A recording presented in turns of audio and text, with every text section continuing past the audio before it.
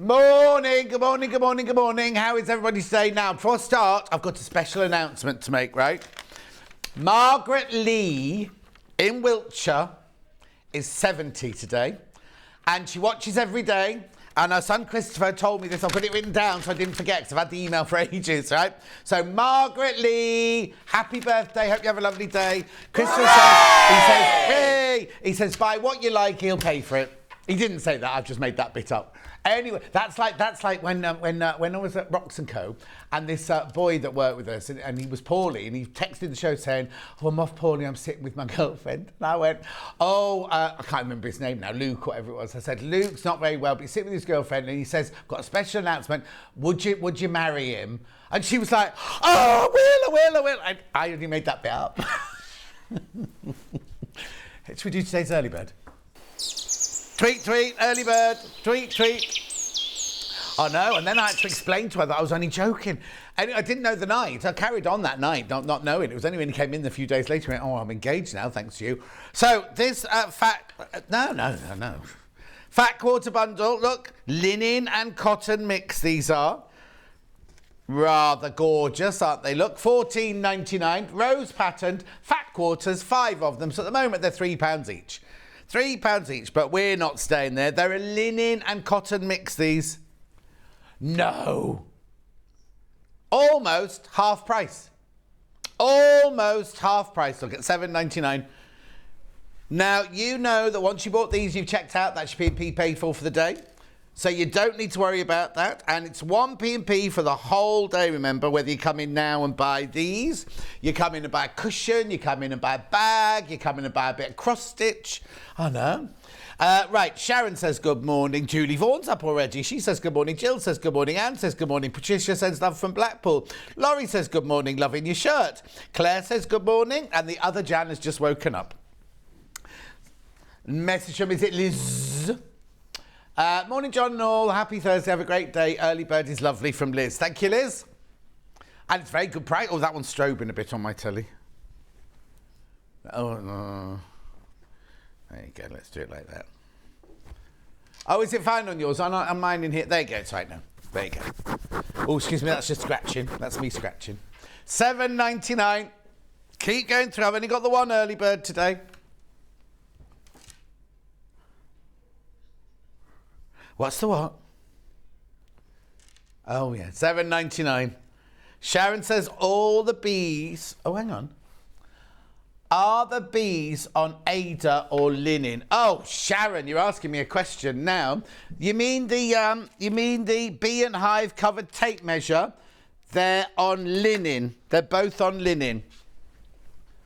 They're both on linen. Had to go and look on the trolley, but they're both on linen. $7.99. Look at you shopping ahead. That's the way to do it. Right, Anne says, hi, John. Hate to tell you, it's snowing in Staffordshire. Glad I've got the day off and don't have to worry about it. We had snow here yesterday.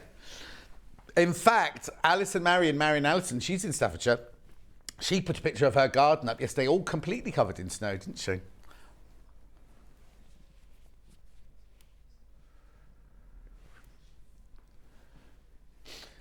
$7.99. Apparently the jewellery quarter in Birmingham. It was thick snow yesterday. Apparently somebody used to work here that now works there. Ooh, that's intriguing. Who was it? Oh, nobody I know. Nobody I know then. Nobody I know. At $7.99. Oh, what's the matter? Message. Morning, John. Glad to see you on my TV. Been up since 3 a.m. with jet lag. I have no sympathy. She's been in India. Louise, what are you doing there? Oh, I can't. The thing is, right, I haven't been in India in this life. I used to live in Gujarat in a past life, but I've never been to India in this life at all. And I'm desperate to go. And as you'll see from some photographs tomorrow, I've got loads of Indian furniture and everything in my house. I live an Indian lifestyle, vegetarian Indian lifestyle. I should go. Oh, you're taking me? Charlie's taking me, apparently. There we go. Where is it, though? So it's not near Gujarat, then? Oh, it's not too far from Gujarat, then. Carol says, morning, John team. When you do your early bird, my cat looks at the TV. What, when we do this, you mean, Charlie?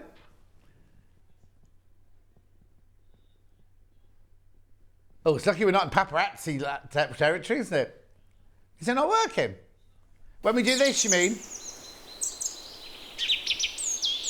There you go. Now, it's really funny because I was on a Zoom call a couple of days ago, and there was my publisher was in her house with a cat sitting on the bed behind her.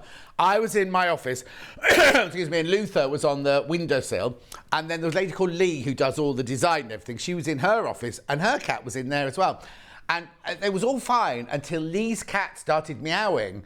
And both Luther and Sarah, my publisher's cat, both went like this. What was that noise? What was that noise? Looking around the room for a cat, I think. It was very funny. But when the other two meowed, nothing happened at all. $7.99. Couple of messages. There's not a single cloud in the sky in mid-Norfolk. Oh, how lovely, Frankie. Frankie, do you remember me?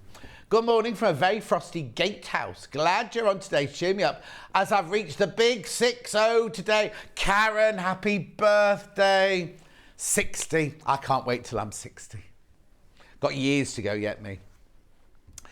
Morning, John team. Embroidery machine is arriving this morning between 8:42 and 9:42. So excited. Oh, Julie. So from 9:42, right? If it arrives at 9:42, you'll get it out the box, have a cup of tea ready. You'll be still there at 4:42 this afternoon, just watching it, doing all the things. It's fantastic. I've got a couple of messages, then we'll carry on. Oh no, just from Margaret. Margaret says, good morning. Oh, the other Jan. Good morning, John, everyone. Wish I'd just woken up. Been making cheese scones since 5:30, all ready for the coffee morning now, and I've even had time for a shower. Sharon says, yes, going to go to work. Don't want to miss out on my new favourite hobby. That's cross-stitch. Jane coming up later. Right, $7.99, last chance. Check out. Gorgeous. Right, moving on. Let's do today's menu. Here it is, sewing room tools at 8 o'clock. Yeah, that's what time we start, John. 8 o'clock, sewing room tools. Then at 9 o'clock, Suzie Duncan's here. Well, she's here already, but she's on with us at 9 o'clock. She's doing these now. It's the double wedding band ruler from Creative Grids. Thank you. There they are. Have you seen a picture of them? They're lovely, aren't they? They're on the shelves behind me. There we go. Oh, there we go. There's four different versions, colourways of that. Then Jane Greenoff's here, Cross Stitch Guild. Now she'll explain why Andrea's not here. But we've got a brand new launch. Look at this. Now we've got to work out a name for it. We haven't got a name for it yet. But every month, so Jane is coming on every single month for the next 12 months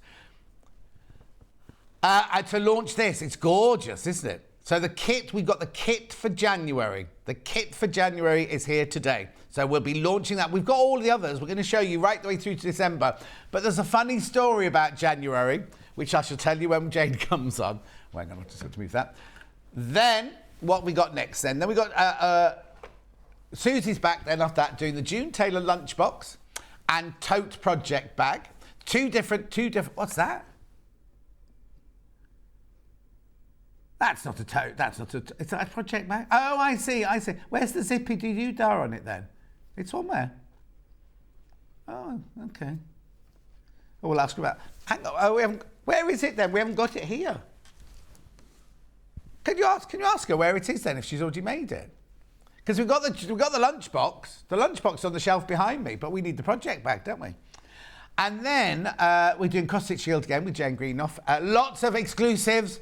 Lots of brand new pieces. Look, there's the one that Sharon was just talking about, the Bumblebee. So we've got, now I just need to explain, we've got one kit that has both of them and one kit that just has the tape measure covering. But you even get the tape measure. Do you know what? I've just eaten a Belvita gluten-free breakfast cracker and I shouldn't have done it because it's all got crumblies in my throat. Anyway, there are 3 ways to get in touch. The first way is email, studio@sewingstreet.com. studio@sewingstreet.com is your email. You can send a message on Facebook Live, which are the ones I've been shouting out. Hilary says, morning, lovely. Christine says, morning, gorgeous people. Morning. And then the third way is you go to the website, www.sewingstreet.com. You don't show the slide of that, do you? Yes, there is. Bruce shows it every time. No, anyway, www.sewingstreet.com gives you the address on it, you see. Go there, you click on Watch the Show Live, and then you'll see the white box on the right-hand side there.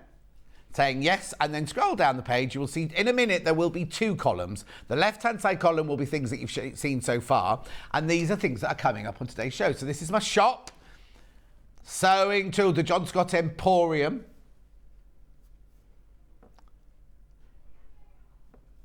Ben's just reading out. You can't hear him, but he's reading out everything that's there. No. We've only got one of those irons available today. Yeah, no, they'll be in another hour somewhere, won't they? Back in stock, the lint remover, and somebody nicked up. We had 2 in the studio, right? Hello, Roy. Hello. You all right? Did you bring the right fabric up for Susie this time? What do you mean, what fabric? The yellow and gold stripy fabric? Oh, no. Oh, Roy. It's my little brother, Roy, you see, my little brother. Right, here we go. So where are we on to now? Oh, we're still on Susie's hours there. There they are. There's the cushions. All the different colourways there. Then we've got, there's the January, they've called it a pocket. Cross Stitch Guild New January Calendar Pocket. We want to know, it's exclusive. No, you can't buy that anywhere else at all. Look at all of those. Gorgeous, gorgeous, gorgeous. That's all in a first hour. That Dragonfly Garden's gorgeous as well. Then we go on to, still on Jane. Then we go to Susie. Here we go. We've got the project bag and the, where's the other one? Project bag, a lunchbox tote there. Now, you can buy it on its own. The reason it says red is that's the colour of the zip in the bag. But then we've got all those other choices there for you, both in the project bag and in the lunch bag. Did you get the project bag? Okay, keep checking on her. And then we're back to more cross stitch, more cross stitch, more cross stitch. Look at that family tree, exclusive. It's gorgeous. That I love, love, love the family tree. Look. I wonder who they all are. Eric and Pat and Jim and Vera. Anyway, that's it. So that's the day. That's the day. It's a fantastic day, isn't it? Oh, that's the fabric that Susie's waiting for and we need in our kit, yeah. Right. Have you given... Susie got a piece as well? No, she just sent one. Oh, no. Why did they only send one? Did you not ask for 2? Yeah. Oh, honestly. Yeah. Right, let's start then. Let's start. Shop. Lint remover to start with. Now, these are brilliant. We had such a rush on these at Christmas. Now, I'm thinking Valentine's Day. That'd be a nice Valentine's present. You bought me a diamond? No, I bought you a lint remover. Basically, if you want to renew those old jumpers, coats, scarves, sofas, anything like that, this is fantastic. So what you get in the box is you get the actual lint remover itself, you get the charger, and you get a little brush, right?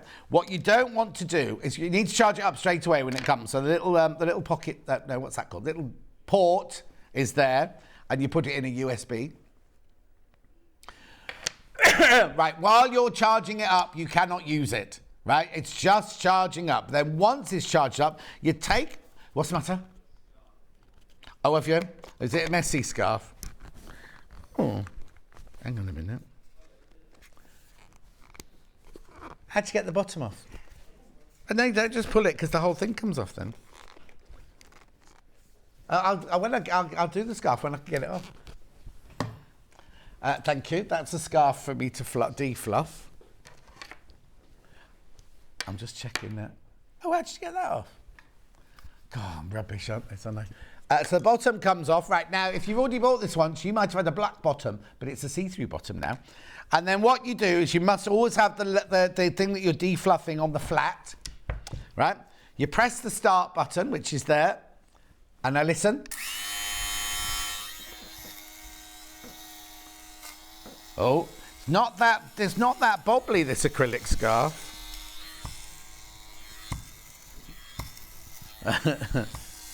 You can't take your jumper off, Becky. She got undressed yesterday, was it yesterday or the day before, trying to put me off?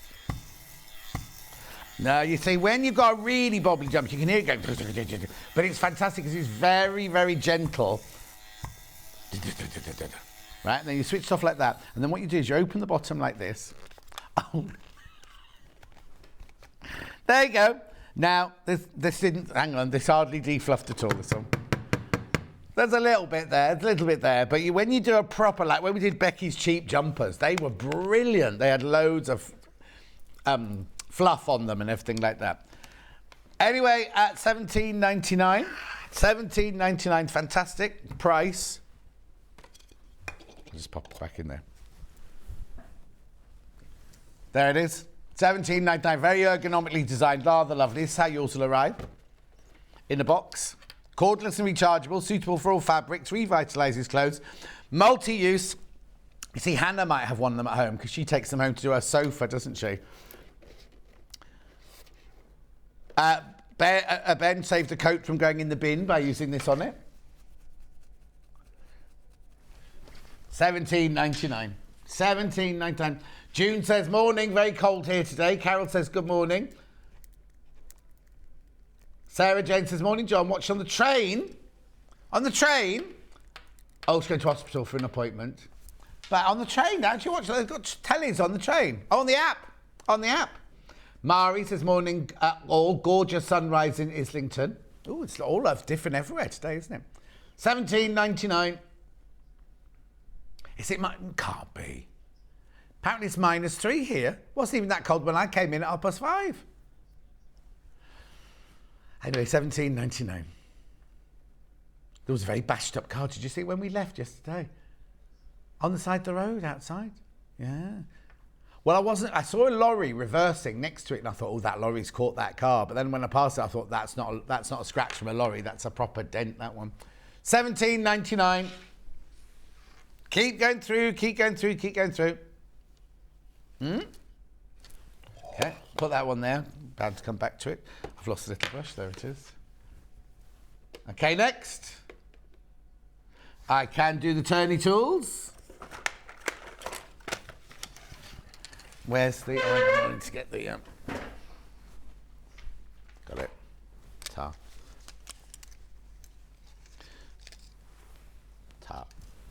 Right. Now, this one here is the Prim Love turning tool. Just 2 sizes in this one. And the way it works is like this. So you take you've sewn your like your handle or your strap or whatever. You drop the pipe down inside. Actually, it's time we made a new one of this because this one's all very ripped. Then you take your little piece of wood and you literally push it through like that. Push it through, push it through, push it through, push it through. And then you use your wood stick to push your corners through. And that's it done. Excuse me, you get 2 different sizes, medium and large, in the pink and the blue. There you go, £7.99. Sorry, can you just pass my water? Sorry. $7.99. Beautiful, thank you very much indeed. Fantastic, lots of you checked out on these already this morning on pre-order. Jill says, morning, John. Too cold to go out and staying in and watching you. Jan Hill's just woken up. It's her birthday next month, Jan Hill. Yeah. We should do a Jan Hill birthday show, shouldn't we? Jan, what date is it? What date's your birthday?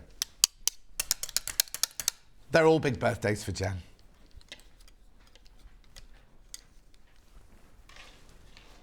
Gorgeous. $7.99. Keep going through. Keep going through for that. It's lovely the way it comes packaged up, isn't it? Okay, brilliant. So I'll put it over there. Rotating cutting mat. Now, Ben's been going on and on and on and on. And we haven't had these since November. And then we only had a few. And before that, it was ages before that we had it. $16.99. This is the 12-inch green rotating cutting mat.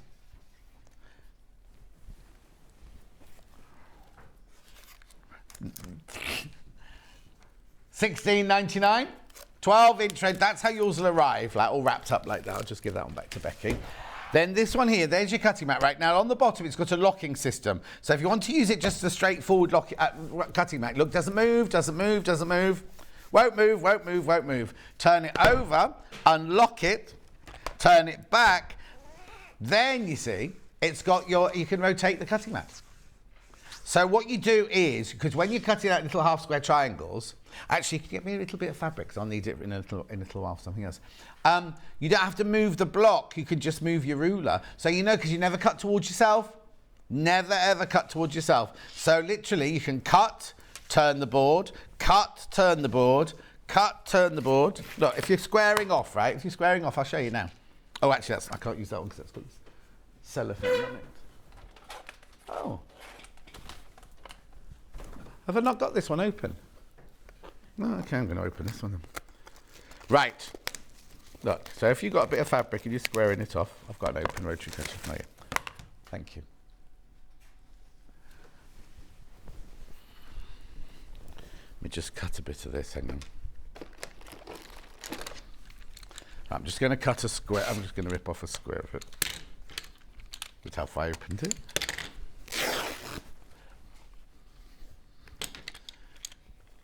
This, why is that so dirty? Look at it.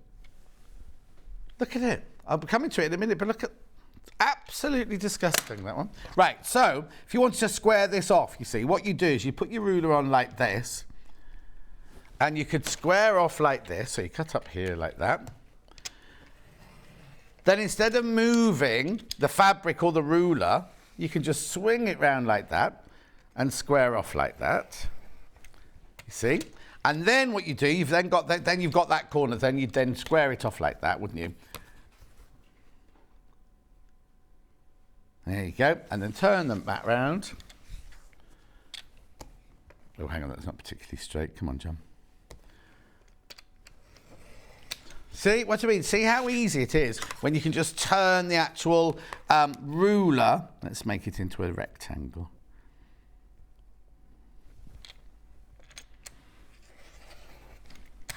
You can turn the mat instead of the piece of work. Brilliant, isn't it? $16.99. $16.99. Back in stock, back in stock, back in stock. Right, I'll do that little ruler I was just showing you then, if that's all right. 6.5 inch square, I think this one, isn't it? Yep.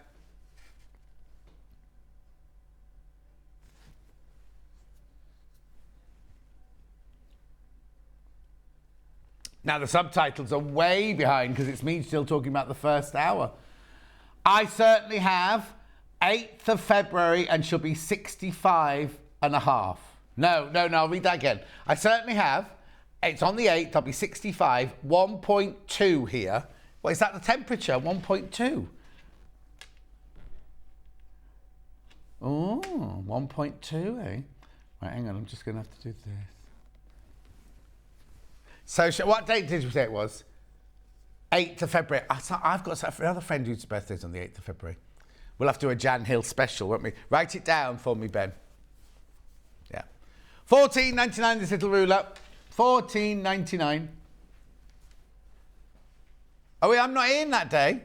Oh, I'm not in that day, Jan. I won't be having a special show for you then. Oh, here she is.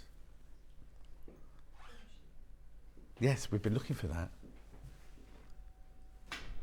I haven't finished with the ruler yet. I can't push the ruler. $14.99. Jan Hill's done a big minus 1.2. It is not plus, minus 1. Oh, that's what that dash means. Minus 1.2. Gorgeous. Now, Susie's going to be using this big one later. This huge one here. It's massive, isn't it? Look. Why would you need a ruler that big? Well, watch Susie's show later and she'll be able to tell you. What are you pulling faces for? Oh, yes, she's looking at the cross-stitching now. $49.99. How big is it? It's 20.5 by 20.5 inches. Don't ask Becky to look after your ruler, though. But when she walks through a door, she breaks it. That's what I was told. It's all round the building. You rake it, you pay for it. $49.99. It's huge. You've got your half, your diamond, diagonal line. Morning, John. My birthday is also on the 8th of February, but I'm quite a bit older. Lots of love from Beverly. Well, Bev, I'm not in, though. It's Stuart that day. I'm not in to celebrate all your birthdays, I'm afraid. 8th of February, where will it be? You see, on the 14th, I know I'm not in on the 14th and 15th because I was meant to be at Pavers, but they've cancelled me. Yeah. Not cancelled me. They haven't cancelled me. They've cancelled the whole days, 2 days filming. No, it was nothing to do with me. $49.99.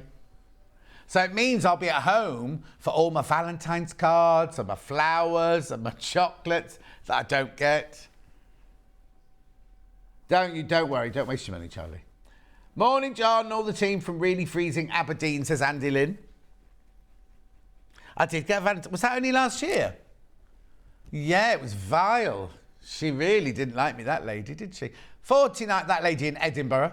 $49.99, and I've still got it, so I can have the writing analysed if I wanted to. In fact, I showed it to Alistair, my friend Alistair, and he went, I know who that is. $49.99, moving on. Right, where am I going next then? The ironing board. Oh, that, yeah. Now, these have been hugely popular. The square one, the rectangular one is sold out. This is the only one I can offer you now. But this is brilliant. If you do applique and you want to build up your applique, not on the actual project, but on this is fantastic. They originally were designed these for sugar, you know, like the what they call the sugar, not patisserie chefs, but the sugar chefs in a restaurant and everything. For creating cakes on and things like that. So what it is you can peel this off, it's see-through, so you can put your template behind it. There you go, so you put your template behind it. And you can build up your applique on this. It's the size of your ironing board.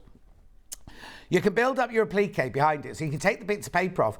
The applique bits will stick to each other, but they won't stick to this mat. So imagine if you're making like Delphine's donkey.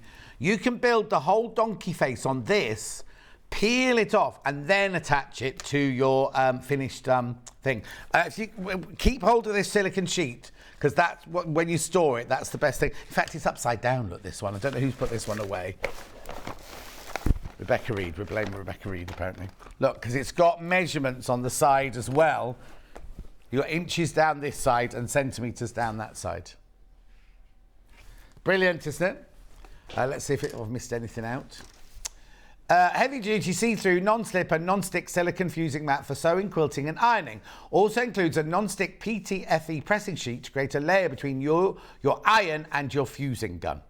Cleverly designed non-slip silicone coating prevents your mat or fabrics from moving. The fusing mat has an amazing non-stick surface. You can even use hot glue, directly on the mat for arts and crafts. And when it cools off, you just peel it off.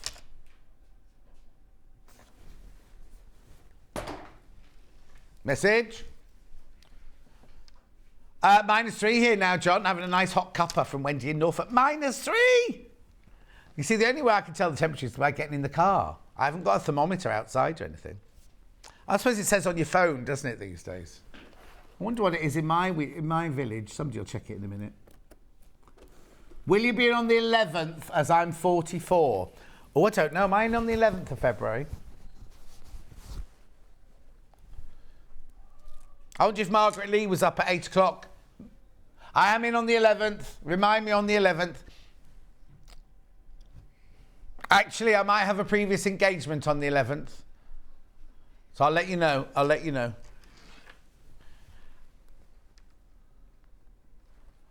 I wondered why she was asking that question yesterday. So we went upstairs after that. Oh, hang on. I'll just wait a second because you don't want to cut to me. No, you can stay there. Stay there. You do it because we're not going to cut that up to us. So I went upstairs yesterday after the office. I got a text message from Hayley. And then she was like, not a text, but a voice message going, John. And she went, oh, there you are. You're just coming to the office. She put the phone down. Didn't see it till I got home. Anyway, I heard her saying to Ben, how many days holiday have you got left? And I think, what's she want to know that for? Anyway, he's got to take them before a certain day. By when? He's got to take 11 days off in February and March. Oh, that's nice. I don't get a holiday. I don't. No, I go on holiday, but I don't get a holiday here. Like, if I take a day off here, I just don't get paid. $49.99. I'll move on from that now. Shall I just use your holiday days? Would that work? All right, Ben's going to present And then I'm going to have his days off as holidays. So then do I get paid your rate? Anyway, it doesn't matter. If I could go on my holiday. Where am I going? Oh, no, now I mentioned something. Glue gun. It's like we've practiced. Now, we've also got the glue sticks on the website, but you do get 2 in here already. Well, I'll put it that way. Goes to a very high temperature. Look, this one. Just one it goes to only one temperature, but it goes all the way up there. Use all temp glue only. Now, if you're going to do a project and use a bit of glue, then do it on your mat that you just saw, your fusible mat that you just saw then. Amanda says, morning, John. Got the morning off, so I'm able to watch you. Isabel says, another lovely shirt you're wearing today. Frugal Queen in France. Who's that? Frugal Queen in France. That's their name. Carol says, yeah. Oh, yeah, about me being on the 11th, not yeah. Anyway, message on the bottom. Hi, John. Great show. Bitterly cold in Stirling. Well, it always is, isn't it? Isn't it always cold? You went to Stirling in the summer? Ben went 2 summers ago and he's coming back for a wedding this summer. I've been invited to a wedding in Aberdeen in June. Oh no, that's right, because I had to give my dates fairly up to May. Morning, John. On the 8th of... Oh, listen to this. On the 8th of February, I'll be on a flight to New York with my 2 daughters. A little treat to cheer... Well, I think that's meant to say to cheer us up, not to cheat us up. To cheer us up. Oh, Eileen... That's a cheering up, isn't it? It's my spiritual home. I lived there for 1988, 89, I lived there. Morning, John. My Just Form has just arrived. New year, new challenge. Never made clothes before. Thought it was time I tried. Oh, Christine, let me know how you get on. Which one did you get? Did you get the blue leg form or did you get the red one? Which one did you get? Anyway, mini glue gun, $10.99. Moving on. Right, what's next? Don't do something far away. I'm not getting up again. I've got rotary cutters. I've got a pin dish. I've got an iron. Do a pin dish next. Hemline Gold. $8.99 magnetic pin dish. Nice, isn't it?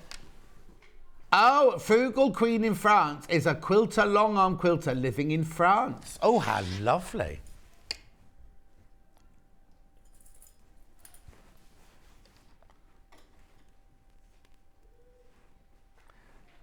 Becky, get me some pins.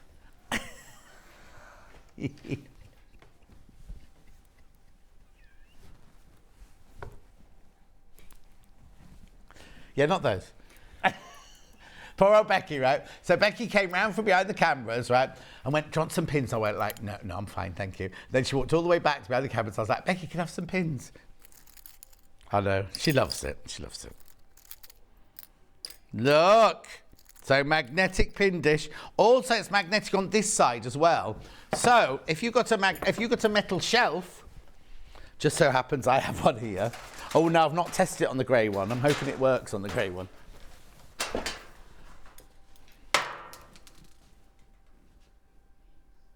See? So you can, and they stay on. So you don't just use it for pins. You can use it for drawing pins. You can use it for paper clips. People still use paper clips. I've got loads in my drawer, but I don't seem to use them for anything. Anyway, £8.99. £8.99. Lovely. Oh, here you go. -1 here in London. Going to heat up my summer house and get started on my Beads of Courage bags, finally, because I've got a rare day off from Michelle. Michelle, there's no rush for the bead bags, but thank you. In fact, I'm going to be there on Monday. Now, I say that glibly. Am I going to be there this month? Yeah, I'm going to be there this month. Tuesday. I'm driving up on Monday and I'm going to be at the Beads of Courage on Tuesday. I'll have my picture taken with all the bags for you. Right, here, moving on. Can I have that rotating cutting mat and the ruler? Oh, not the ruler, just the rotating cutting mat back. Thank you. Lovely. Where did I put that fabric? No, that was just the scraps put on the floor. Did I give you the... Oh, you've got it. She's tied it up. Right. Rotate, rotate. Clover rotary cutter. I'll just have a slurp of my water again while you look at this. You're obviously only getting one for your $12.99. Really good price. Clover 45mm soft touch cushion handle rotary cutter.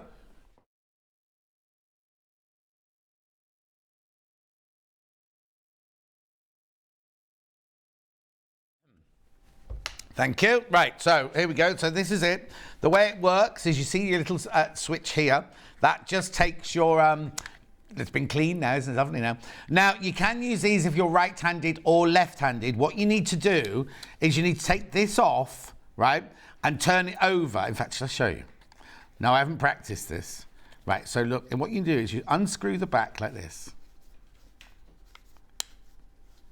Yes, I will watch my fingers. There you go, it's coming off now. He says. Oh God, this is why you should never do anything without practicing, because it's gone off the grain, off the thread of the pin. Hang on. Yeah, maybe I'll show you on a different one. What's happened is the thread of the screw is, oh no, hang on. Right, let's just try it again. No, it won't go.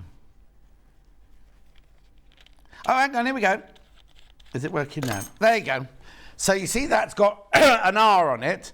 That means it's for a right-handed. Yours will be nice and clean. Right? What you do is you just turn that over, and it's now a left-handed one. And then what happens is the blade goes out a different way if you're right-handed to if you're left-handed. So then what you do is you just pop that back on. That goes through there like that. That goes on that one there, sorry. Yeah, that goes on there like that. That goes on there like that. That goes on there like that. And then you screw that one up like this. Of course, it's not going to go through now when I wanted it to. You need to line, there you go.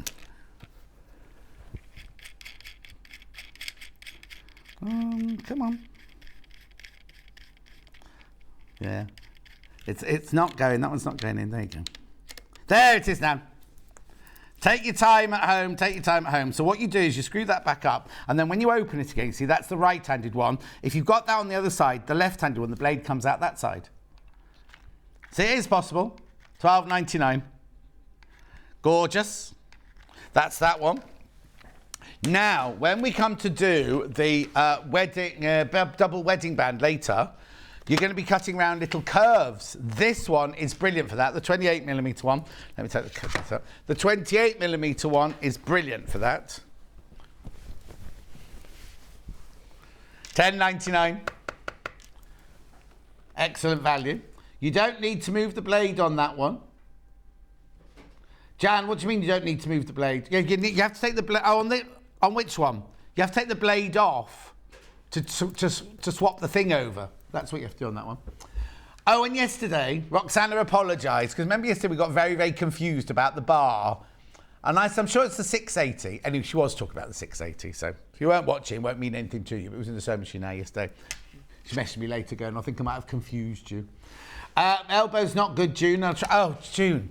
I got home yesterday, thought I'll ring the doctors, get an appointment just to see what's going on with my elbow. Staff training. Couldn't even make an appointment. You've got an answering machine saying, sorry, shut from 1:30 today, we're doing staff training.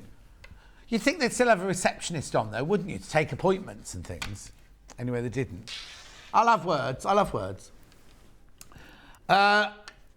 Jill says, our best friends have a beading company, and when I told them about your beads of courage, they said they would contact them to see if they could donate their special beads. Oh, that's nice. I think they have to get their beads from the main mothership in America, though. I think. But it's very nice to contact them. Right, okay, moving on. Oh, you always say that. Right, have we got the video ready? Yeah. Here we go. If you want to do, if you're doing lots of stitching, and $34.99. These are brilliant for removing stitches, right? So what you do is... Oh, there's no stitches on that one. Oh, there's that little tiny little bit in the corner there. I'll come back to that. That's a sample from the electric scissors, that one. Right, here goes. Stitches. Which ones have already been done? Hang on. Right, so you can either open up here like this. Yeah, let's get in there like that. Get your machine on. And literally, you can just run along the stitches, right? And you're not compromising the fabric whatsoever, because like on a beard trimmer, there's a flat bit there which goes against the fabric, and then the blades are inside there, so you're not compromising the safety of the fabric at all. So you can literally just unpick. So if you've done FPP with tiny, tiny, tiny stitches, this would be absolutely brilliant. Look how easily that's just opening those seams like that. Right, now if you've got embroidery on a sweatshirt or something, what you do with that one is you literally go like this first of all. I'll show you, we've got a film of it. It goes, there you go. On the back there, you're taking off the back, so you can use it to remove jean pockets, you can do embroidery, normal stitches, FPP, anything like that. At $34.99 these are. Oh, we speeded up that, so you have to go that fast. Oh no, gone slow again now. You see how it's just taking off the stitches at the back. Not damaging the fabric whatsoever.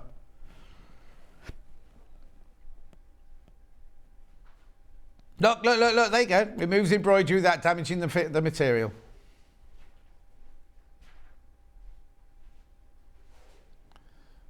$34.99. Right, yeah? Oh, okay. Somebody wants to see the early bird. Of course, we got it there. Oh, you've all folded it up and everything. Here we go. This was today's early bird. Not $14.99. Now, it's the first time it's been on at this price, right? This works out at £3. Yeah. Okay, $14.99. That's not your price. That's not your price. That's not your price. $7.99. £7.99. You're getting 5 fat quarters. They're cotton and linen mix. Are they all cotton and linen? Let's have a look. 60% cotton, yeah, 40% linen. Beautiful, aren't they? Some are lightly open weaved, that one there. Very, very popular. Just some of you weren't up at 8 o'clock to see it. There you go. So you've got your roses on pink. You've got your pink with white dots. You've got your rustic stripes. You've got your blender. And then you've got that lovely like salmon pink one with spots there. $7.99 these are. Amazing price, says Frugal Queen in France. Exactly. I did a project pattern sleeve pattern cutting course organised by CL last night via Zoom. It was excellent. Jan says that the unpicker was the best sewing tool she's ever bought. And that's a lot coming from Jan. At $7.99, you get 5 fat quarters in there, look. 5 for £7.99. 1, 2, 3. $7.99. £1.59 a fat quarter, that works out at. Nobody's admitted stealing the bobbler, de-bobbler. Oh, little Paul would have borrowed it, will he? At $7.99. Gorgeous. Keep going through for those linen and cotton mix from the early bird from this morning. Really good price. Meant to be $14.99 and will be $14.99 again after midnight tonight.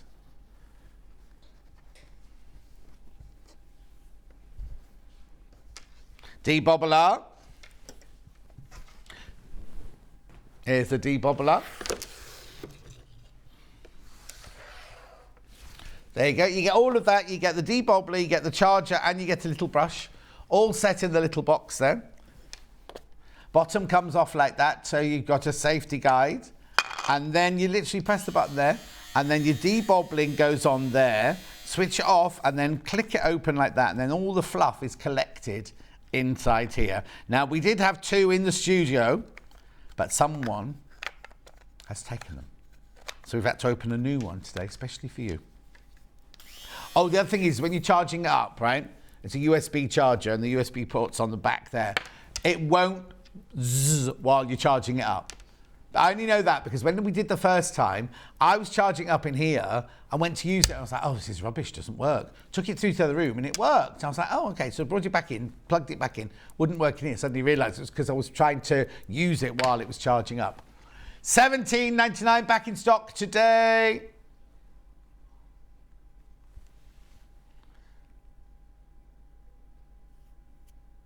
We had a rush on these just before Christmas, didn't we? 14th of December, that's when we had the little rush. At $17.99.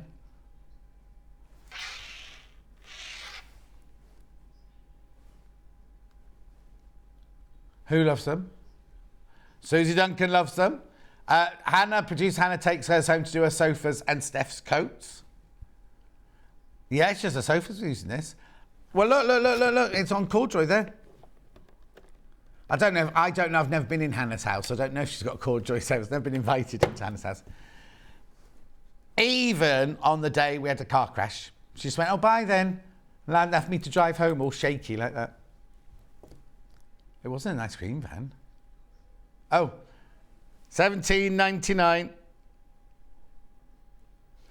Because people want ice creams? No, thanks. Okay, moving on. What do you want to do? White marble fiscal. Oh, these are new, these. Here you go. Special edition. $19.99. They're very lightweight. 21 centimetres, 8.5 inches. Beautiful. Let's see what they've got to say for themselves. Cut thick and thin materials. Food content safe. Oh, it's good for cutting the rind off your bacon. Do people still do that? High quality stainless steel. Proof of age to buy them is required. I think there is. I think it is. $19.99. What's the matter? Beautiful. They're lovely, aren't they? Very lightweight as well. Got that lovely marble effect on the handle. Yeah, you can do food safe. You use them in the kitchen if you wanted to. At $19.99.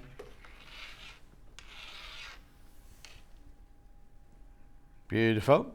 Fiskars. Good name, good make. Did they? I never knew that. Is that definite? Because all my shears, right, I bought when I first started are all Wilkinson sword, right? And apparently Fiskars, I thought Fiskars been around 150 years. Oh, they sold out to Fiskars in 1988. I've got it now. $19.99. Fiskars are the best, says Julie Vaughan. They are indeed. It's lovely when Karen from Fiskars comes on, isn't it? I must do these other scissors that Suzie Duncan used as well.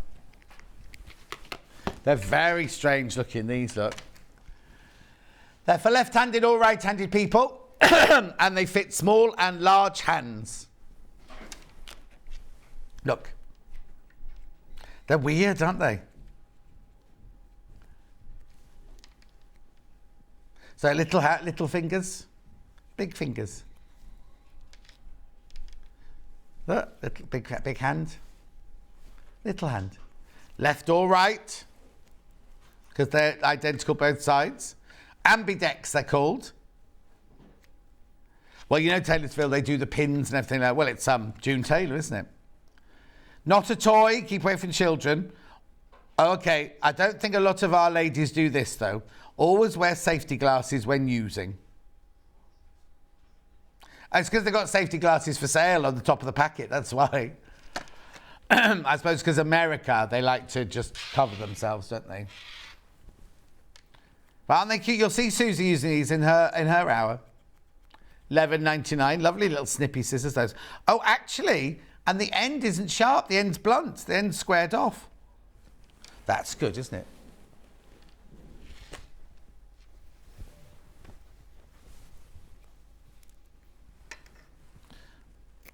Oh, now they feel. Yeah. In fact, they are, but it's not just the edge that's serrated, it's the whole blade. Oh, that's nice, because that's very satisfying. That's very satisfying, that. Oh, I like those. $11.99. You don't get the fabric, obviously. Or 2 pairs. Beautiful. Why can't they make all scissors ambidextrous? I know, Julie. I know. It's weird, isn't it? Next. Oh. No, it's got everything on top of it. Wool pressing mat. We have to do these as well. And the June Tailor spray. Wool pressing mat, 100% wool. 100% wool, really, really good value for money, these. $24.99. We've only got the oblong one in stock at the moment. From Millwood. 100% wool pressing mat absorbs heat and steam fast. The thick fabric can provide effective, safe protection for ironing work. Hold your fabric in place, prevent stretching on your quilting or ironing projects. Do not leave the iron on the ironing pressing mat for long periods of time. You might notice a wool smell which will fade the more you use. Of course you will. $24.99. Brilliant price. Actually, this was a manager special, wasn't it? Back in the day. Yeah. I wonder if we're going to do manager specials again. Who knows? Who knows? $24.99. I'm scratchy now. Some. $24.99. I know, and you know what? And I'm not doing, you know, we normally do a price comparison. We actually do another wool mat here, which is only 90% wool, and this size would be £52. I know. So it's a really, really, really good price, that. Right, Susie will be here, and she's going to be using 505. Now, right, for some reason they put both in, right, both sizes. This is $7.99 for 250 millilitres. Oh, this one sold out. Okay, so I can't do my big sell on that then. $7.99 this is. Becky. It's because she's got hand cream on. That's why it fell off the... $7.99. I think I've had something on the table today that I'm a bit allergic to. No, I've got hand cream on already, but it suddenly just made me itching. Look. $7.99.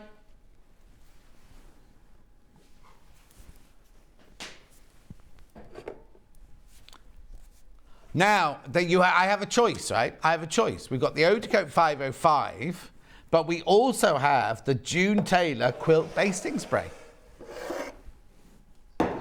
I'm not sure which one Susie's using later, whether it's this one or that one, because she's a great advocate of June Tailor, isn't she?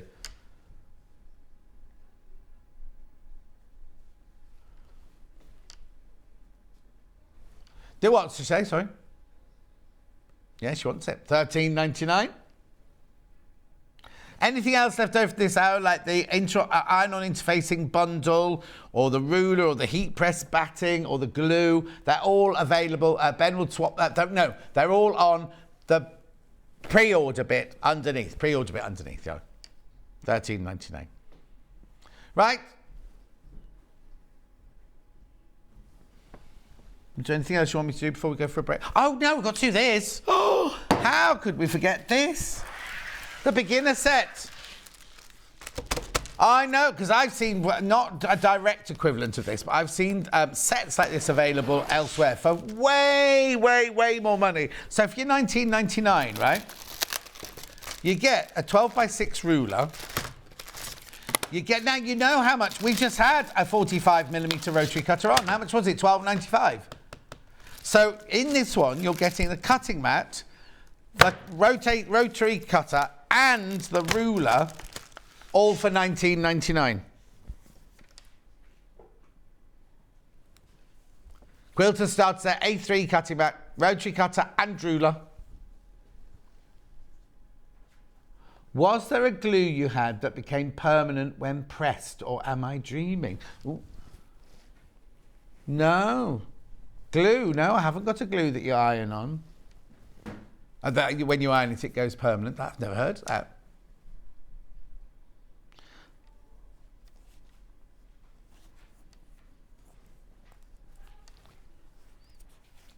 Has it got the same size pieces in it?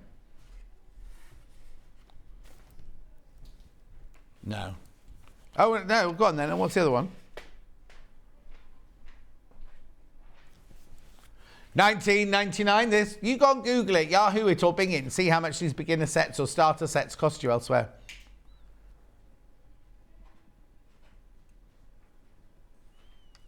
Not a direct comparison. Which one's that one? Oh, that's got a smaller ruler, is it, that one there? Cutting mat ruler. Let's just have a look at the size. 6 by 6 inch ruler, so it's a smaller ruler than mine. Double-sided rotary mat, that's what I've got.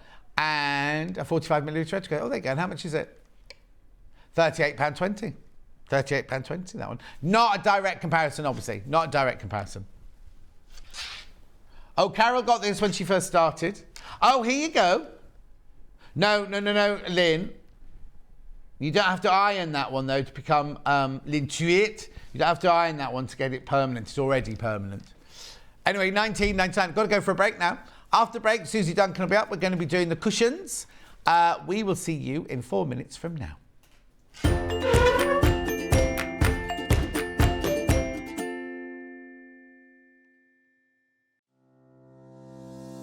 Hello, I'm Emma Bradford from the Swift Quilting Company. I've been a quilter for 25 years. I began sewing and quilting by hand, but now I offer long-arm quilting services and I run patchwork and quilting classes. You can see me regularly on Sewing Street demonstrating patchwork techniques. My top tip is there is no right or wrong way, only the way that works for you. There is no such thing as the quilting police. Outside of quilting, I am a qualified botanist and I enjoy riding my motorbike around the country. I hope to see you soon on Sewing Street.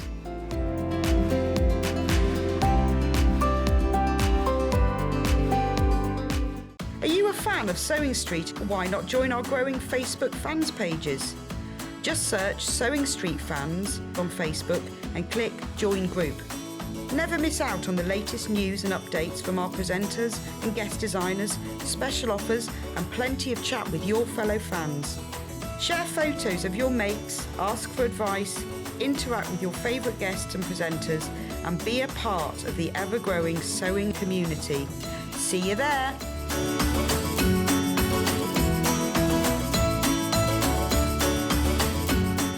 It's a new year, so that can only mean one thing. It's time for those New Year resolutions. And it's the perfect time to start a new hobby. Jewellery Maker, Sewing Street and Hobby Maker are here whether you're starting something new or advancing your skills on a current hobby.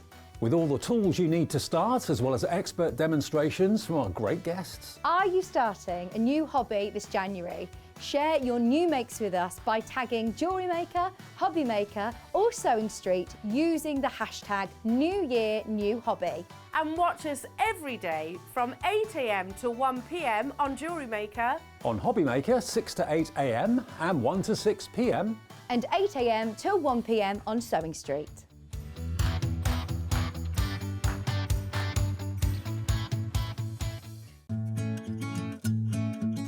Stuck for ideas for the perfect gift? Why not get them a gift card? You can buy Sewing Street gift cards loaded up with anything from £10 to £500. Shop our gift cards online at www.sewingstreet.com or purchase them via our UK call centre on 0800 001 44 33. Have you heard about all the different ways you can shop on Sewing Street? You can shop on our website, sewingstreet.com, and you can also order by phone by calling our friendly UK customer service team. Just call 0800 001 4433. And don't forget about the Sewing Street app. Here you can shop all of the Sewing Street products as well as watch the live shows from anywhere. You can download the app onto your smartphone or your tablet by simply searching Sewing Street in your app store. And one final thing, no matter how many times you check out on Sewing Street in one day, you will only pay one postage and packaging. Happy shopping! Missed the live show? Don't worry, we recorded it for you. Never miss out on your favourite presenters, guests and makes ever again. Head on over to our YouTube pages to watch back the day's live show and enjoy your favourite demos over and over again. Subscribe and turn on the bell notification so you never miss a show or video ever again.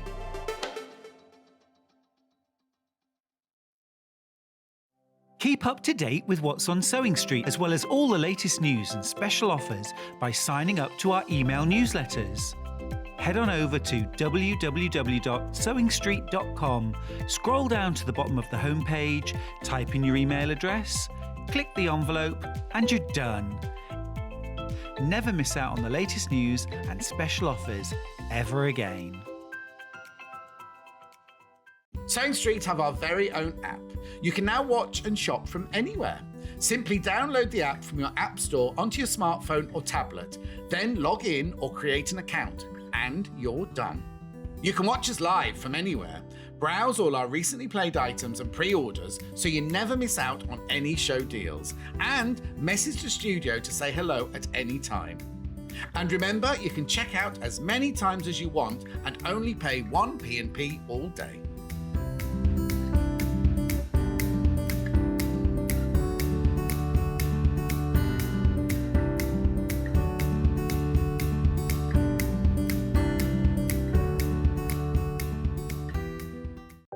If you're a Sewing Street customer, no matter how many times you check out in one day, you will only pay 1 postage and packaging.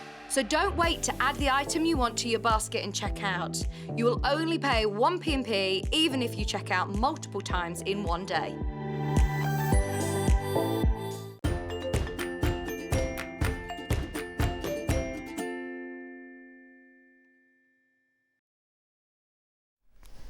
How lovely are these? Look, that one's really dramatic, isn't it? And then there's this as well. And will you believe they come from the same pattern? Oh no? Oh no? Oh no, one's a circle, one's a square, but the actual pattern in the inside comes from the same shape pattern, from the same ruler. Anyway, say hello to Suzie Duncan. What's she wearing today? I was at home last time you were on, and people were messaging me going, "What's Suzie wearing? Where'd she get her blouse from?" And I'm like, "I'm not home. I know, you did I have no message. idea." So I had to message in, didn't I? And say, You did, yeah. Anyway, look, these are lovely. So, first of all, how are you? I'm good, thank you. Good. I like that top. That's lovely. Thank you very much. Well, I thought I'd go with this sort of circly theme. Oh, is that what it is? Well, There you go. Right. Okay. So, what's this called? this is the wedding ring cushion cover. Well, but how come one square and one circle? Because you can choose which shape you do. Right. From the pattern. You can't do both with the fabric we've got. Obviously you can if you've got your own fabrics at home, but you can't with the fabric bundles. So if you bought the ruler and the pattern, you could make round ones and square ones to your heart's content, really, and mix and match between and match between having a pieced middle and plain eyes. Because if you look, now I'll just show you very quickly, right? This one here has got a plain middle. That one there has got the pieced middle. This one here has got the plain arcs. I don't know what you call those arcs there, but that one's got a pieced arc. And then this one here has got a pieced lemon peel. Melon, right? But this one has a plain melon. So it's up to you how you mix and match them, sort of thing. So they're the patterns. Let me start now by telling you what I've got available. So what you will need, first of all, is a wedding ring template ruler from Creative Grids. Now, you can do so much with this. Don't think, oh, I'm only buying a $38.99 ruler for one cushion. You're not, because there's so much. If you are going to Pinterest or Yahoo, Google or whatever, just put in wedding ring template and you'll see all the different patterns that come out of it. You can make a huge wedding, double wedding band quilt with this. I wouldn't say to do it as your first ever quilt, but it's amazing, absolutely amazing. But you can use all of the shapes for all different things as well. So it's a very, very, very versatile ruler, this. Yeah, I mean, I use, for example, the melon shape. Which is under there. Which is under there, that's this one. And I'll get mine out and then you can see it. That I use as leaf shapes for applique. Show them. This one. Yeah. If I hold it here, you'll see it. That there one. There you go, perfect. Yes. Okay. So but you can use them for all sorts of different things, can't you? Yeah. You don't. Then it's not just for a wedding ring. No, exactly. So that's the ruler that you'll need, £38.99. Now we've got 4 different bundles to show you. I said only give me one set of instructions, I'll be fine. Well, I'm going to drop them on the floor straight away. Right, so the red one here, if you want to make this one, or that colourway, $26.99, and for that $26.99 you will get, Susie's instructions, right, you'll get half a metre of their, now that looks, it's got a pattern on it, hasn't it? It's got a very subtle, it's lovely. Really tiny dot. Tiny dot really fabric. Pretty. Half a metre of that, and then a fat quarter of each of these. There you go. So there's all your reds, there's your cream background, there's your instructions. You will need the ruler to make them though. You might already have the ruler. Lots of people, I mean hundreds and hundreds of those we've sold, so you might already have the ruler. So that's there, that's the red one. Then the round one is all the greys, isn't it? So that's this one here. So this one is a white on white floral print, half a metre. And then you've got your 4 fat quarters. For some reason these have been pressed differently. 4 fat quarters there. And they create that. But you can also make the square one out of those fabrics as well. It's just that Susie chose to do the round one. Now in the instructions, are the instructions for the round one and the square one all in the instructions? They are. Yeah, so you're getting all the instructions for all the shapes are there. I'll just put that back up there. So that's your grey on grey. Then the one that Susie is about to demo is the pink one, which is this one here. So again, oh, Wiltshire Shadow. Yes. That's Wiltshire Shadow, white on white, that one. I know. Beautiful, so that's a bit of liberty there. Then you've got your 4 lovely subtle, oh now this will be interesting to see how this one puts together, because it's very, very soft and subtle, that one, isn't it? Absolutely, but very pretty. Yeah, so that's one you're going to be seeing being made on the show. $26.99. Well, let's not say made. Part of it will be made. No, finished. That finished Oh, in do 50 you? minutes. Oh, yeah. okay, yeah. Then, what colour have we called this other one? I seem to remember it was called baby blue, but I wouldn't. Is it baby blue? I don't know, because I haven't seen that colourway. Right, okay, so it's not baby blue. So your background is your little orange dots on white. Then you've got, it's pretty, but I would call that grey. Right, that's not baby blue. I've not seen that before. Songbird Serenade. It's very pretty, isn't it? Very pretty, that one. So you get a fat quarter of that. Then you get a fat quarter of this one. Then you get a fat quarter of 1, 2, 3, 4. There's a fat quarter missing off this one. Have you got a still of this one, please? What have I got missing then?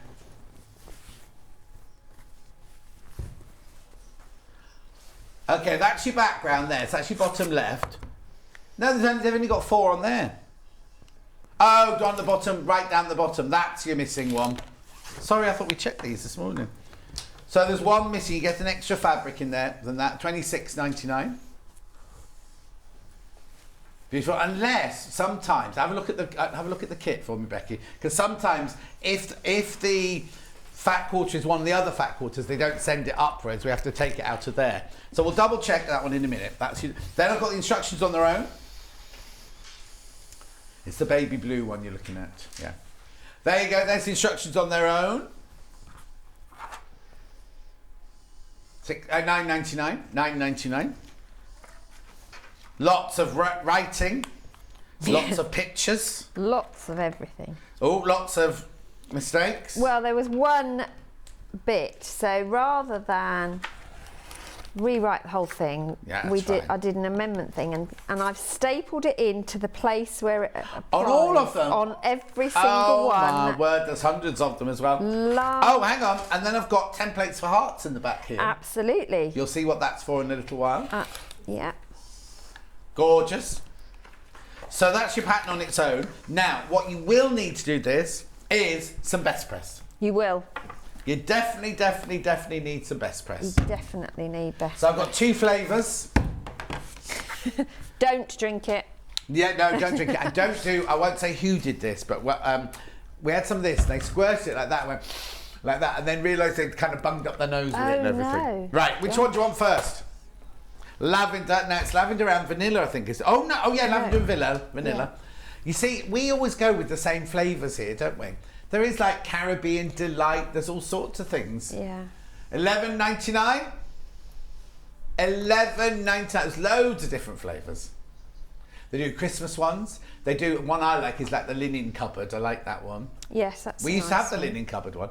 Anyway, got its own trigger here. Now the trigger on it has widespread squirt and narrow squirt, so you can choose if you're doing a little bit of fabric. That's brilliant. What? Widespread squirt and narrow squirt. Yeah. Well, how else would you say it? Spray and directional. All right. Which I think is what's written on the bottle. Oh, is it? 2 products in one, starch and sizing, used on all fabrics, no clogging, no waste, no flaking, even on dark fabrics, no residue or shine, no spotting, makes ironing easier, relaxes stubborn wrinkles, safe for storage, doesn't attract bugs, acid free, guards against soiling. Hang on. I just say it didn't. Mary Ellen makes ironing fun. Hasn't ironed out my wrinkles. One spray of Best Press, I can't even say it, 1 spray of Best Press equals 10 sprays of other brands. That's what it says on here, that's not me saying that. Yeah. Right? Direction. Simply spray onto fabric and iron away to prevent spotting. Make sure your iron, water tank and salt plate are clean. Keep away from children. Well, no mention of directional. Oh, here you go. New trigger makes spraying easier. It's written on the nozzle.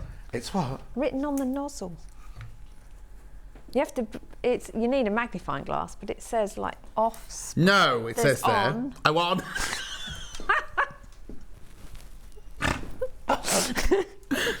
Off. On. Oh, mine said spray. Off. Thank you. Oh, well, maybe it's the new one. Maybe it's the plain one. Let's get to the plain one then. Mine definitely says spray. Off. On. No. Oh, off. Maybe I've got a deluxe version. Yeah, maybe yours is the deluxe version. $11.99. This is no scent whatsoever. No scent whatsoever. No fragrance or anything. Right, shall we get on then? Yeah. Shall we get on? So you're using the pink one. You started without us. Sorry, I'm only just doing one little bit. All right then. You don't want to see this. Okay, we do now, so we're coming to you now. Oh, okay. All right. So, where should we start? At the beginning, preferably. With the fabric. So, as John's explained, the pattern, you do have to have the ruler, unless you are fantastic at geometry. I'm not, so I had the ruler. The choice you have to make before you start is which pieces within the design you're going to piece. That means subcut in and then put back together and change. Yeah. Whether you're going to have the centre pieced and the sort of centre of the arcs, the melon pieces, or you're going to piece the arc and have a plain middle. That will denote how you cut your fabric. Okay. The pattern has been written so the square one has a pieced middle and plain arcs, and the round one has the pieced arcs and the plain middle. Right. But you can make a square one using this method. Yes. Because they follow the same instructions in the pattern. But have you got to stay to a plain?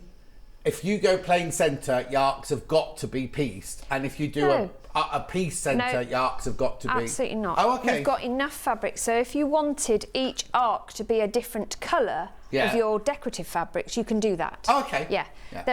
There's sufficient fabric to mess around as much as you like, really.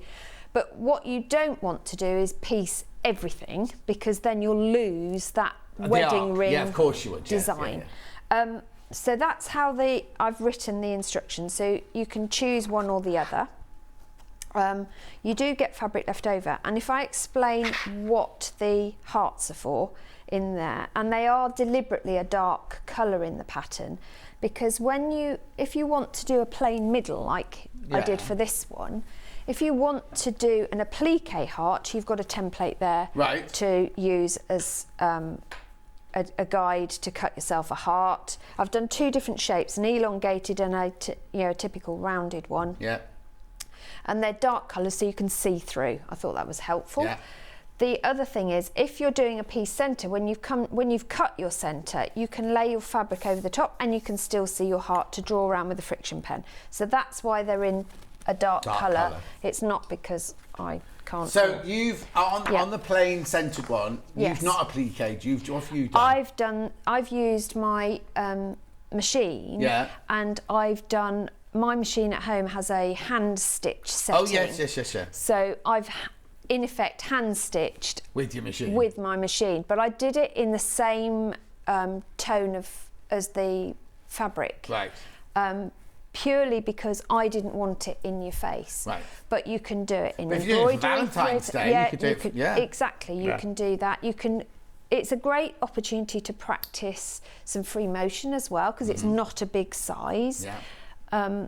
But as you know, I'm not a great. But you didn't put heart on this one. No. So what I did with this one is I used the petal, or the melon piece.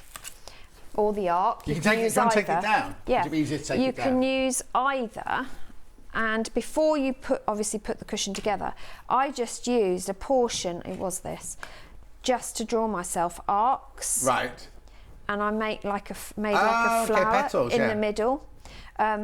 So you can do that. You can use any rulers you've got lying around. If you wanted like a kite shape in there, because you're left with a kite, you've got the little kite template.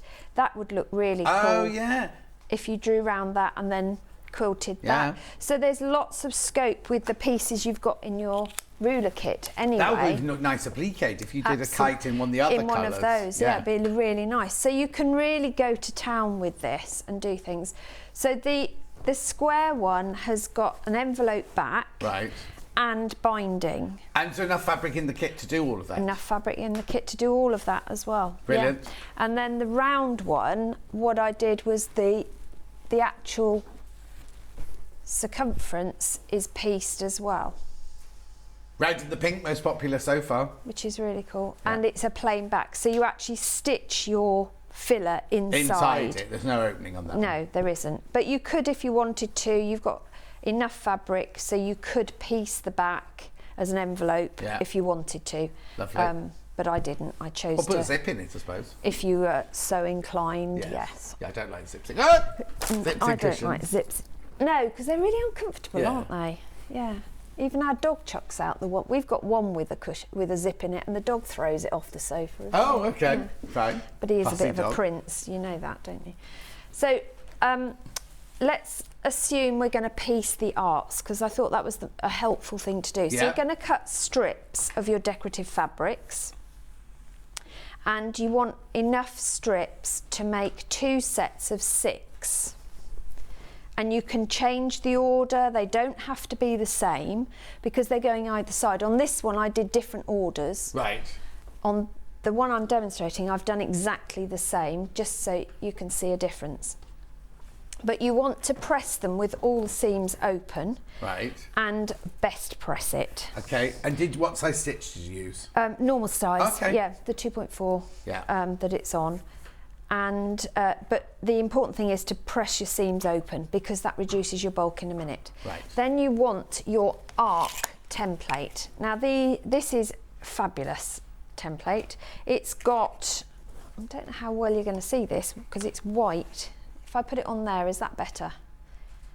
We're cool. What are we looking at? We've got lines. Oh yes. So divider lines. As per usual with creative grids, you've got your non-slip rough side edge going all the way around the perimeter, 1/4 inch. And there is a black dotted line following that, which is your 1/4 inch line. Within it, you've got white dotted lines. That shows a potential segmentation, which you can foundation paper piece if you want to. Yeah. But I thought, you know what? I haven't got time to foundation piece and work it all out. I'm just going to do it on the strip, and it doesn't matter to me if the strips aren't in the right place. It will still have the effect I want. Yeah. So let me just get rid of that thread. Do you know, it doesn't matter how many times you look at this. Oh look, the funny little scissors from last hour. I know, they're so cool. So good, really sharp. So what you want to do is use one of these lines as a positioner on the sewn seam. So I'm lining up my dashed line along that middle seam. So I'm going to move this over as close as I dare so I'm not getting any selvages, but I'm not going to trim off the scale. And you're not wasting anything. I'm not wasting anything. And then we're going to start cutting this. Now you Using the little one? Yeah, I quite like using the 28mm for this one, but you can use your 45. Oh, yeah. You can't use a 60. A 60 will not work. Yeah. It's too small an arc. But the 28 just gives you a bit more scope. And you're going to end up having to cut 8 of these. Right. And of course, having a rotating cutting mat. Have you unlocked it? I haven't unlocked, which is a pain, isn't it? So let's quickly unlock it. There you go. There we go. Make sure you unlock yours at home before you start. Yes, don't do a Suzie. And of course, you won't be working in a space where you've got 4,000,001 things around you as well. Stop moaning. I'm not moaning. So I'll work at home in minimal space. Right, and then we're going to come around this side. And if you can, try and do the arc in one movement. Yeah. Because then you'll get a much neater curve. Okay, so we've got one. Nearly. Just got one end. There's always one little bit, isn't there? Because when you let go of the pressure. There you go. So there's one. Okay. And we want I'm going to do 2 so I can show you how to join the arc. So now do you cut them all the same way? I do cut them all the same way. Right. But obviously if you've pieced the 2 strip pieces differently, each one you cut will look... Yeah, you don't have to do reverses on them. Absolutely not, no. And you want to waste as little fabric as you can because you're going to be using what's left to do your perimeter of your round cushion. But obviously if you're doing a square cushion after this, it's not so important that you don't waste. But I always think the less you waste, the better, because you can use it for another project. Exactly. And as you know, by now I'll have thought of at least 4 more projects that I'll be using this for. Let's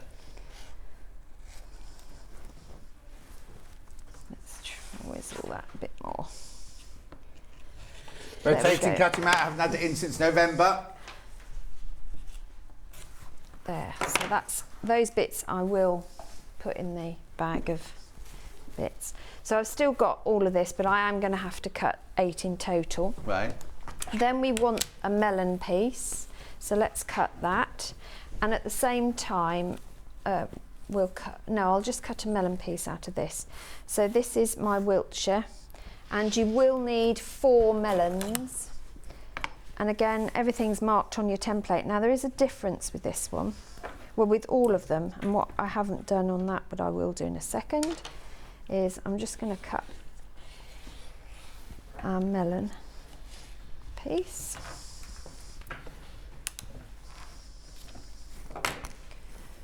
Let's move that out of the way. I have best pressed all of these fabrics before, because you do get a much better result the more you press and prepare your fabric.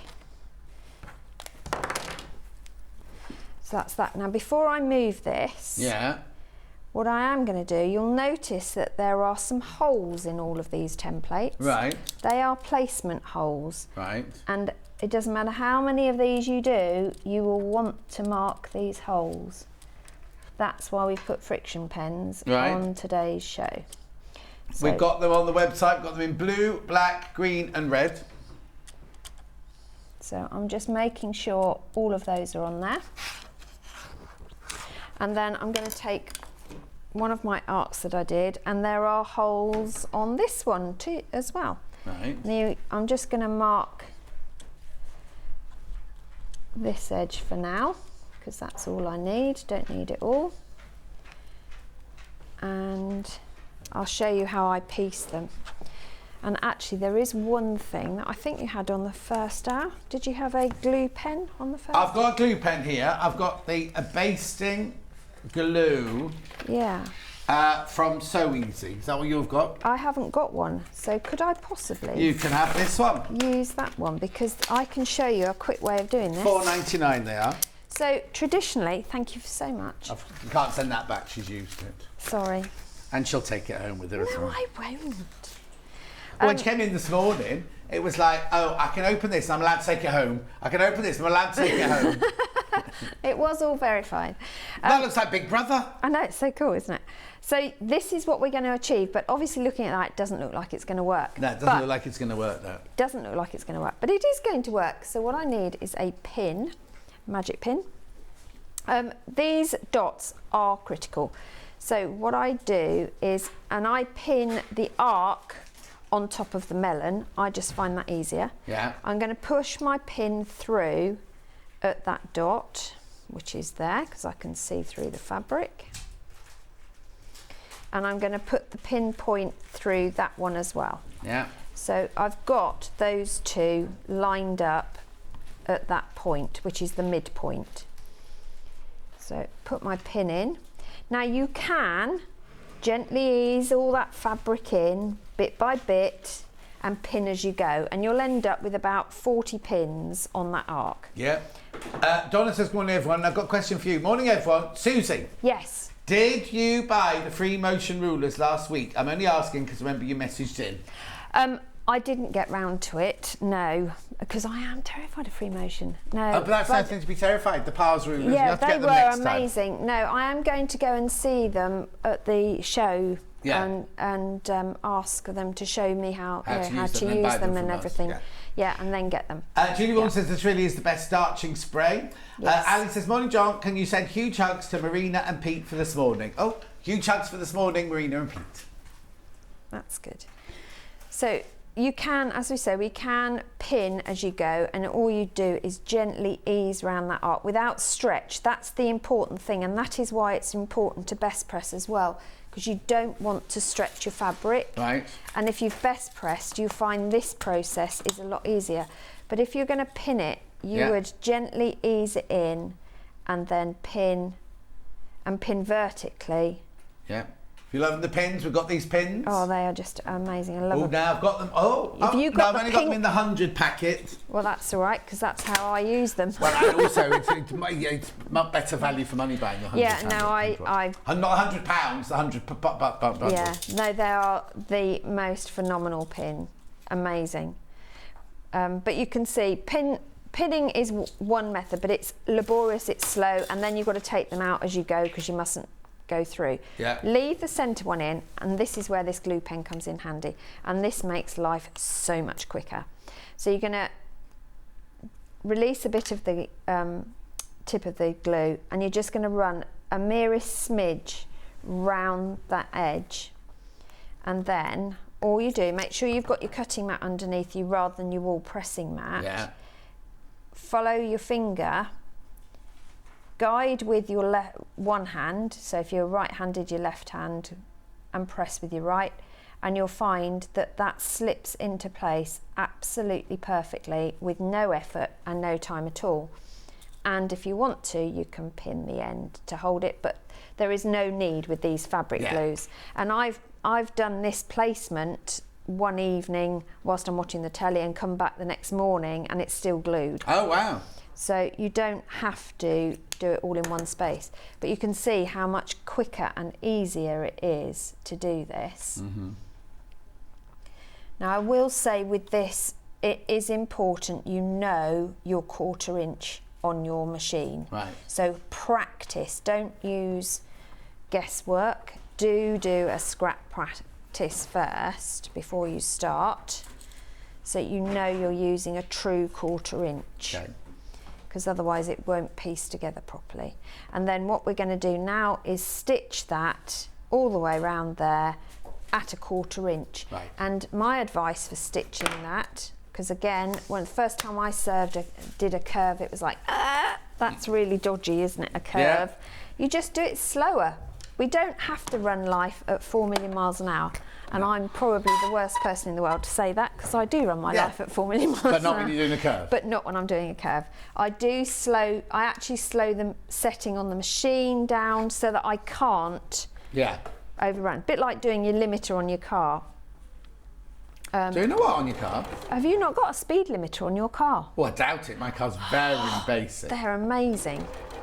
So What, so it won't let you go faster than a certain amount? yes, so when you're in a 30-mile-an-hour zone, for example, you can set it at 29 or 30, and you will, it doesn't matter how much you press that accelerator, you will not go above 30. Oh. It's brilliant. Have Absolutely. you got a posh car then? Oh, it's fairly posh. Well, there you go. It's very comfortable. No, I leave my... And it's got heated seats. Oh, I hate heated seats. Oh, I love them. Oh, no. Oh, no, I hate heated seats. Oh, I have been known to all just... the cars I've had up until now, I've Yeah. had heated seats. Just that basically, my posh car broke down, so I had to go into the garage and buy... and I just had to buy what they had there, Yeah. thinking I'd just keep it for a couple of months, and then COVID and everything like that, so I've just still got the same one. But, no, just a posh version of what I've got now, like top of the range of what I've got now. But well, I used to have an MX-5 all the time, but I got too old getting in and out of that. I have my sat-nav on all the time, and that tells me what speed I'm supposed to be doing. So if you do get carried away singing along to the radio and anything starts beeping at you going faster. Yeah, no, mine does as well, but it just having that double... Yeah, no, exactly, is just double thing very because... good. It's like, cause it, Could you possibly open one of those best press for me, please? Which one do you want, this one or that one? Whichever, it doesn't matter. I like them both, but I just need it open. They've put... speed cameras up round by me, but those not ones where you can slow down when you get to the camera, one that's average speeds. Yes. So you have to stick to it. Yeah. Not that I don't normally, if the EVLR are watching, I always stick to the speed. But sometimes, especially when the road goes 30, 40, 50, 30, 50. It's hard to keep track, isn't it? Yeah, all that along my long road, the A435 is like that all the way along. Right, hang on, is it on? Are we on? Right, it's on. I don't know if it's on wide squirt or narrow How do we squirt. turn steam off on this machine? I'll do that for you. Yeah, there you go. Put that down. You can do that. And so you want to set your seam first just by running over the threads that you've got there. And that will mean that all the threads sink into the fabric nicely, so you're not getting bulk there. And then gently run your iron on the inside edge of that seam. And then before you press it out, go in with your best press, and you want to squirt your best press fairly high up so you get a nice even spray. You're not trying to flood everywhere. But the nice thing is it sprays onto your ironing board, and then that gives you a lovely smelling ironing board as well as a best pressed ironing board later. Okay, thank you for doing that. I'm not sure that Becky liked you for doing that. You said you didn't want any steam. I'm sorry. So now I can press out that seam gently. Yeah. But the best press means that that shape is going to be retained really well and gives it a really firm shape. Lovely. Which is perfect. And it does make a big difference to best press. Massive difference. So it's well worth the effort to do it.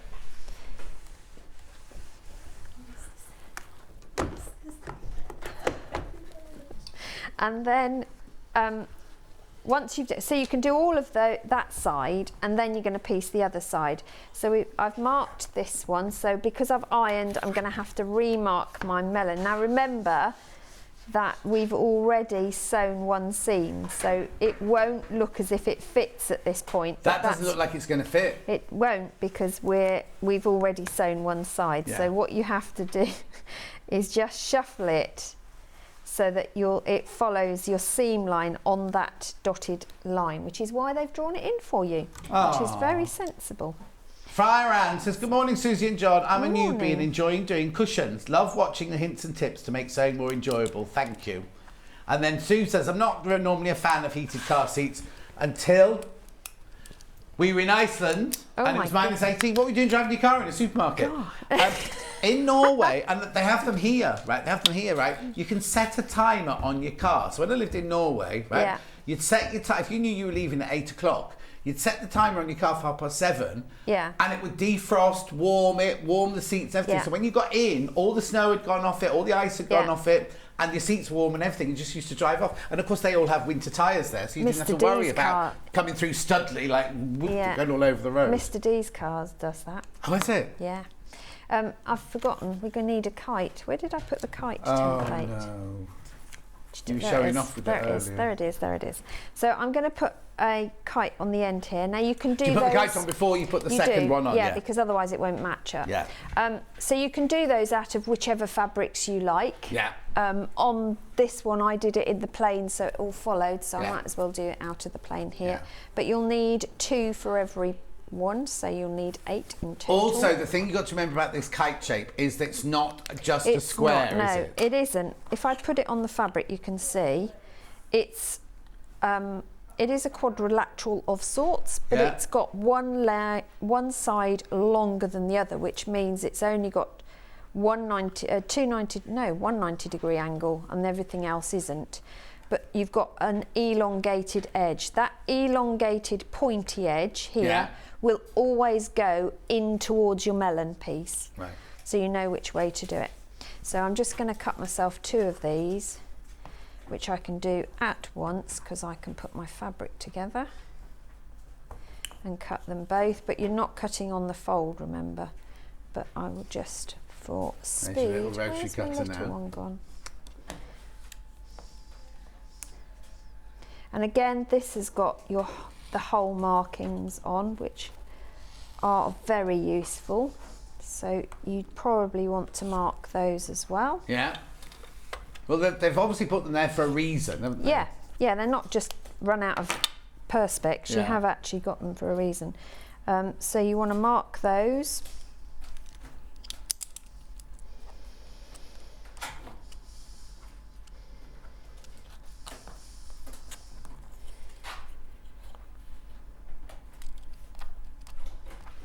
Which takes very little time. Okay, so then, let's get rid of that over there for now. Then you're going to put this on either end of your second piece. And I've got those 2 markings there. So remember, we want right sides together, and you want that pointed, the narrowest angle in towards the centre, the smaller arc. So again, use your pin trick, pin through that point, pin through that point. And I tend to do this on my wall pressing mat, which is another use for a wall pressing mat. Yeah.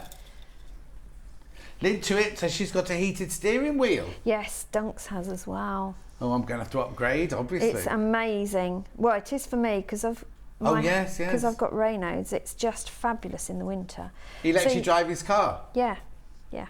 Not today, but he does normally. You will find you've got the merest little smidge overhanging either side. That is supposed to be like that. Right. Don't think you have to do anything about it.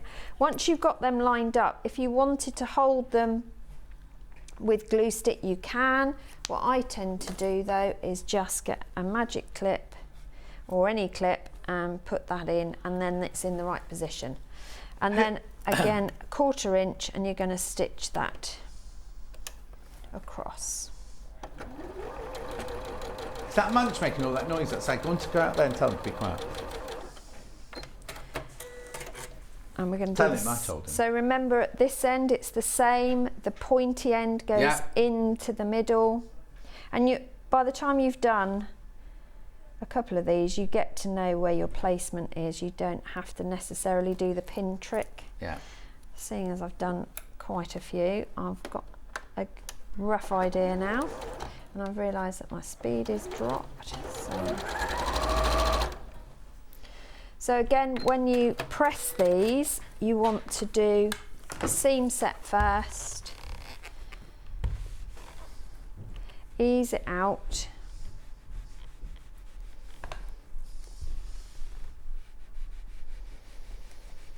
and then again, I would best press. Again?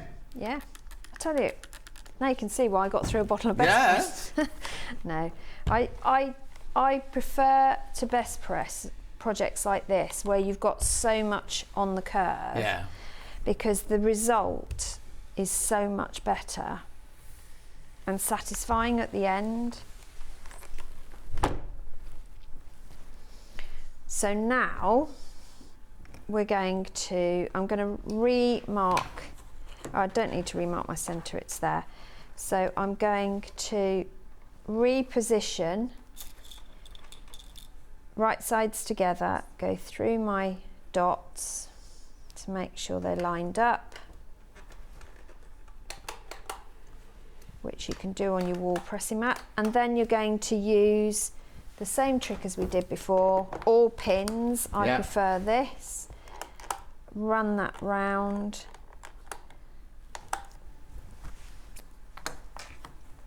So gently ease the fabric in without stretching. Not yourself, the fabric. You can stretch yourself because that's exercise, but you don't want to stretch the fabrics. And you'll find that it all comes together very nicely. Thank you very much.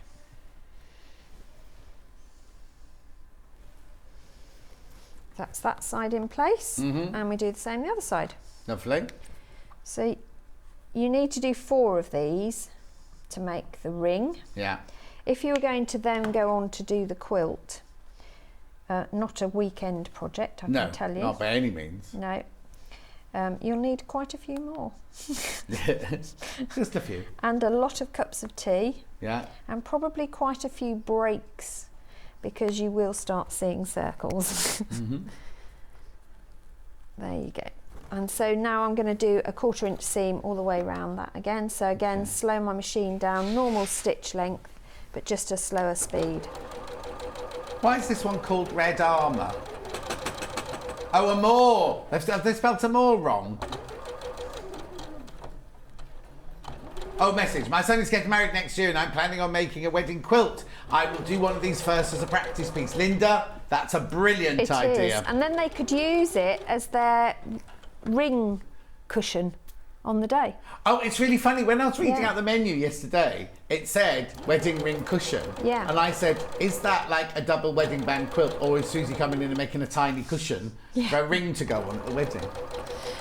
The other thing you could do is make 2 and put Mr. and Mrs. on it. Well, they're not Mr. and Mrs. at that point. Well, they will be, and then you can use them at the whatever you have. Oh, when they're sitting at the thrones at the wedding. Or afterwards, you know, at the reception or breakfast, whatever it is you have. And then they've got those to keep for their home as well. Yeah. Just a thought. So again, we're going to set the seam. Set the seam. And then it's funny, isn't it? Because it looks quite frilly at that point. It does. But then it's going to go completely flat when you press it open. It does. Becomes an eye.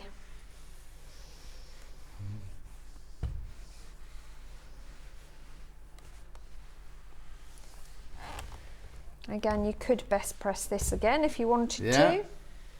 But as I best pressed the life out of it a minute ago, I think we're probably all right on best press. Yeah. But that is your melon piece. Melon? Pieced.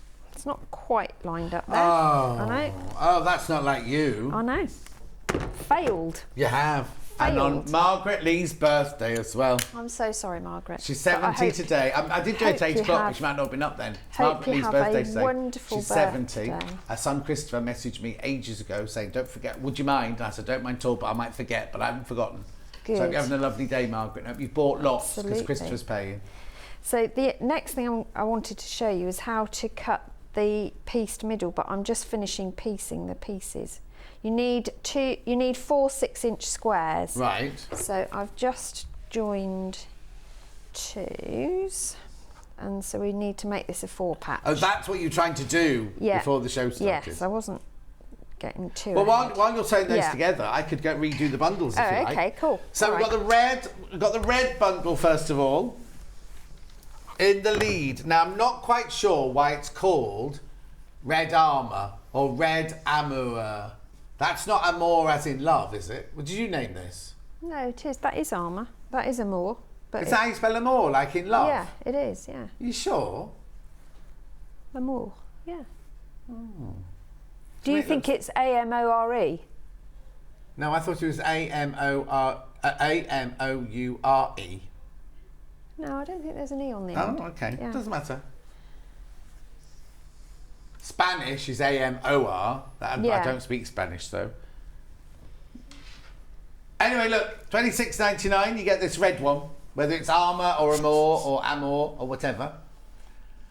You get 4 fat quarters, you get half a metre of this very spotty fabric and the instructions. Oh, a secret lover. Oh, Suzie. But you didn't name this one though. No, I haven't named any of it. Who's your scheduler? Kerry. Kerry. Oh, yeah. Kerry. Secret Amour. And who does she sit near? Oh, Ian. Right, okay, then we've got the pink one, which is the one that you're demoing there. So you get your half metre of your white Wiltshire shadow, then your fat quarter these. Now you will need to buy the ruler as well as this, unless you've already got the ruler, of course. So you get your 4 fat quarters, plus your half a metre of your white, plus your instructions, $26.99. Then we've got the grey one. Now, the grey one is half a metre of your white on white leaf, and then you've got your 4 little grey ones, fat quarters there. Plus your instructions, $26.99. Now, we've worked it out. We've worked this next one out. So with the baby blue one, what you get is this is your background, right? Then this is 1 fat quarter, this is 1 fat quarter, this is 1 fat quarter, and that is the other fat quarter, which is the white flowers and leaves on white. Oh, lovely. That would be really But good. those in the half metre in the other bundle, you see. That's how we work. Plus your instructions, $26.99. Awesome. Ruler, the ruler, if you want to get the wedding band template, I'm calling it ruler template, $38.99. Now, you don't just buy that for this pattern, right? You can make so much, even if you're doing the big quilt or whatever, you can use this for so much. Brenda says, morning John, day off day so I can watch all morning. Oh, welcome Brenda. Lintuit says, I bought the diffuser bottle to use with my best press. It makes a lovely fine spray. Oh, there you go. It does, you see. Susie says, love watching Suzie. She demystifies the whole quilting process and makes it easy for us newbie quilters. Oh, that's very kind. Thank you very much. Nice, Thank you. Right, carry on. Okay, so I've done my 4 patch. And I mean, you could do more than 4 if you wanted, but as long as it ends up a square bigger than your template and you've got a centre point to line up. Yeah. Best press it, because although this is square, you're going to cut curves. Yeah. And sew curves. The other thing that you'll want to do is press all your seams open so they're as flat as they can possibly be. Rotating cutting mat is an absolute whiz for this because it saves a lot of shuffling. You'll notice, well, hopefully you'll notice, you've got extra lines on this one. You've got a series of solid black and solid white lines marking your centres on the arms as well as the centre of the bit in the middle. And then you've got your dotted lines 1/4 of an inch either side. Right. So what I'm doing is lining up the solid centre white lines on my 2 horizontal seams. Right. And my vertical seam. Holding that down, and then I'm going to start cutting, and I do use my 28mm for this. And just take your time so you get this right. Rotate as you go, and I cut all my arcs first.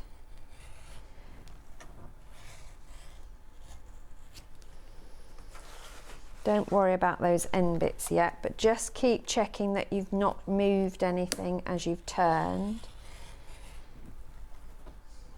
And move your fingers along, out of the way of your blade, of course, as you go, because then you'll get that downward pressure keeping the ruler in place. And then save these bits. For what? Your melons. Oh. I'll show you how that works. So just trim them off, but you want to save them. And then with your piece in place, let me just, oh, be careful. Bear with, caller. Let's cut those ends and then that won't happen. So you're going to go round and cut your ends And I tend to do that bit last because it's easier to cut your curves in one hit. Yeah. Let's turn this round. Got too much fabric going on. There we go. Reline. And because you've got those guides, you can keep realigning, which is useful because as you iron, your marks are going to disappear, so you've got to realign. This is the template that I use. If you're doing the square cushion, you're going to use this template to cut the bits in the corner.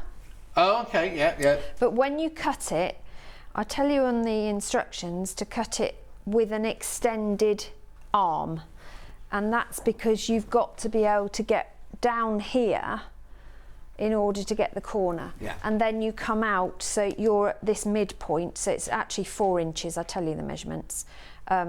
You go beyond that and then you'll get a neat corner. Yeah. So once I've got this, I then will mark those points again.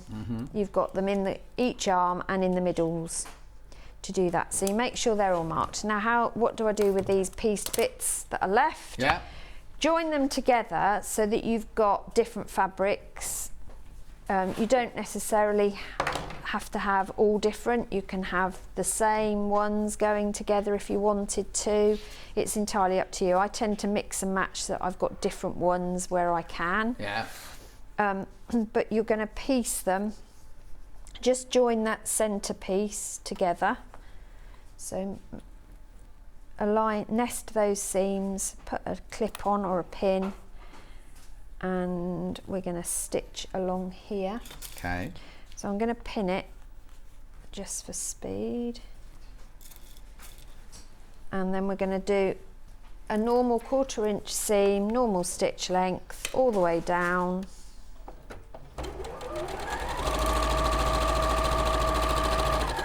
Oh, Derek's joined us. Good morning, Susie and Johnny says. What time is Morning. it? 10 to 10. Where have you been till now, Derek? Maybe he's been busy doing jobs. Well, he's off school at the moment for some reason. Oh. He's a music teacher in Scotland. Don't know. It's a bit early for half term, isn't it? Yeah. So again, see we've pieced that. We're now going to press that out. Again, go with a open seam because you're going to reduce your bulk.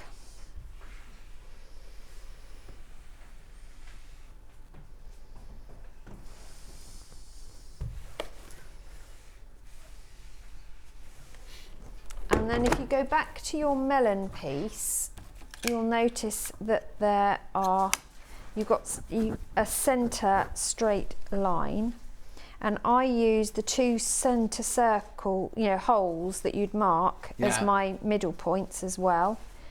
And then you can trim round the melon, and that's how you get a pieced melon. Oh. And I didn't think I was ever in my life going to say the words pieced melon. But I have got that going on. There we go. And perfect. So if you were going to do the one where you've got a piece centre, you can then piece the melons and have plain either side. So once you've got all of these made, you would then position your melon piece, your arc melons, whatever you want to call them now. Eyes, yeah. In the exactly the same way. So you line up your 2 centre dots, pin that one in place, and then you use whatever technique. I usually use my fabric pen. Yeah. And you're going to ease that round that curve.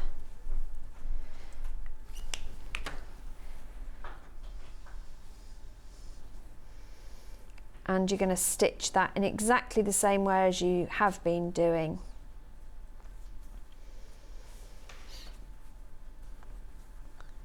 Until you get, now you're not going to go right to the end, it's not supposed to go right to the end. Right. Because if you mark your dots, you'll know where you get up to. But once you've lined that up, you're going to stitch that, then press it open, and you do opposite sides, and then you do the other two. Yeah. So that's how you complete one whole ring. Yeah. If you want to do the pieced border, I've given you the mathematical equation. Oh, okay. It's basically 2 pi r. Pardon? It's the diameter of your circle times 2 times pi, which is 3.14. Yeah. But I've worked it out for you. But all I did was cut 2.5 inch, or however deep you want this. So I think mine were actually 3 inches. I was going to say that's a little wider than 2.5, yeah. So you can choose, if you've got a deeper filler, then you can go bigger. Yeah, You've got enough fabric to extend the strips.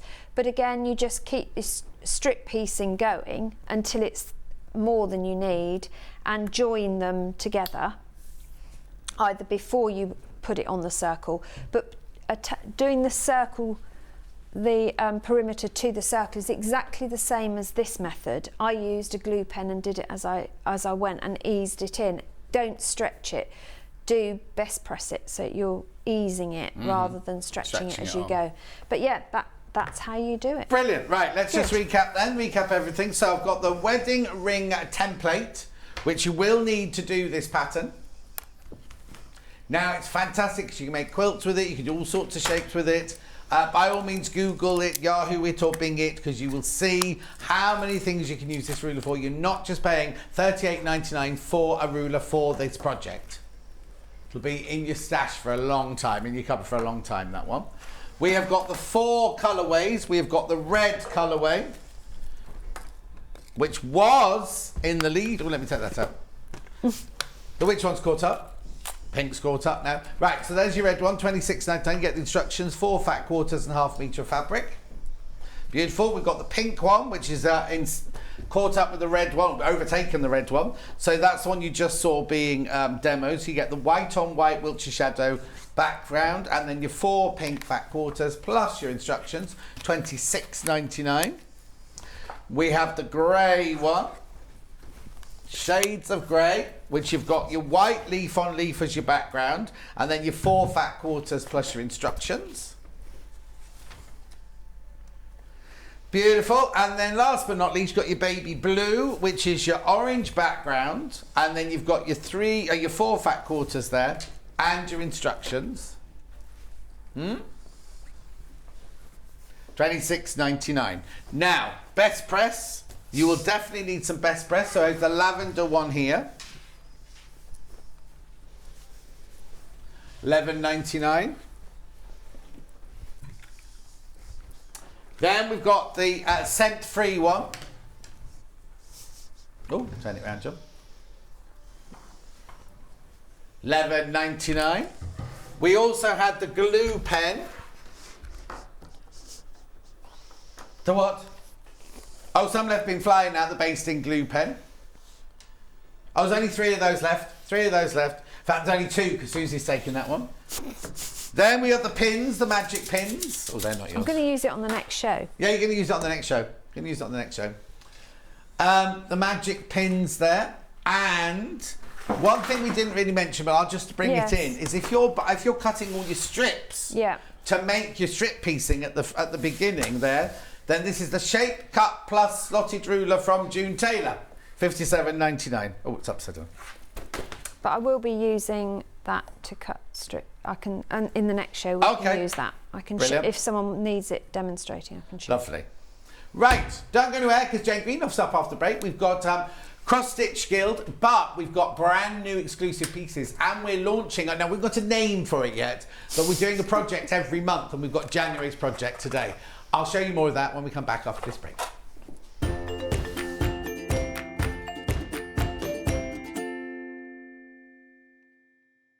It's a new year, so that can only mean one thing. It's time for those New Year resolutions. And it's the perfect time to start a new hobby. Jewellery Maker, Sewing Street and Hobby Maker are here whether you're starting something new or advancing your skills on a current hobby. With all the tools you need to start, as well as expert demonstrations from our great guests. Are you starting a new hobby this January? Share your new makes with us by tagging Jewellery Maker, Hobby Maker or Sewing Street using the hashtag New Year New Hobby. And watch us every day from 8 a.m. to 1 p.m. on Jewellery Maker. On Hobby Maker, 6 to 8 a.m. and 1 to 6 p.m. And 8 a.m. till 1 p.m. on Sewing Street.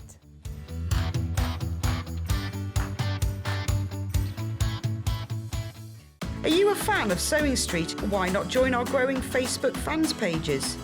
Just search Sewing Street Fans on Facebook and click Join Group.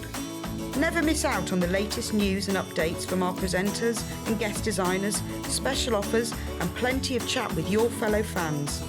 Share photos of your makes, ask for advice, interact with your favourite guests and presenters and be a part of the ever-growing sewing community. See you there!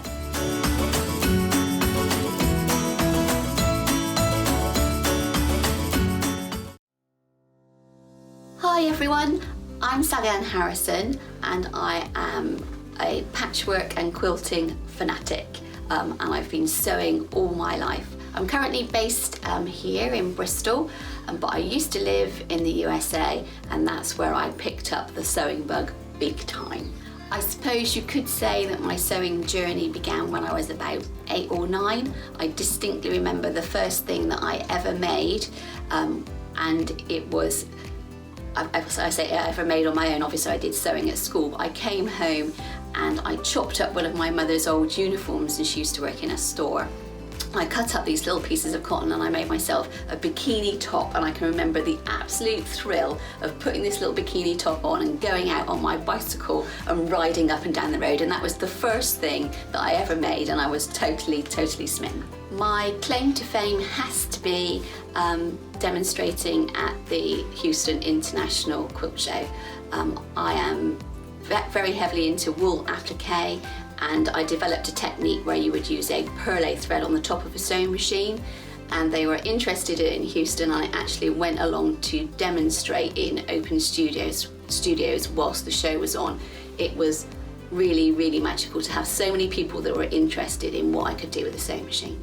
I am one of the longer running guests now on Sewing Street. Goodness knows how that happened. But I still get an absolute buzz every time I come up and do a demo, and I love receiving your messages and the feedback after the show. It's absolutely amazing. I'm hoping to bring you lots of new techniques and different ideas, so do stick with me and follow my Sewing Street journey.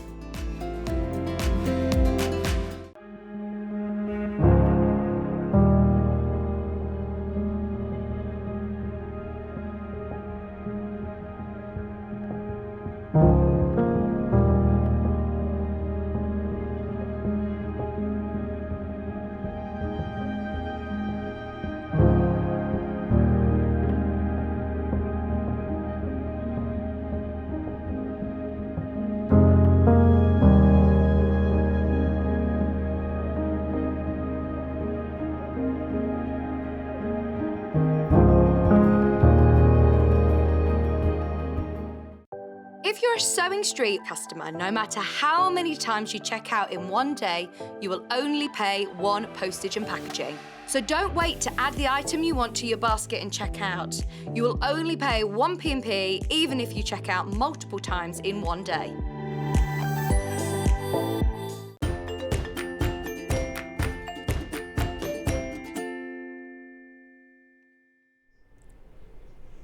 Jane Greenoff's here. I nearly said old then. I was about to say old Jane Greenoff's here. Jane Greenoff's here. Say hello to the ladies and gentlemen. Hello, ladies and gentlemen. Oh, that's all you get. Lovely to be back. Say it like you mean it. It really is lovely to be here. It wasn't at 5 to 4 this morning. No, when exactly, I fell out of bed, exactly. But it's absolutely smashing now, thank you. Your hair's looking very glamorous. Do you think? Yeah. My hairdresser, who I love, Yeah. cut it too short this time, and I was Oh, no. quite fierce. Anyway, never mind. Oh, okay. I didn't know that. I wouldn't have brought it up otherwise. Right, now, we've got so much to show you. But now, we have got to ask you what we're going to call this project. So, Jane, explain what it is, and then we can think, during this hour, let's think of what we're going to call it for the next 11 months after today. At the moment, it's called the Thing of the Month. The Thing of the Month, really yeah. seem The Thing of the Month. Okay, I also have an apology to make to you all, because Have we seen it, Charlie? Can we see the... Yeah, there we go. This is the deliberate mistake to keep you all on your toes, okay? And that's because I wanted a colour photocopy of January. This was at 4:30 this morning, which I did. Yes. And left it in the photocopier. So the actual cross-stitch thing piece looks like these are in my photocopier in my studio. Lovely. And I'm very, very sorry. Everybody. We could have got Bill by now. Bill could have jumped in his car and driven it up here. Yeah. Actually, he couldn't. He's at the dentist. Oh, okay. I won't go. Or at least he's not at the cricket this time. He's not at the cricket this time. Yeah. Okay. So these are pockets, and we're going to do one each month. And obviously, this is going to be like February. And I'll be here on the 14th of February with the February Valentine's Day. Valentine's Day, exactly. I made, look, it's got a heart. Oh. Anyway, so these are our pockets, and they're worked on linen band. Right. Which is this. I'm going to show you. So this is woven in Germany, and that is the selvage each side. Oh, okay, so we have to cut it down, it's finished. There's nothing you need to do to finish it. Oh, brilliant. And the reason I wanted to have the copies was, let me start at the beginning. Right, yeah. When we got someone to do all these, and she did them as a wedding gift for her daughter. Right. And her husband made a house, and they were all hanging in date order at the church as a surprise for their daughter. Oh. And during the year I will get a picture of that and bring it in. Yeah, and leave it in the photocopier. And probably leave it in the photocopier. Yeah, okay. You're being difficult this morning. Behave. I'll stop now. I would, if I was you. Okay. I'm not your hairdresser, don't take it out on me. Okay, right. So that's a gorgeous story. So you made each of them and hung it outside the church for the wedding. For the wedding, yeah. And then it ends up in their house, and there's keys and things in different pockets and whatever. So they come as a pocket. I'll show you February's just as an example. But obviously you don't need to do a pocket if you don't choose to, and I'll show you what I mean. I was going to say, okay, so let's just remember, we'll get some graphics in so you can start buying it, right? Okay. So basically, Jane is going to come in one day every month. Yes. And she's going, during that month, so today on January the... Whatever today 19th is it today? We're launching January. February the 14th, we'll be launching February. And then we don't know the other dates yet. Actually, I do know, but I can't remember. Okay, but so once a month, you will be popping back to launch each one of the months. So we'll do this, amongst other things, each month, right through to Christmas. So you can't buy all 12 today. No. Oh, they're only $17.99. Right, okay, so you can't buy... But what I'm sure you'll do is when you come in February, you'll have some Januaries for those people who've missed it. Yes, I mean, it's one of those things. How many of you are going to do all of them? Yeah. Whether we come in December and offer a pack for all of them, who knows? We're completely flexible about this. The looms in Valpool and Heilenbeck in Wuppertal are going mad because we've ordered hundreds of meters of the band, you see. Yeah, of course. Sharon thinks it should be called Month of the Month. Okay. We won't be doing that one, Sharon. Maybe not, but we'll see. We'll see. So if you didn't want to make the pockets, I mean, it comes with everything. I'm going to show you in a second. You could actually make a purse. And if you imagine, if I fold this like so, and like so, you could imagine having the house on that one. Oh, and that on the flap. And that on the flap. Okay, so what you've done here is you've made an identical pouch out of each one of them, and that's what comes in the instructions, is it? But during the year, we'll have some. We'll have other examples. Can we actually just go through? I know we've only got January today, but can we have a look at all of the different months to see what you get, what you've got to look forward to? Because it might be that you think, I don't want to do all 12, but I've got 3 daughters and all their birthdays are in June. Birthdays, exactly. Or not just June. My daughter's birthdays are June, August, and September. Exactly. You can pick. You see. Oh! Stop! To say that again. There's only 9 left. There's only 9 of January left. We will get more, but not today necessarily. No. But there's only 9 left for today. 8 left now, 7 left now. Right, while you're checking out, let's go through all the different months to see what there is. Because somebody might go, I'm going to buy 3 Junes or something like that, but I want you to know what's coming up in the future. Okay, so I'll let you look at each one. Yeah. Do you want me to point or? No, you point and let's talk about each one. So talk about February. So let's talk about February. So we've got a slightly wintry tree and snowdrops there. And the heart for Valentine's Day. And the heart, as it turns out, yes. Yeah. March, we've got daffodils. Yeah. And a barn conversion. Lovely. And you can see the border at the top's the same throughout the range. Are they all the same? Oh, yeah, but with little embellishments. The idea is, if when you're doing something like this, and feel free to personalise things for yourself. You don't have to do what I did. But I love this particular flower, the Nigella. Right. I think that's lovely. So that's there. Some blossom, a rose. There's Pink's barn. That's my house. Oh, and that's my birthday. June's my birthday. There you are. And Ben's. So there's Pink's barn. Oh. A beach hut. And starfish for summer. August poppies. Lovely. And then we've got a sunflower and a barn here. October we've got a little tree house and berries. November we've got a cyclamen. I had lovely cyclamen in my garden. And then December we've got a church and we've got holly. The thing about these, I'm going to show you now, if I just grab this and plonk it on top. There's the chart. So this is how it comes. Right. If you want to, It's sold out now, but keep talking about it. Keep talking about it. Obviously, I'll be bringing more back next month. When I do February, we'll have some Januaries too, and so on. So if you imagine, there's your colour chart. You get your black and white chart as well. If you're like me, I'm coming out in goosebumps. It's so exciting that you like it. Because it's potluck, isn't it? We come up with these ideas, and we don't actually know for sure what you're going to think about things. But anyway. So going back to our January project, that's like a sampler. So if you ignored the dotted lines, you could stitch this on one piece of fabric. And in fact, you could stitch this on a piece of Ada you've got in your stash if you wanted to. Yeah. Obviously, the little groups of things, so going back to the January one again, there's your fabric, which, as I said, doesn't need any hemming. Making them up, I'm going to have to show you on this. Yeah. There's a little piece of lining inside. So you don't. Sorry. They're perfect. There's lining inside. I'll show you some of the colours in a minute. The colours of the lining will vary because obviously some things need different colours inside. Yeah. And all it is slip stitched up the side. And how do you finish the top? The top bit. Like that. Oh, perfect.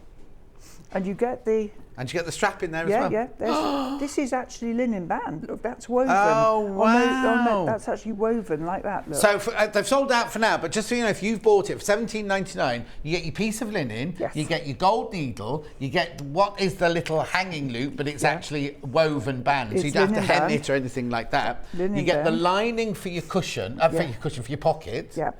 You get the gorgeous little buttons. Yes. And you get all your threads that you can then put onto your card. Yes. And then hang on, we haven't done everything else because there's what's this in here.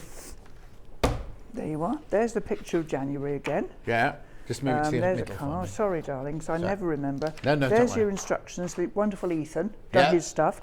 And there's the actual instructions for making your thing. This is about scoring. Oh, brilliant, now, yes. I'm going to show you scoring. One of the things I'm going to do today is show you how to do that. If you never buy a pocket, that will be worth learning. Yeah. Because you move the fabric, not the needle. I know that. Ah, you see. See, I do listen. You do listen. Right, I need you to pack all that away now. Okay. So on February the 14th, Jane will be back with February's and some more January's. So watch this space. And what we'll do is we will put on our social media when the next ones are due, so you won't miss it, right? So we're now going to move on to the vintage flower sampler. So I'll give that to Jane in a second. Right, we've got it on Ada and Linen. Which one first? Ada first. Okay, so here's Ada. Now it's going to be interesting, right? Because each time Jane's on, 1 month Linen can be way in the lead on everything. And the next month, Ada can be. So we can never tell. We never know what's going to be. Ada's in the lead on pre-order for this one at the moment. So this is, Jane's got the real thing. She'll talk you through it in a second. So this is the vintage flower sampler. You get everything you need in there. All your threads have been sorted on that one. You've got your chart. You've got your Ada. You've got, it'll tell you everything else here. Designed by Jane. 28, hang on, 17th century sampler. Oh, Whitney Antique, so I know where that is. Yeah, it's lovely. Wrap needle, charts in colour, and in black and white, pre-sorted thread, stitching instructions. $22.99. That's Ada. We also have it in the linen. Now, Jane's going to talk to you about the difference between Ada and linen, and if it come up to different sizes and things like that. There again, same threads, but you've got linen this time. $22.99. Beautiful, isn't it? So shall we now see the real thing that Jane's got on her desk? There we are. Because this is beautiful, isn't it? So it's 8.5 by 6.5 inches. So this all started because I was at Whitney Antiques, which is a regular haunt of mine, because Rebecca Scott, who is the proprietor, is the most well-informed person about early samplers. Yeah. She's just had an exhibition of early band samplers that just made me... I had such tummy cramp. Because they were so beautiful. Because I wanted them all. Oh, were they for sale, or were they just an exhibition? A lot of them were for sale, but they were £12,000. I was going to say, no, you have to understand that the originals of these go for... earlies are very, very costly. Anyway, there was a Georgian sampler there with these little specks on the background, and it was done on a sort of satin, and I just went home and thought, I can do that. So I've designed something in cross-stitch, which this wasn't, this original. Right. But this is very accessible. Right. I'm going to make... We've got the choice of fabrics here. For this one, I think the linen is actually fractionally easier. Now, I know if you haven't used linen, you're going to go, no. Yeah. But the reason I say that is because we've got some fractional stitches on here. Again, I'm going to show you what I mean. Fractional stitches, some of you don't like them. Quite a lot of us don't like them. I rarely use them myself. But they're basically, it's a triangle stitch instead of a square. And it's to get the spiky effect on this flower, which I couldn't achieve any other way. Right. And if you work on the Ada, may I borrow the kits from you? You can. John, thank you. So can you do fractional stitch on yes, Ada? You can. Oh, okay. You can. So on the Ada, you can see here that the fabric is woven in squares. When you work on the linen, you're going to cross two threads, which means there's always a hole in the middle when you're making a fractional stitch.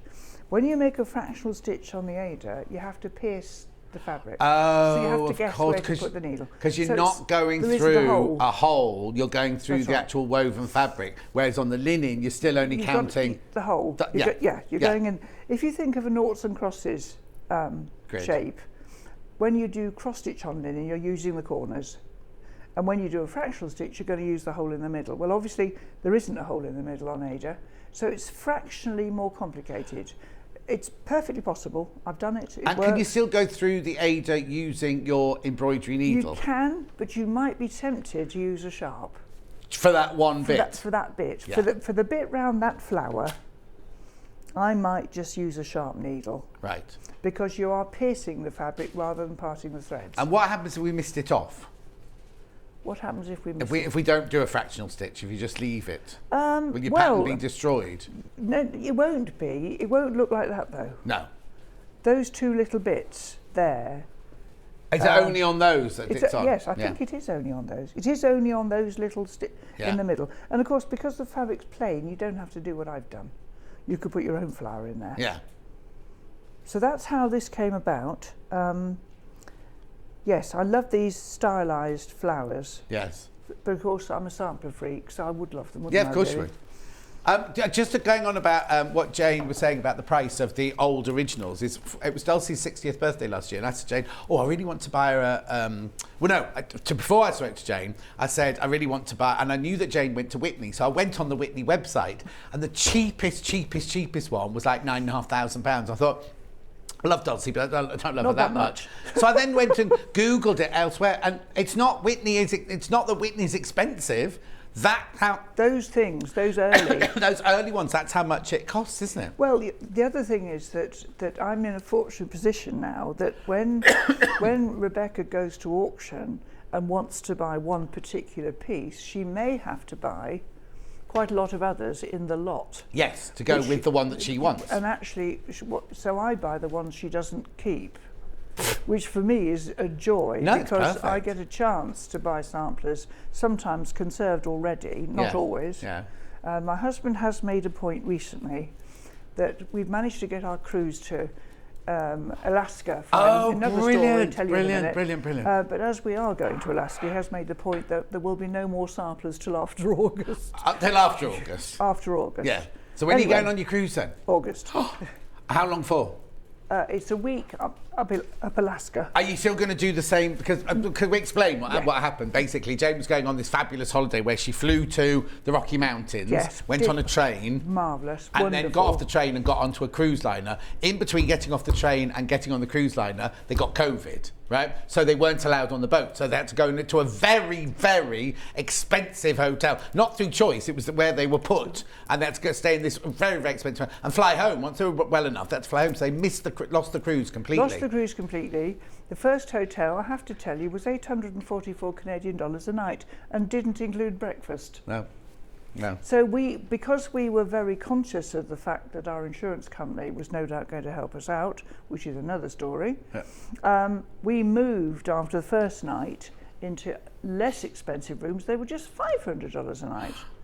So that was a little better because I felt for the insurance company. Yeah. Interestingly, though, the insurance company are still in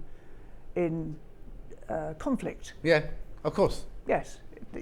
These insurance companies, the advertising looks fabulous, but you don't know anything We're not about going to name them, don't I'm worry. not going to name... Well, I was very tempted. Yeah, but you're not. But I thought I might get the sack. Yeah. But the business of... It's only good enough when you only know how good an insurance company is when you claim. Yes. But Holland America, the cruise company, have given us the cruise. Oh, fantastic. So I was just thinking about, so if you're going to be away for 2 weeks in August, we have to squeeze in your August pouch. Yeah. Yes, well, we are going to be away for 2 weeks because we're having a week on Vancouver Island as part of our trip. Because we're flying all that way. Yeah. But I will be here with August, come what may. Come what may, jet lagged or not, or packed with our suitcases, one of the two. Just squeeze it in before she goes, or jet lagged when she comes back. We'll get right, now we're going to move on to Waterfall Sampler. This is only available on linen. I think this is one of the ones that's exclusive to us, isn't it? This one, exclusive. Oh, you want that? I want that. And I want this one. So in this one here, you get lovely. Oh, now there's gorgeous threads, but there's also some metallic thread in there as well. Yes. Again, you get everything you need. It's 3 inches by 9 inches. It's black and white charts in colour. No, black and white colour chart. 28 count linen, wrap needle, pre-sorted thread, space dyed silk, silver metallic threads, and illustrated instructions. Oh, now then, beautiful. This is it. Yeah. It's very pretty, and it's not a first project. Right. All right. This is something I want you to have worked from a chart before, and I want you to have worked on linen before. So this is something that's a little bit out of your comfort zone in some cases. Right. I think it's like falling off a log, but I've been doing it a long time. And why is it? What are the difficulties? Well, it's sort of not the difficulty. It's the nerve you need a little bit. Because on this, the first third, no problem at all. Right. It's obvious how you do it. These two bands, there and there, require you to take fabric threads out. You're going to unpick some of the linen and tuck them in the corners. Now, it's not difficult. I promise it's not difficult. If I can do it, you can. But I can imagine if you've stitched all of those, and then you get to there and you start thinking, I've got to cut threads. What if I go wrong? What if you go wrong? Yeah. So what I would say to you is this: if you follow my instructions, it's foolproof. It is genuinely foolproof. Because what I'm going to teach you to do is snip a friend. Yeah. Right. Snip a. Do you want to start again? I've not even had a drink. It's not good enough, is it? It's only 10:30. Right. So going back again. So if I go to here, I'm going to snip a horizontal thread there. Yeah. And unpick to there. Right. Then I'm going to snip a horizontal thread that side and unpick to that side. Right. I can try and organise something to show you during the gap when I'm back at 12. Then I'm going to pull out the cut end. Yes. And I'm going to weave the whisker that I've got from this end back inside. Oh, and I see. It's not difficult. Yeah. It's easy to do. And if I can show you at 12 o'clock, I will. Okay. Can I leave it till the end, or have I got to do it when I get to that point? That's the other thing, isn't it? If you look at this and think, I'd like to do that, but I'm not cutting threads, there's no reason why you can't do this. Leave the gaps, and then decide what you want to put in. Alphabet letters, a name. Oh, okay, right. But remember, the fabric's blank when you work counted projects. Yeah. And you can do what you want with it. And if you don't want to stitch those, you don't have to. But if I want to do those, but I want to put them off right till the end, yes, can I do that? Leave the yes, space, yes, do all the cross stitch, and then go back and do the absolutely. threading, the pulling of the threads. Absolutely. Okay, There's perfect. absolutely no, and this is inspired by, and I'm not going to say the name correctly. What is it? It's the falls in oh, for heaven's sake, honestly, this is Where were you? Getting up early. Yes. Where was I? I can't even No, not where were you remember now. Where, not getting up this morning, where were you? Where were you when you saw the waterfall? That's just what I'm struggling with. What country are you in? I can't remember. Who were you with? My husband. What were you wearing? Isn't it ridiculous? The agnostic, no. Oh, Can you think what she's trying to say? It'll come back to me in a minute. I will remember. Yeah, in as soon as you second. stop thinking about it, it'll come Of to you. course. Let me just tell you this. We had some messages about. Oh, lovely. June thinks it should be called A Pocket Full of Monthly Memories. Right. Cross Stitch of the Month, says Carol. And then Derek said they should be called Jane of the Month. The Jane of the Month? Yeah. Well. There you go. What can I say? Anyway, it's $22.99 this one. Counted Linen Collection, waterfall sampler. In future, when something's inspired, will you write on here? Yes. Inspired Do you know, by? this is absolutely ridiculous. I know that my memory is getting significantly worse, but that's ridiculous. It'll come to you. It'll come to you. I'll tell you at 12 o'clock. Yeah. I'll look it up. Oh, hang on. Love Jane's work. Just tuned in. I'm gutted I missed the January pocket. Kerry, there'll be more. There'll be Not more. today. There will be more. There will be more. Of course there will. Yeah. Of course there will. Oh, also, before we go on to any further things, we need to explain why Andrea's not here. Oh, yes. Not in a bad way, not a bad way. Let me just do this first. no. I bought January and we'll be personalising it to mark my 70th birthday on the 31st January. Thank you, Jane, good from girl. Gaynor. From Gaynor. Well, Yeah. congratulations on your birthday. Yes, I remember She's my in, she's down 70th there. quite clearly. I remember my 70th. You're not 70. Thank you. Well done. I didn't tell him to say that. No. Anyway. And my 70th birthday was supposed to be in Spain at a friend's house with my children and grandchildren. COVID. Oh, no. So I spent breakfast, my children arrived and were over there somewhere, and we sat in the garden on the 8th of May Right. in my pyjamas, and Yeah. they brought breakfast, champagne, smoked salmon, and they sat over there somewhere. And they brought it, put it And on the was middle lovely. table and walked. No, but it wasn't the same. No. So My have 60th, fun my on your 60th was in the 70th. middle of COVID as well. But anyway, Yeah. right, Andrea. Who is Andrea? Andrea. Because we had on the menu that Andrea's going to be here. On the email it said Andrea's going to be here, so we just need to explain. Okay, so I explained to the powers that be that I have persuaded Andrea, who is my boss and is the managing director of the Cross Stitch Guild, that I would bring her with me one day. And she has resisted this quite hard, and she agreed before Christmas that she would come on this year. And I put that in 2023, sometime in 2023. And somehow or other, the wrong end of the stick was grasped up there, and they thought that she was coming today. Now, in fact, she woke up yesterday morning to quite thick snow, and she's in Manchester. So actually, she will come, and we will be on together, if only briefly. And it'll be in the spring when the weather's a bit more reliable. Yes. Because it's crazy, isn't it, at the moment? Yeah. Oh yeah, no, you don't know, because yesterday when I left my village yesterday, it was snowing. During the show here in Redditch yesterday, one of the presenters of Gems arrived as I was getting ready to leave. She went, "Oh, look at the snow outside." And it was Yes. like, but then it was gone. By the time I went home, it was gone. But it's kind But of it's you can't unreliable. You're just not at quite that time in sure. the morning, she doesn't want to be driving, being Well- nervous. Iguaza. Thank you. Is that what it's called? Can you say how to say it? Iguazu. Iguazu Falls. Iguazu It Falls. depends whether you're which of the countries that around it, how it's said, and it is the Iguazu Falls. There you go. And Well, you were they're nearly there. fabulous. You were nearly there. I was weren't you? I can't believe that. So Andrea will be here, and she will just to come. explain, Jane used to be the Cross Stitch Guild. She decided to retire. So Andrea took over. How many years ago did she take over now? 7. 7 years ago now.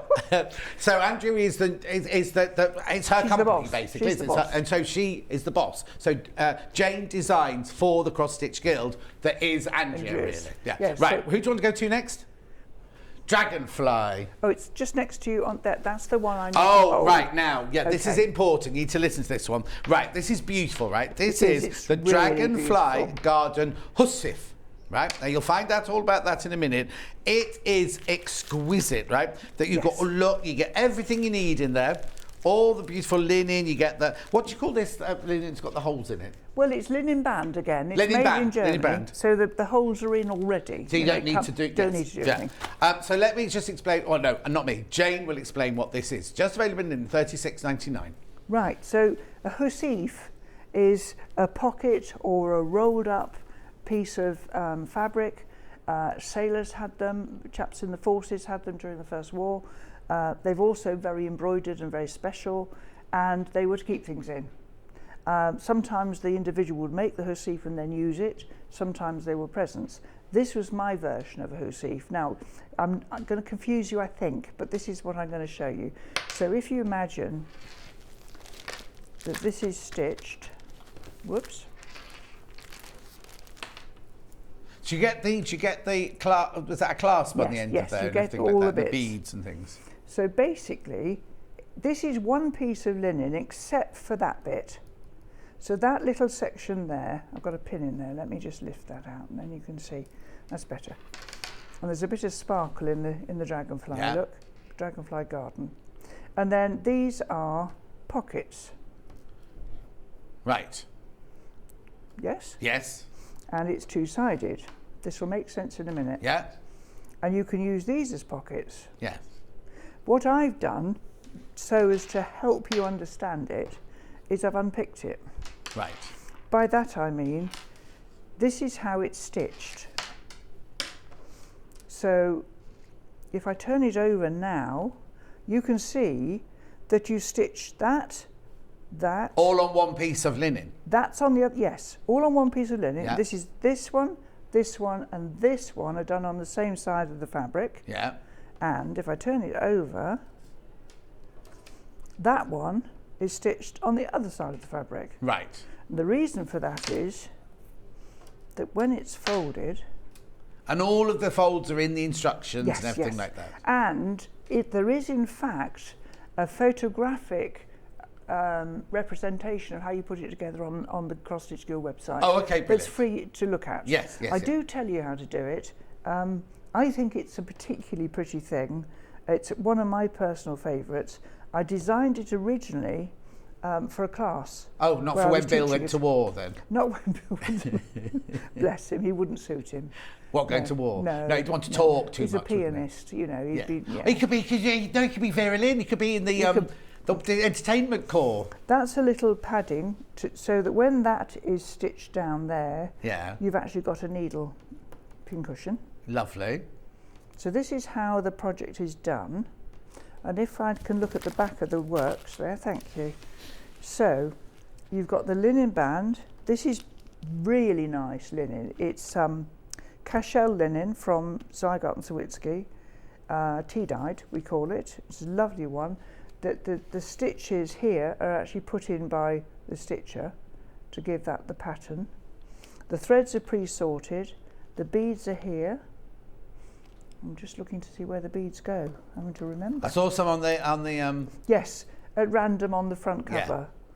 So if I put it back together again for you. This had one of those chains on it yesterday. Oh, right. Because of the... Oh, no, that would be easy to lift, yes. wouldn't it? Yeah. So normally this is chained to the table when we do shows, because unfortunately we do have work pieces nicked, which is very antisocial. Yes. Anyway, and you get a little pewter charm. That's the dragonfly you see. It's gorgeous. Again, not a first project, would you say? No, wouldn't be. I would want you to have stitched on linen first. Right, okay, perfect. That's all. $36.99, I'll take that bit back, you can keep the sample. $36.99, it's a gorgeous piece, that one. Really, really lovely piece, that one. I'll put that to one side. Next. Yeah. What bow scissor keep? Yes. Here we go. You have that one. Thank you. I'll have this one. So in the kit here, you get your scissors, you get your thread, you get your rather gorgeous linen. Now this one only comes in linen as well then, does it? Yeah, this is only in linen as well. Yes. And you get your charts in there and everything. So you get 28 count linen, wrap needles, chart, instructions, scissors and your cotton. Right? £15. Now, would this be good for a starter? Yes. This is, if you wanted to learn how to work linen, work on linen, this is a lovely project, because what you are going to do is work 3 individual squares joined together. Yeah. So nice and easy to count. There's nothing difficult about it. That's a pure cross stitch holly, then you've got snowdrops and some hellebores. So very simple to stitch. I show you how to make the cord to attach your scissors. This one is stuffed with polyester wadding, which is simple to do, and it's part of a series. There are 4 in this series, so the spring, summer and autumn. And winter now. And the winter. So this is a very pretty project.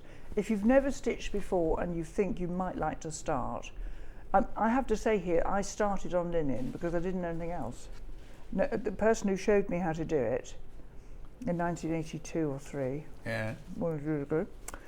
showed me on linen, so I didn't know any different. I think of 1982 as not that long ago, but actually when you think about it... When you work it out, it's staggering. Really. Hi Jane John, just got the winter Watt bow to complete my seasonal Watt bow collection. I'm a happy bunny from Claire in Worcestershire. Hello Claire. Yeah, thanks for that, love. Yes, I mean, this is a nice thing to stitch. May I borrow the work piece? Thank you. So, I'm not meant to open these, am I really? No, you can. No, you can if you want to. No, there you go. Look, I can show you. There's the holly, and the next one is next to it. So, and if you don't like the coloured charts, you get the black and white chart as well in there. So you get the best of both worlds in there. Quite a lot of folk, me included, if I've got a piece of stitching I'm doing, I have the black and white chart in front of me with a pencil, and I colour in where I've been. So when the phone rings, you know which grape you were stitching when you get back to it. Yeah. Otherwise, it's hopeless. So I colour in the black and white ones, but the coloured ones are nice to see what the effect's meant to be. Exactly, yeah. And that's a nice treat, and you get the scissors. And you get the scissors as well, all for £15. All for £15. And it's a lovely first project because then you've got your scissors on a scissor keeper ready to go, haven't you? Yeah, absolutely. Right, let's do some books now. I've got 3 books and a pamphlet to show you. Yes, let's start with this. So you can have that. You can show what this is. You can open that one. I will. Oh, is that one done with elephant spit as well? I think it will be elephant spit. Don't worry, I can do it. Want some scissors? Yeah. Go on, let me have the... Oh, hang on, there's no scissors in. Okay, that's there's all right. some little scissors I can do it. I can do it. No, done it. So this is part of a series. So far we've done 2. There will be 4, certainly. This is about... So when you've been stitching for a while, like me, you have a stash of fabric and threads, bits and pieces, books, whatever. And so we decided that you would like to have books of patterns. So that's exactly what it is. So the first one was Christmas, which obviously is still available if you wanted it. Yeah. And then these are... when I started learning how to do this, I started by drawing little houses. In fact, one competitor said, but all you can do is draw little brown houses. Oh no. Yeah, I remember that ever so clearly. Yes. Anyway, yes, I don't know what happened to her. Maybe I soaped the stairs. Anyway. We can't say that though. No, I wouldn't dream of saying that. Anyway, so I love doing houses. Popped a few little insects in as because I like them. So there's no writing. There's literally just hundreds of little pictures. Well, the only writing really is if I explain. Yeah. You've got how to do it here. Yeah. The key. So these are my suggested colours for these. Oh, brilliant, yeah. You don't have to use these. And I've given the colour a description. So if you go to your stash and you've got a dark blue and a light blue, well, then use those. Yeah. And then at the back, the only other words are here. Oh, what stitches? The wonderful Ethan. Yeah. Yet again. So we've got cross stitch on linen or Ada, how to do back stitch, how to do those fractional stitches I mentioned earlier. There's a very good diagram there. If you have to put 2 fractional stitches in, which I rarely do, but there. And you've got and French knots. So and you've got an alphabet as well. And there's an alphabet there, upper and lower case. So that's a really useful new house card, birthday Now, gift. I've got a question. Oh, do your question first. Hi, new to Sewing Street. I'm an avid cross-stitcher but never use linen. Is it difficult to use? No, From Sharon. I'm going to show you in a minute. Okay, perfect. My question is, how do you know how big they're going to come up? Like, if you turn to any page there... Okay, right, how you would know, let's just choose that one. Right, Buckingham Palace, is it? Actually, it was a place called Abercans. It's an actual place in Wales. I've been. No. There's a fabric shop called... There is? Yes. Yes. Well, that was the... Because I used to work at Theatre Clwyd, which wasn't far from there. Yeah, I knew I'd recognise it. So, if you count the squares... Yeah.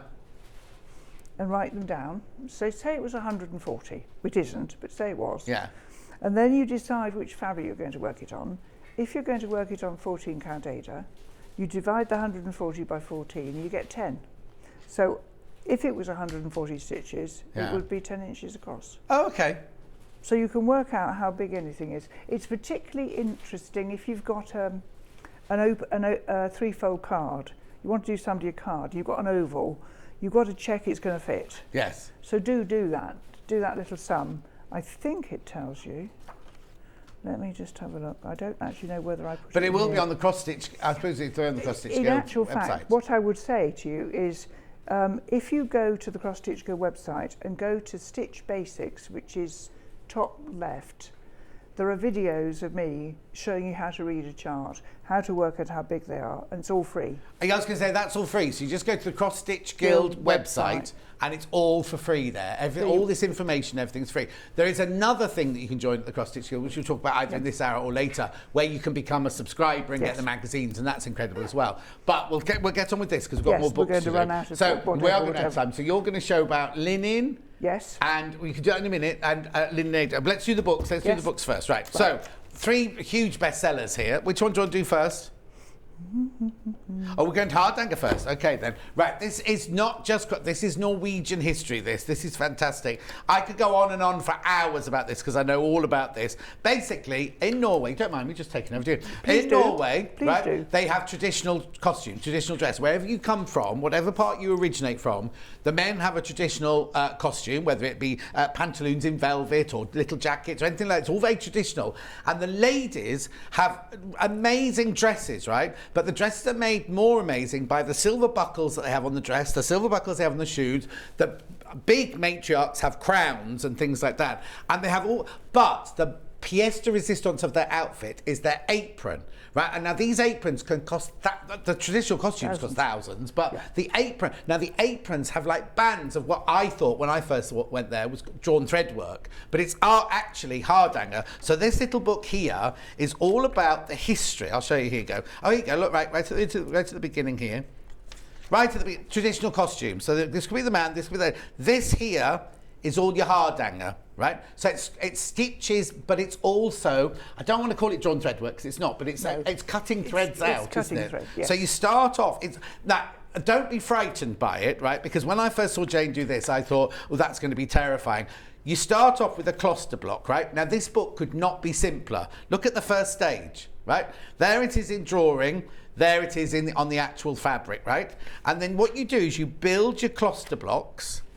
Look, every single page takes you through it. They hold your hand. It's the most beautiful. So, cluster block, right? Then it tells you where you need to start taking your threads out. Jane will tell you more about it, but everything you need to know is on every single one of those pages, right? So you don't cut until you've lined up all of your cluster blocks to make sure they're all there. You never cut on a unstitched thread, and it's very, very simple when you actually get down to it, right? But then look, you see what I mean about how easy this is, and then what you do with it once you cut it. And then these are your projects. This sweetie back here could be your first project because it's basically, you've done your cluster blocks, you pulled your threads out, you've done your pigeon's eyes. No? Dove's eyes. Dove eye, and isn't one a cobweb? One of them a cobweb, is it? And then the flower one there. It's such a beautiful, beautiful, beautiful. But look at the book. The book goes on and on with everything in it there. It's just a fantastic, fantastic, fantastic art form. And don't be frightened by it. And I love you. Hand me the book. Thank you. Now she'll tell you the right way to tell you about it. No, I did this. I would have liked to have done a book with a publisher, but actually this is far too niche for a publisher, so I did it myself. with help from Well, it's like chums. my book. They said my book would never sell. Just saying. What can you say? Yeah. So the thing about this is that how I constructed this, just let me whiz to that picture of the rest of the things. Get there in the end. There we go. So when you've done the clasp in the front end, that's the little thing you've made. There. Oh yes, that's That's right. the scissor keeper onto which you put scissors, like this, you know. Yeah. So you make your scissor keeper, and that's your lesson, which tells you the actual essential bits. Now I have to admit that many years ago, I think Lulu was 7, I think she's 35. Anyway, many years ago, I actually had a go at hardhanger, and being a cross stitcher and naturally mean, I didn't do it the way you're supposed to do it. And when I cut it, it fell off. Right. Right, and I had hysterics. It was so funny because I thought I knew everything, you know. Anyway, I That was a obviously lesson didn't. learned, wasn't it? Was Yeah. it a lesson learned? Didn't touch it for some years, for shame. Then I had a lesson from a teacher who was out in a place called Pawleys Island in Carolina, and we were staying with friends, and she said, I'll teach you how to do it, 1-to-1, 8:30 tomorrow morning.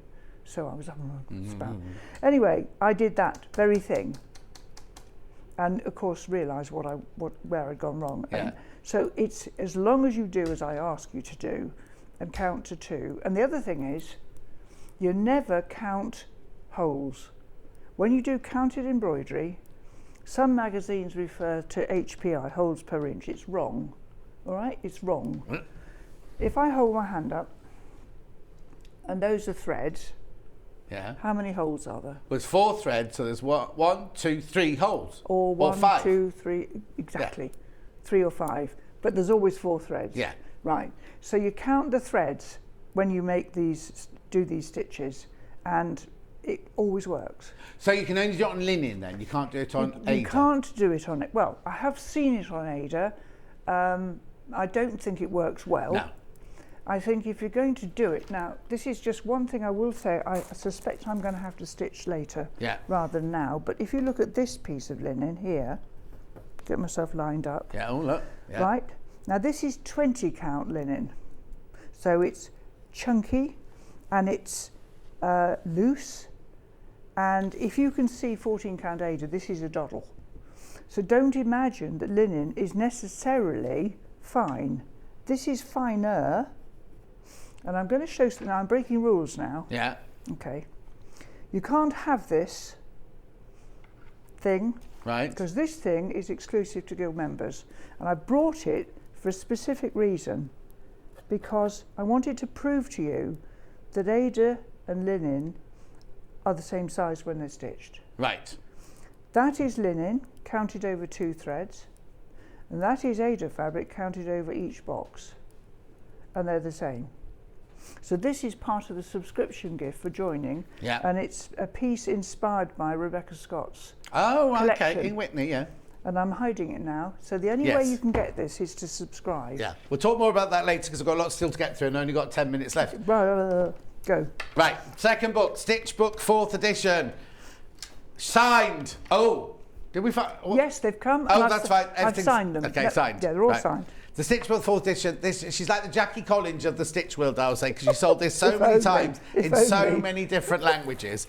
Basically, it's every stitch you could imagine, right? A page for each of them with an Ethan drawing. Now, Ethan, if we keep mentioning it, Ethan is a graphic designer who does things like Grey's Anatomy and things like that. He does. And he also does all of Jane. Well, one day he's going to go, I'm fed up doing stitches, isn't he? And then you'll be I stuffed. hope not. Won't you? We would be stuffed. But he does all of these incredible drawings in here. Now, not only do you have all your different drawings in your alphabetical order, you also have lots and lots of. Oh, actually, it's got cluster blocks in there as well. Yeah, that's right. All the different things, hemming stitches. You've got everything in here. In fact, is this the one with? Yep. He says, look. You know, if you have your needles and you put them down and think, oh, what size is that? You can lay your needle down on there and it will tell you which needle you've got. But it's got all sorts of things in the back here. How to mount, how to stretch, how to do everything like that. Washing and ironing, making a humbug. Biscornu, making a wotbo. We just said that about doing the three squares and everything, how you stitch it together. Everything you could ever need to know is in there, and it's on their 4th edition. And there won't be a 5th edition. There won't be a 5th edition. I've said that a couple of times. The point is that I wanted that to be a portable book that would go in your project bag, and you could have it at hand. And the next size spiny thing, ring binding, is much bigger, so it would be horrible. It wouldn't look as nice. I think I can slide 3 more pages in if I decide to. So it would be 4 point... No. It'll still be the 4th edition. Yeah, exactly. Anyway, that's that £13.99. We also have the new Cross Stitchers Bible. So what's this book all about then? Because you can see it's all in all different coloured sections here. Well, this was actually published originally in 2000, and I have to tell you, it went into 10 languages. Don't you know? I have 1 of each. Oh, have you? And my name's translated. Of course. Greenoff. Yes. William is Billowy. It's why did actually names? You know, your name's your name. Anyway, that's fine. That's fine. Another story. But anyway, what's in here? What would I find in here? Everything from starting right at the beginning and looking at what is a needlework chart, how do I get it from the chart to the fabric, what sort of fabric should I use, how do I know which size needle that I might need, how can I recognise the threads when I go in a shop, plus patterns, plus techniques. And it is what it says. It was the first of the series of Bibles. Right. As in published. There was a lot of discussion about how you can call something a Bible, and it's supposed to be an exhaustive amount of material. Yeah. You know, it's been updated. This is the 2nd version of the book. I don't think there'll be a 3rd, and I've signed them all just now out in the cupboard. Oh, you signed these as well? Oh, you haven't signed this one? No, because it was in here. Okay. Right, £14.99. It's a really lovely book there. Now, needles, let's just talk needles very quickly. Anything we don't get to, I've just got 3 biscornus. If we don't get to them in this hour, we'll definitely do them in the next hour. And we'll definitely do some sewing in the next hour as well. Yeah, we'll plan it out sort of thing. So now. Oh, that one's sold out. That one's sold out. So I've got one with the scissors in now. So in this one, now hang on, let me see. I never know which. Oh, I'm going to take it out like this. Actually, it'll be easier. There you go, like that. So what do I get in here, Jane Greenoff? Well, you get 2 size 26 needles and 2 size 24 needles, and a pair of sharp scissors. And what do I use? A 24 or 26? 24 would be 14 count Ada. Right. I tend to use a 26 on anything I stitch on. 26 is finer, so the higher the number, the smaller the needle.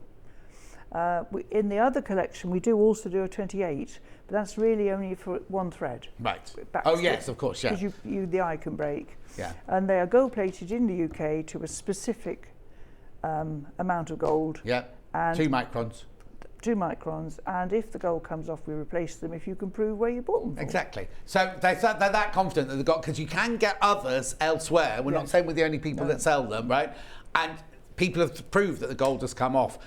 If your gold comes off yours, get in touch with the Cross Stitch Guild, and they'll, you know, as long as you can prove you bought them from us, they'll give you, so you get new ones. Sorry, say again? Just get new ones, just you just replace them, yeah. 14.9. Now the reason you do them in gold is because? Well, a number of reasons. One, because I discovered them in America and thought they were very smart once I got over the shock. And some people's perspiration makes needles go black. Yeah. A lot of people are very sensitive to nickel, and I use more than 1 needle in my stitching. I have a few going on, and it never marks the fabric. And there's absolutely no doubt that doing French knots and bullion knots and colonial knots much easier on a gold needle because the friction's less. Exactly. I mean, I started using them because I thought they were terribly posh, but actually I haven't used a nickel needle for about 30 years because actually now. they may be posh, but they actually make it easier for you to do. Yeah. Okay, right, I've got 3 beaded biscornus here. Which one would you like to start with? Whoops. Pansy and Violet first. Pansy and Violet. Now, I've got these in both Ada and linen. Which one would you like to do first? Ada first. So this is $15.99. You get your cottons, your needle, your Ada, your shell button, your chart, and your coloured instructions all in there for $15.99. And this will create this. It's a nice size, isn't it, as well? Beautiful. What have you stuffed this one? This has got wadding in it. Yes, just polyester wadding. Sometimes I use dry rice if I wanted it as a paperweight. Yeah. You know, but they've just got polyester wadding. So that's your Ada one, and that's actually made in Ada, is it? Yes, that one is. Yes. And then there's your linen one. They will end up looking identical, apart from the background fabric. One will be linen, one will be Ada. And the same size. Now, linen's most popular on that one. Yeah, right. $15.99. Thank you. Message. I love Jane's designs and she's a delight to watch. Perhaps you could call the sequence of scenes something like Motif of the Month. Alexandra, that's posh. Yeah, that's Motif quite nice, of the Month. Thank you for Indeed, that, we could. Right, okay, so that was your pansy and violet. Then we've got strawberry. Ada first. There's the finished one. Beautiful, isn't it? Yours, you don't need to have this on yours. That's for when they hang them up at demonstrations and events we hang and them things. Up at shows. So this is the biscornu shape. I mean, all it means is it's irregular or quirky. Yeah. And what you have to stitch is 2 squares. There must be squares, and they must be the same size. Yeah. And then you... No, you go. No. I insist after your wonderful job on the hard hanger book. Oh, I right. insist. When you sew them together, you put the 2 flat squares together, right? And then twist one halfway. So you start the corner of one into the halfway stage of the next one. Start stitching until you get to the corner. Obviously, you'll only be at one corner, so you twist it again and you stitch along to the next corner, and it will give you that incredible shape there. $16.99. That's on the Ada. Also got it on the linen. Thank you. Exclusive, these are to Sewing Street. Oh, new, not exclusive, new. New, not exclusive, new. Sorry.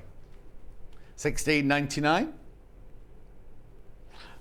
And then last but not least, oh no, that's not yours, that's mine. Last but not least, we've got the Buttercups and Daisies. Very popular. Which one first? Ada first. Here's the finished article. Oh, there you go. We did fit it all in. We just didn't do any sewing, but we promise we'll do some sewing in the next I will do sewing. I'm going to have it organised, ready. $16.99. No chatting out there in the green room. No chatting in the green room.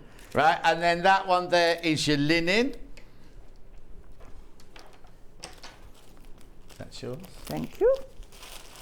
There you go. Right, what we'll do is when we come back with Jane in an hour's time, we'll just bring back, we may bring back some of these that still got available. We've got loads. We've got the family tree, we've got this amazing cushion, we've got all sorts coming up. Go and look on pre-order. But in the meantime, Suzie will be back and we're going to be doing a lunch bag and a project bag from June Tailor. So we'll see you back here in 4 from now. Brilliant.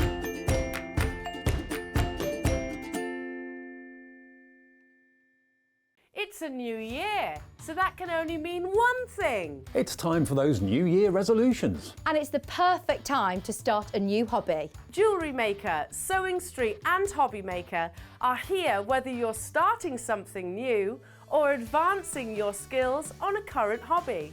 With all the tools you need to start, as well as expert demonstrations from our great guests. Are you starting a new hobby this January?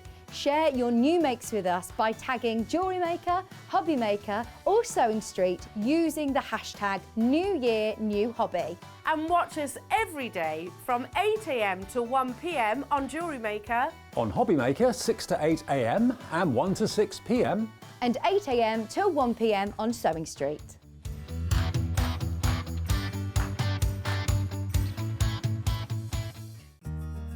Have you heard about all the different ways you can shop on Sewing Street? You can shop on our website sewingstreet.com, and you can also order by phone by calling our friendly UK customer service team. Just call 0800 001 4433. And don't forget about the Sewing Street app. Here you can shop all of the Sewing Street products as well as watch the live shows from anywhere. You can download the app onto your smartphone or your tablet by simply searching Sewing Street in your app store. And one final thing, no matter how many times you check out on Sewing Street in one day, you will only pay 1 postage and packaging. Happy shopping! Hello, my name's Fiona Hisford, also known as Sew Girl. I'm based in Worthing on the south coast of England, and I work in my lovely garden studio, which is where I am right now. So my sewing journey began as a child.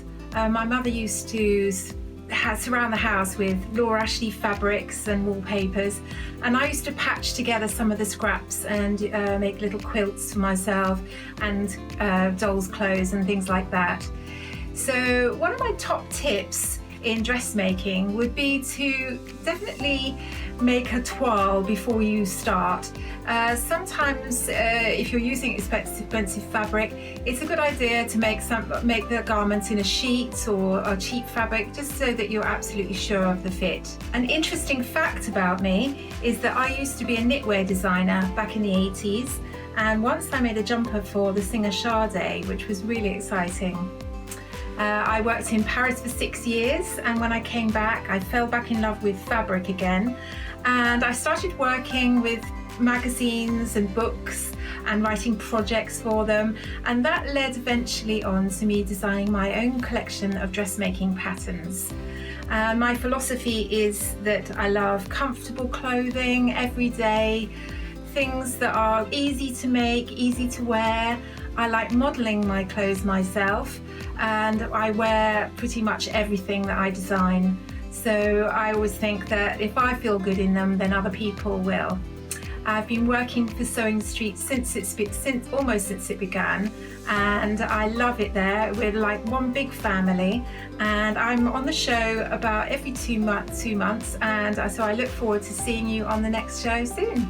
Bye.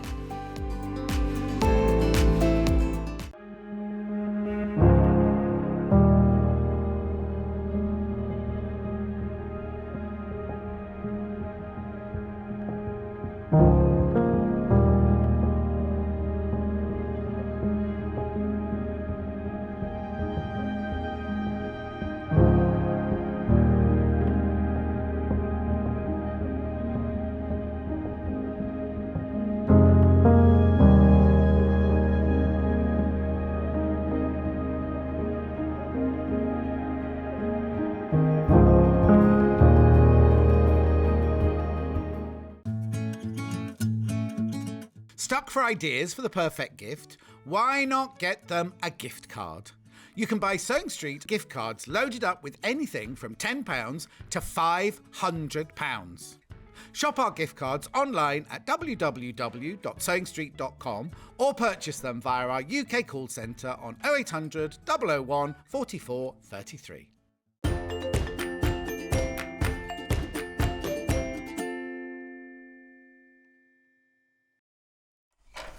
How gorgeous is this? Put your lunch in. Little lunchbox there with a zippity-doo-dah-doo-dah-day. Look, lovely big space. Got a lot of sandwiches in there.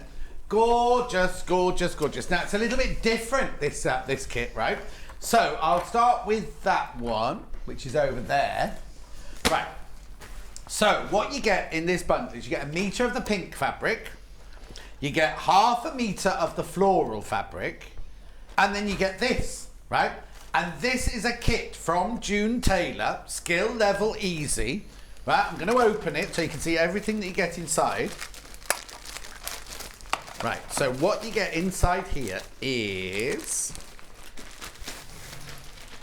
you get, first of all, it's like Quilt As You Go. It's like insulated wadding, look, with all of the pieces drawn out for you. Complete with the seam allowance. Well, Suzie will show you all that. I won't need to do that. But anyway, all of that comes in there. So that's your insulated wadding. But then you also get all of your instructions. You get your plastic base to go inside. You get this to go inside your straps. And most importantly, you get, now it's got a name, hasn't it? Zippity-doo-dah-done. Zippity-doo-done. Zippity-doo-done. Now, at Festival of Quilts, right? There was a stand, and Jill Rep was in doing these at Festival of Quilts. We had so many people come to our stand, our Sewing Street stand, going, where's Jill Rep with those zips? Where's Jill Rep? And then you brought them on here, didn't you? Yes. And they sell out every time we bring you this zip, they sell out. You get that zip, the amount of zip you need in this bundle. So for your $37.99, you get your webbing for your straps, you get your zippery thing, you get your bottom of your case, you get your instructions, you get your insulated wadding, you get ½ a metre of the floral and 1 metre of the pink. Get a lot, don't you? £37.99. And do I need anything else? No, I don't. No. Don't need anything else. You can make something to cut with. Something to cut with and a sewing machine. Scissors and things like that. But you don't need to buy anything else, look, to make that. £37.99. Right, I'll whiz through the other ones now. So that's that one there. Right, so I've got this one here, which is like UFOs. So this one, you get your UFO. Oh, I should have done what you were remembering next. Never mind. UFOs plus your little minty green, 1 metre of that, plus this, plus your black zip on that one. That one has a black zip in it, that one. £34.99. Then the one that Susie's going to demo is this one, which is your very dark navy. It looks almost midnight. Yeah. Metre of that, plus your ½ metre of your lovely floral. And then in that one, you get the blue zip. Navy zip. Navy blue zip. Right, then we've got a red one with butterflies. So now this one comes with a red zip in it. Right, metre of your red fabric, ½ a metre of your pink butterfly fabric. So your lunch will fly away. Huh? Your lunch will fly away. Your lunch will fly away.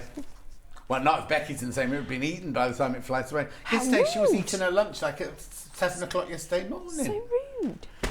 I know. And she says she's going to the gym. She can have more to eat. So.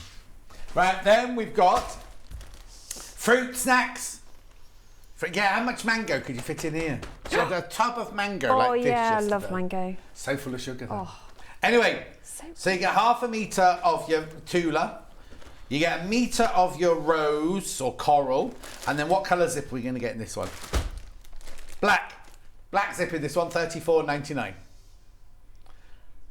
Beautiful, beautiful, beautiful. Now, this is where I get confused. I've got this in just red. So if you want the bundle on its own of this, right? So you're going to do you're going to supply your own 1.5 metres of fabric, £24.99. And there's only 5 left. There's only, and how many baskets? 9 in baskets. So you get the zip, all the bits that go inside. The zip, the insulated wadding, the instructions, the bottom bit, and the webbing to go in your strap. £24.99. That's going to sell out. That's the only way we can offer this bundle to you on its own, this kit to you on its own. Okay? Now, shall we sew that, or do you want me to introduce all the project bags as well? Let's introduce the project bags, then we can just sew for the rest of the house. So put that one away, that one can go up there. Right, this is the project bag here. Cute, isn't it? There's 2. There's the one behind you as well. You get 2 in a kit. Oh, I didn't see that. You get 2. You get 2 in the kit. Enough to make 2 completely? 2 completely. Whoa! So this kit here would make these 2. Oh, hang on, let me do it the right way around. So there you go. So you can make these 2 from this kit that I'm going to show you now. I'll put that over there for the time being. Right, so this is this one here, the red one. So, hang on. Hang on. That's right. Oh, no, it is right, I couldn't see it. So what you get in here is you get your project bag, so you get your red zippity doodah, you get your quilt as you go in there, and there must be something else in there, is there? Oh, 2 pieces of vinyl. 2 pieces of vinyl, right? So then you get ½ a metre of cotton reels, ½ a metre of, and I don't know what that one's called, it'd be like a spiral, won't it? I don't know, I call it... Targets. Is it? Yeah. Target, as they say in America. Then you get ½ a metre of your red splodge and ½ a metre of your biscuit. Beautiful, £39.99. You get all of that, and then you make, don't forget, you make 2. You make 2, so only £20 each. Look, there they are, 2. You can make 2 out of that. And you do get fabric left over. And fabric left over as well. What more could you ask for? Oh. Okay, which one are you demoing in this one then? That one, but I need to pinch a bit of fabric. Oh, that's right, push you. I'll show it to you, then I'll nick the fabric. We'll nick the fabric. Right. So in this one, you get obviously this with the black zip in it, right? You get ½ a metre of your Henry Glass circles, ½ a metre of your silver grey, ½ a metre of your black, and ½ a metre of your yellow stripes. Have you cut anything off this yet? Not yet, no. Right. Thank you. Okay, that's the one that's going to be demoed. Now, I've got 3 more to show you. I've got this one here, which is, it's got amethyst ½ a metre, another amethyst half metre, navy blue. Now, just need to point out, because I'm your fingers and your eyes and everything on this one. This fabric is very, very lightweight. It's fine because you can spray it with your best press. But just so you know, when it arrives, these are all your quilting cottons. This is more like, I think they call it a poplin, but I think it's even finer than a poplin. It's almost Tana lawn. It is lawn. It is lawn-like, yeah. But you will need to use your, it is a different weight to the other three fabrics. But it will still work. Yeah, but I just want you to know, so when you open it at home, you don't suddenly go, oh, I've been sent some dressmaking fabrics thing, right? So all of that, $39.99. Remember, you still make two. Still make two of those.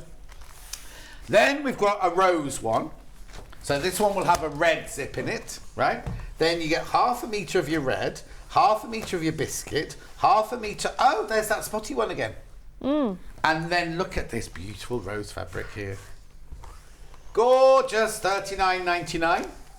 Remember, you can make two.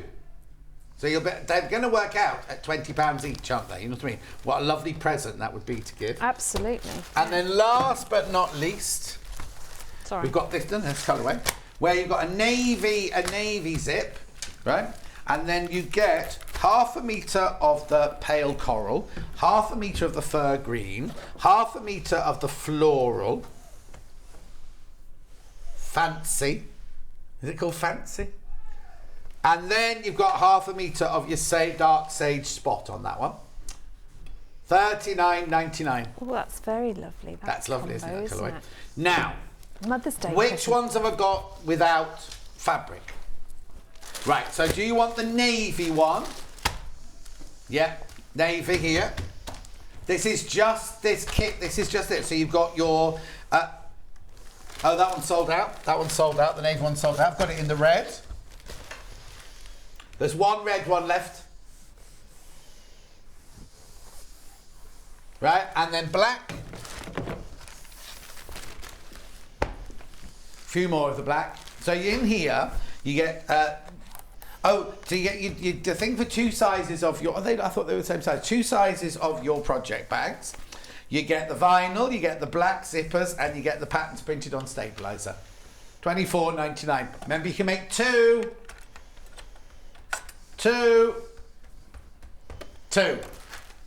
Right, now, over to you then, Susie, to do some sewing.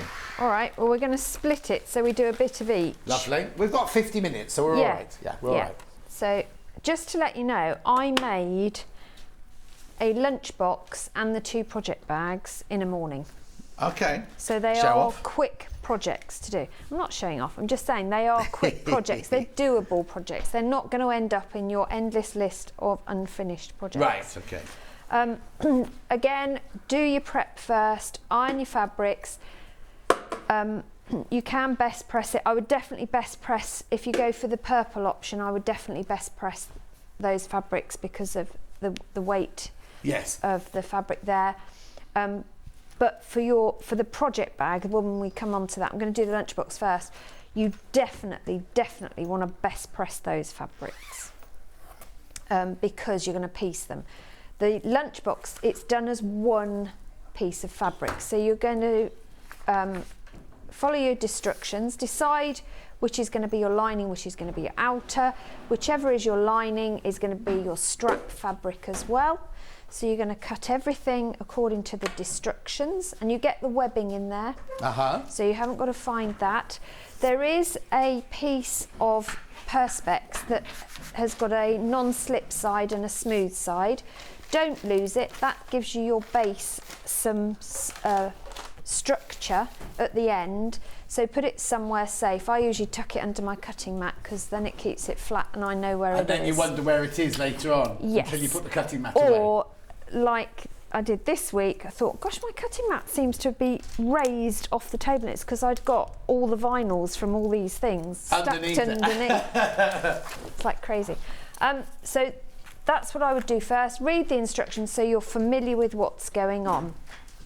You may want to put a walking foot on your machine. It depends what machine you've got, because you are going through wadding that is insulated and 2 layers of fabric at least. It does build up, so you may need a walking foot. The other thing that I would do is put on a higher gauge needle onto your machine, so a 90. Oh, okay. But just a normal 90. A normal 90. It doesn't have to be, you know, anything other than that. But that just minimises the damage you're going to do. Well, not you do damage. It just means your needle will last better for you. So that's all the prep work you need to do. Once you've got your pieces cut, you're going to layer your front and back pieces right sides together. It doesn't matter which order, as long as they're right sides together. And you put your cut piece that is your base, and they're identical. You get two the same. You're going to cut an inch, leave at least half an inch round them. And top tip, leave these bits for now, and I'll show you what you can do with those in a minute. Okay. And then you're going to follow the lines. I mean, it couldn't be more simple. Increase your stitch length because you're going through 3 layers, and you're going to just follow the dashed line and stitch all the way round. Right, yeah. So the dashed line, not the solid line? The dashed line. Right, okay. Then you're going to, now I did spray baste these together rather than pin them, right, but you can pin them by all means, it's up to you. Then you're going to cut on the solid line. Okay. Now, because I'm going through wadding, I use a different rotary cutter. I use a, this is my wadding rotary cutter. Which means, does it blunt more quickly then? So I change the braid more frequently, yeah. So I'm just going to go round, and you can use your straight edge rulers to do this. You won't be able to do it on a shape cut because obviously you can't get in the grooves.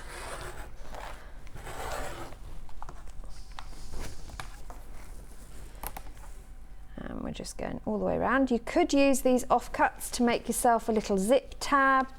So you've got a pull tab for your zip if you wanted to. Or you can piece them together as a quilt as you go for another project. Very small. Well, that's all right. It doesn't matter what size strips they are, is it? If you're quilting as you go, you can do really tiny stuff. And you know I like a challenge. Absolutely. Right. I just know if I was doing it, I know where they'd go. Yes, I know exactly where you'd put them, yeah. I'd put them in an envelope and bring them in for you. Yeah, exactly, yeah. So these bits, I don't cut with my rotary cutter, I cut them with scissors. Right. Because then because rotary cutters are quite hard to find a stop and start point, aren't they? Yeah. So I cut these with scissors, which means I'm left with this lovely rectangle with insulation. So from these you can make yourself little mug rugs or coasters. And I'll show you the one I made earlier. Are your cupboards just full of like mug rugs, coasters, quilt as you go? My whole room is full. I had a tidy up on New Year's, no, it wasn't New Year's Day, it was the 2nd of January. I had a sort out and I wrote my list of unfinished projects. Oh no. Wish I hadn't, because even in my writing, I reckon I filled an A3 sheet. Fine. Yeah. But also, when you come to that, I always think, right, I'm going to sort my fabrics out now. I'm going to do, so you take it all out the cupboard, and I go, right, I'll put my fat quarters here, and you put that, I don't need that one, I don't need that one, I don't need that one, and then you go, oh, actually, I do need that, or I can't turn that one away, or can't put that, and you end up just putting everything back in the cupboard, but just in a different order than you took it out of the cupboard. But that's not no point. But I put all the, like all the liberties are in their collections. Oh no. In order.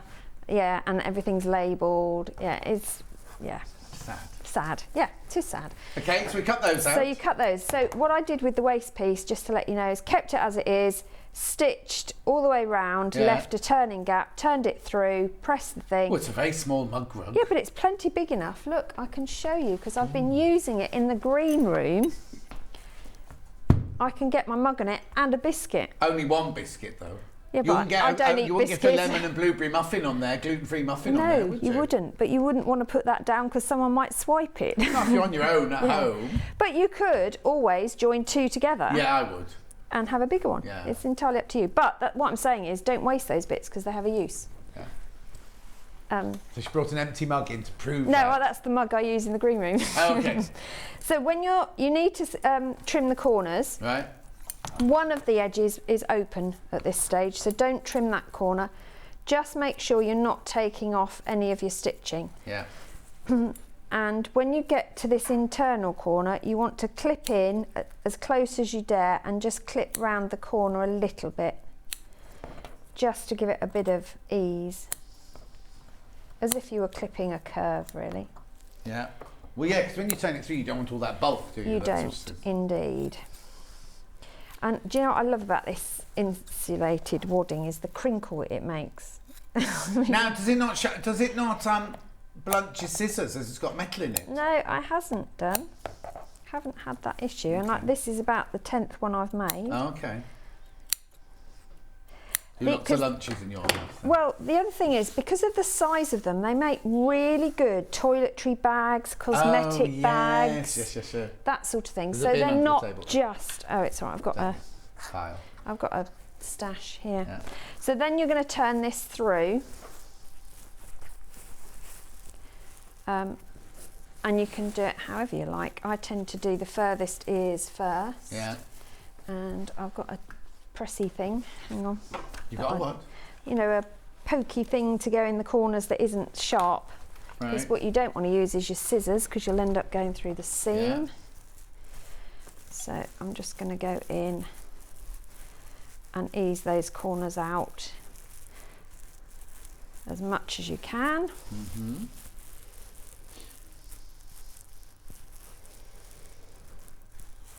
She says. The other thing you can do is fold these in together as you turn them through, and that sort of starts the process for you. Yeah. And folds the wadding on itself, which helps turn it through as well.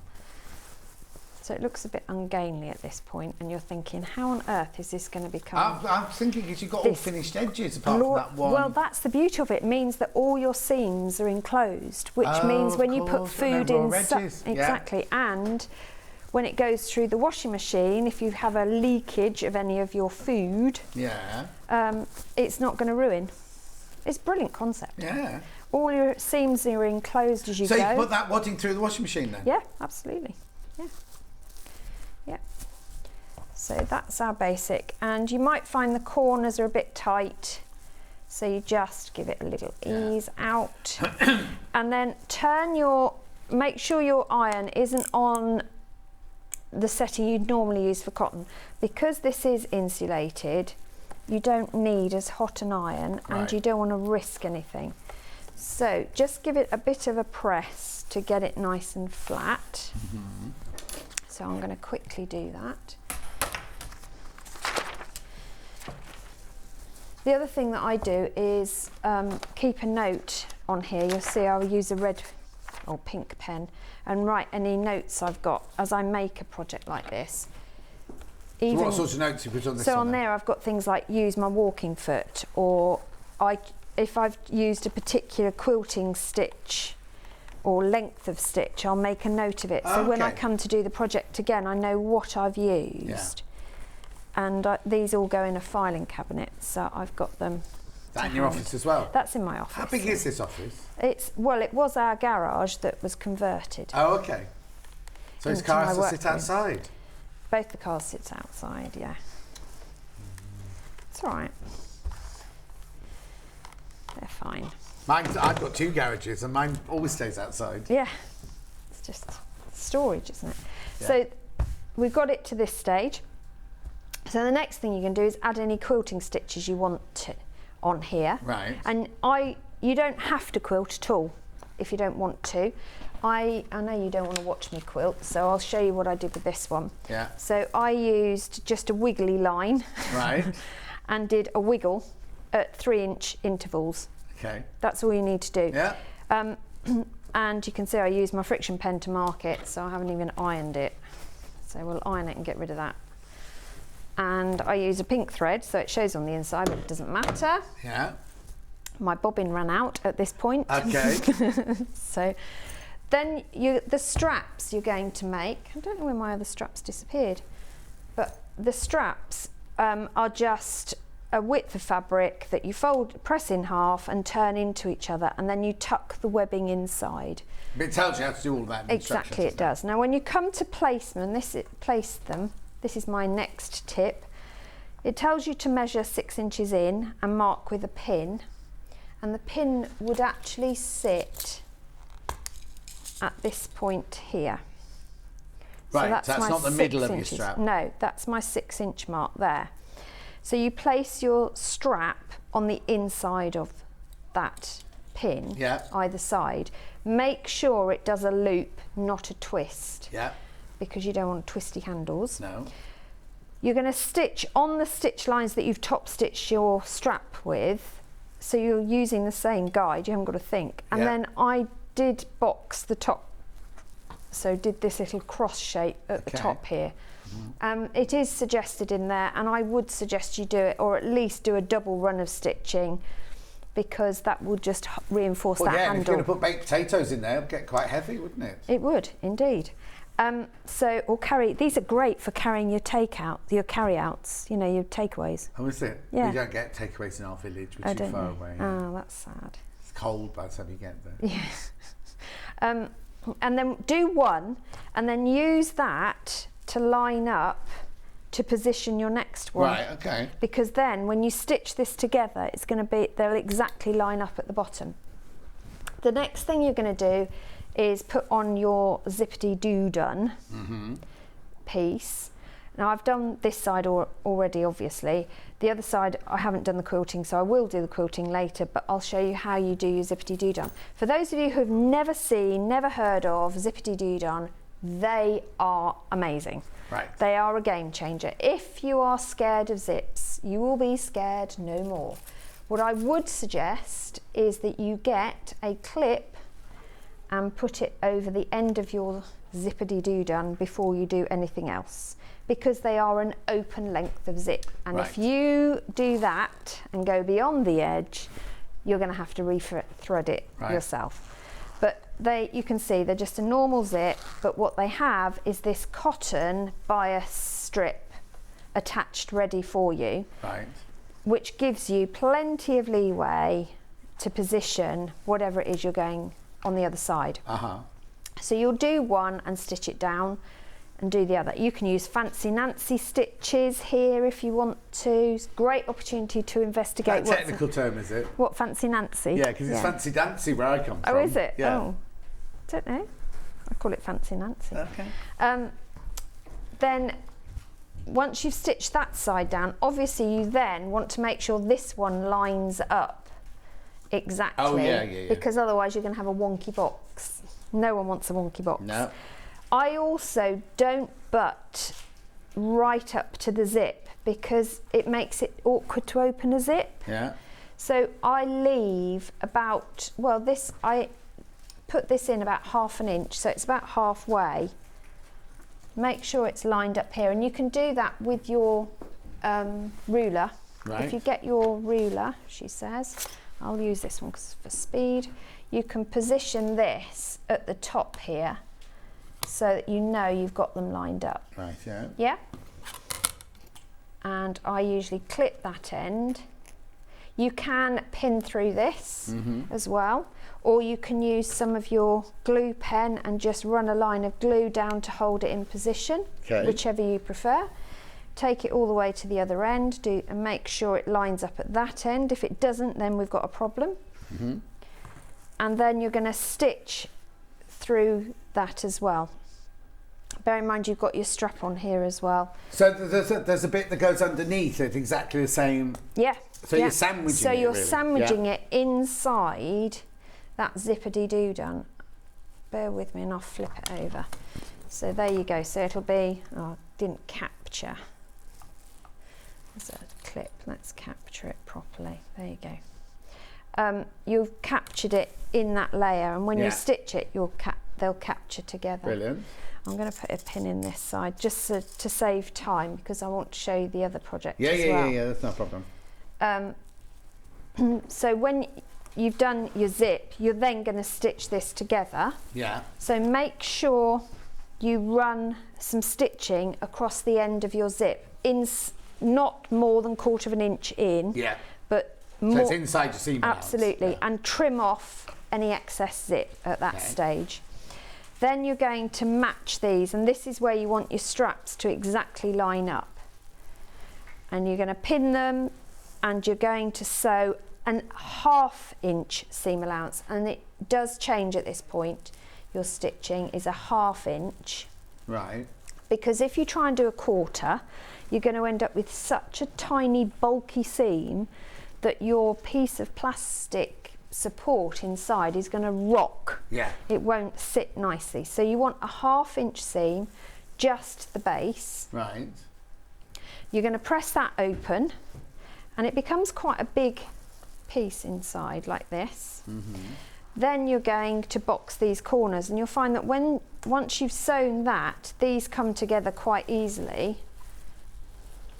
I always To do say that. sewing combines 4 hobbies in one. Buying fabric, organising, reorganising, then maybe one day get round to doing the sewing. Absolutely. Exactly, Michelle. Absolutely. So we're going to be stitching that in effect. So once you've got that sewn, you're going to line those up, and you're going to stitch across these bits. Right. And then you box those bits. Yeah. And then you turn it through, and you've got a lunchbox. Oh! It's that quick. It is super, super quick. I spent more time doing quilting lines than than I did actually making the project. Fantastic. But it's really quick to do. If you OD coat your fabric first, because you had OD coat on this morning, didn't you? Yeah, we didn't run it through, but it's on the website, yeah. Even if you just do the lining fabric, it means that it's given it a Oh, waterproof. I always say that about when you're making like a makeup bag or a wash bag. Absolutely. I always have to coat the inside, 'cause if Yeah. the shampoo spills... Yeah, or then your makeup brushes and leave a yeah. mess. But yeah, so that's the insulated lunchbox. Super project. Brilliant, to do. right, you pack that away, get your next one, and I'll just go through the bundles for this then. So the one that Suzie was just demoing was the navy blue and floral one. So you get 1 metre of the navy blue, 1/2 metre, it's only 1/2 metre of the pink. No, you must get 1 metre of each, surely. Hang on, let's have a look. It's No, 1.5, yeah. Yeah, you only need 1.5. But you will have leftovers. I was going to say, because you're going to make your straps out of that on top of it, aren't you? Yeah, so you'll have leftover. It's actually, they're generous with their amounts in the instructions. You actually get quite a bit left over. Okay, that's good. So 1.5 metre of fabric plus the bundle, £37.99. You need nothing else at all apart from needle, sewing machine and thread and things like that. £37.99. So that's that one. Then the one that's made behind me is this one here, which this is the most popular. So you get 1 metre of your pink, 1/2 metre of your floral. Now I was going to say something then, but I don't. If you gorgeous that. Just good, while you're thinking, good night dahlias. it's beautiful, isn't it? Yeah. Great for fussy cutting with the leftovers. Yeah. What are you going to ask me? Tell me. No, I was going to say with regards to directional fabrics. Yeah. If you were to do it with a directional fabric, you've still got enough leeway to cut, and it does tell you how to cut if you've got a directional I've got fabric. one directional fabric, the UFO, so you'll be fine on that. Yeah. Right, okay, so that's that one there. That was very, very popular. Then we've got the lighthouse one. I'll do that one next. So that's got the black zip in it. It's got the 1/2 metre of the lighthouse, 1 metre of the peppermint green. £34.99. £34.99. Then I've got the red butterfly. And we get to try and tidy up as I'm going along. You get the sewing kit there, and you get the metre of the red, 1/2 metre of the butterflies, £34.99. And then last but not least, 1, 2, 3. Was on 4, 5, yeah. Yeah, last but not least, I've got the fruit one. So you get 1 metre of your coral, 1/2 metre of your fruit snacks, plus your kit there, £34.99. Beautiful. Right, so that's all of that. Now, I'll go through the kits of this one after. Are you ready to go? Or do you want me to do kits? No, I can be, yeah. No. All right, you go, and then I'll interrupt Well, with I was the just kits. going to show you how to use the shape cut to cut the fabric, actually. Oh, okay, brilliant. Because I didn't have this fabric to cut. With the project bags, the first thing you want to do before you even read the instructions is take out the vinyl. And the vinyl comes on tissue paper. Keep the tissue because we're going to use that in a minute. Is it that tatty? Is that how it arrives, or have you done that? No, I think I did this, to be honest. But do put this underneath your cutting mat so it's flat, because it will have creases in it because of the way it's packaged. They can't avoid it because it's a massive piece. Well, also, you couldn't send a package out that big flat, could you? No. And they give you more than you need. So again, keep the waste, because even if you can't think of something, it's useful to insert in like a pencil case. Oh no, but also if you're doing files, if you're doing covering files, a little pocket to put the card in, say what's in it. Anything like that. So don't throw your waste, but put it underneath something flat. And I also put it's not wadding, it's almost like an interfacing. Right. I put that underneath at the same time because it protects my vinyl and it flattens this at the same time, because you can't iron this. Right. You will melt it if you iron it. Okay. So that's that. You need to decide what is going to be your pattern from your fabrics, and you've got plenty of fabric to mess around and do different designs. You've got the 2 different designs to choose from. You've got your log cabin, and you've got your on point square, which is really exciting. So you can choose what goes where. I've already cut some of these, so I'll show you what I've got so far. So I've got all of this bit done, so we can go ahead and do these, but I now need the extra bits here, stripy bits, and I need my header piece. So I need to cut those from my yellow stripe. So if we do that, and then I'll use the shape cut to do that. So in the instructions you're told everything's numbered because it's a quilt as you go. So I know I need, from the small bag, I need pieces 8 and 9, and I need my header. So I can refer to the cutting diagram from that. But top tip, when you've got your fabric, write yourself a little code so you know what you're cutting from what. And then you can visualise how it's going to look at the end as well. So I need I need 2 pieces that are 18.5 by 4.5. And I need 2 pieces that are 3 inches by 13.25. Okay. So Kerry's just messaged in. Kerry living in Loveness. Oh, bless you. Well, when she was out with Chase when he was little, he said, "Mummy, I've just seen the weirdest thing. That man's putting his car in the garage. Isn't that where you're just supposed to store stuff?" That is so true, and I can imagine that she does. Yes. Oh yeah. Because she's as bad as me for collecting. Yeah. Okay, so I'm just folding my fabric, so I've got 4 layers, just so that this will fit under the shape cut. Well, actually, we haven't got the shape cut at the moment. We've got this, haven't we? I can use the shape cut. Oh, which one have we got? because we had the shape cut on the hour, didn't we? Yeah. So let's use the shape cut. I'm going to pinch it from behind you. Thank you. Is that the plus? This is the one we've got. We've got the shape cut plus slotted ruler. You all right there? Yeah, I'm just reaching it. So this is what I've got. We saw it in the not the 8 o'clock hour, the 9 o'clock hour. 57.99. Yeah, there we go. So we want to find our fold, make sure that the 0 comes within all the ragged ends of your fabric, and you're on a cutting mat. Oh yes. That's quite critical. Yes. We're going to go through 0. And you've got slots to cut through. You've got the teardrop insertion point for your rotary cutter. Sorry, I had to think what that was called then. So what did I say? Let's do a 3-inch measurement. On those days, none of us can remember our words today. There must be something colliding in the planets, mustn't there? Do you think that's what it is? Yeah. I'm going to cut a 4.5-inch strip, because we'll do our headers. And we're going to subcut that down. I'm just doing some quick maths. To 18.5, no, I haven't got enough. Right. So I am also going to cut a 3-inch strip. Right. Now I could have done that as a next number on, but I've moved it. Yeah. but you can see how easy it is, and you can do 1/2 inch, you can do your 1/4 inches. It's also got your 45 and your 60 degrees, so you can do all your half square triangles and squaring off. Thank you very much. Brilliant bit of kit. So this I need it back actually, because I need to do the next cut, don't I? Because I need 2. Thank you so much. I need 2 3 by 13 1/4. So how do you do your 1/4? How do you quarter? How do you do your 1/4? So you've got a 1/4 inch line marked here. So let's do myself a 0 first of all. So I've got a clean edge to work from. So I move that to my 1/4. So I've already lost a 1/4 inch. So if she says she hasn't got as much stuff as you have. Kelly. She's so rude, but she's probably very true. Those watching, first chance to have a break for 5 minutes. Oh, she's very busy at the moment.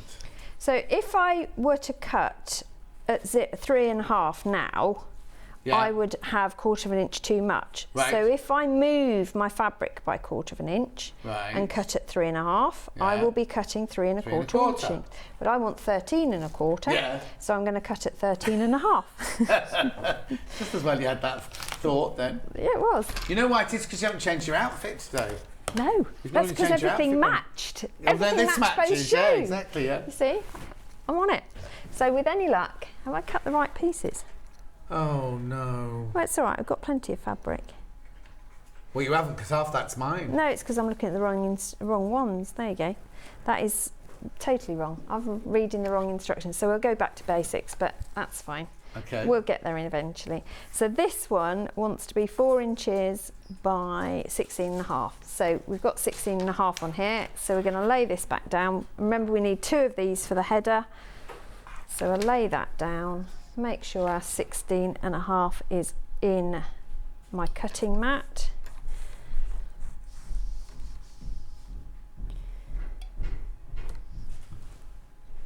They're very stompy, aren't they? Isn't it upstairs today? 16.5, there you go. It's a lady with a long blonde ponytail, and she's just gone into that manager's office and she's shut the door behind her. Oh, okay, say no more. She's not gone in the sacking office. It's the glass office where you get sacked. Then we're all right. Okay. Yeah. So I am going to need to cut another piece of that, aren't I? You got enough fabric? Yeah, I've got loads of fabric. That's all right, because I can use that for the other project. Okay. So, because I needed that piece. See, there is method in my madness, she says. Oh, I could make this. Have I got enough to do it that way?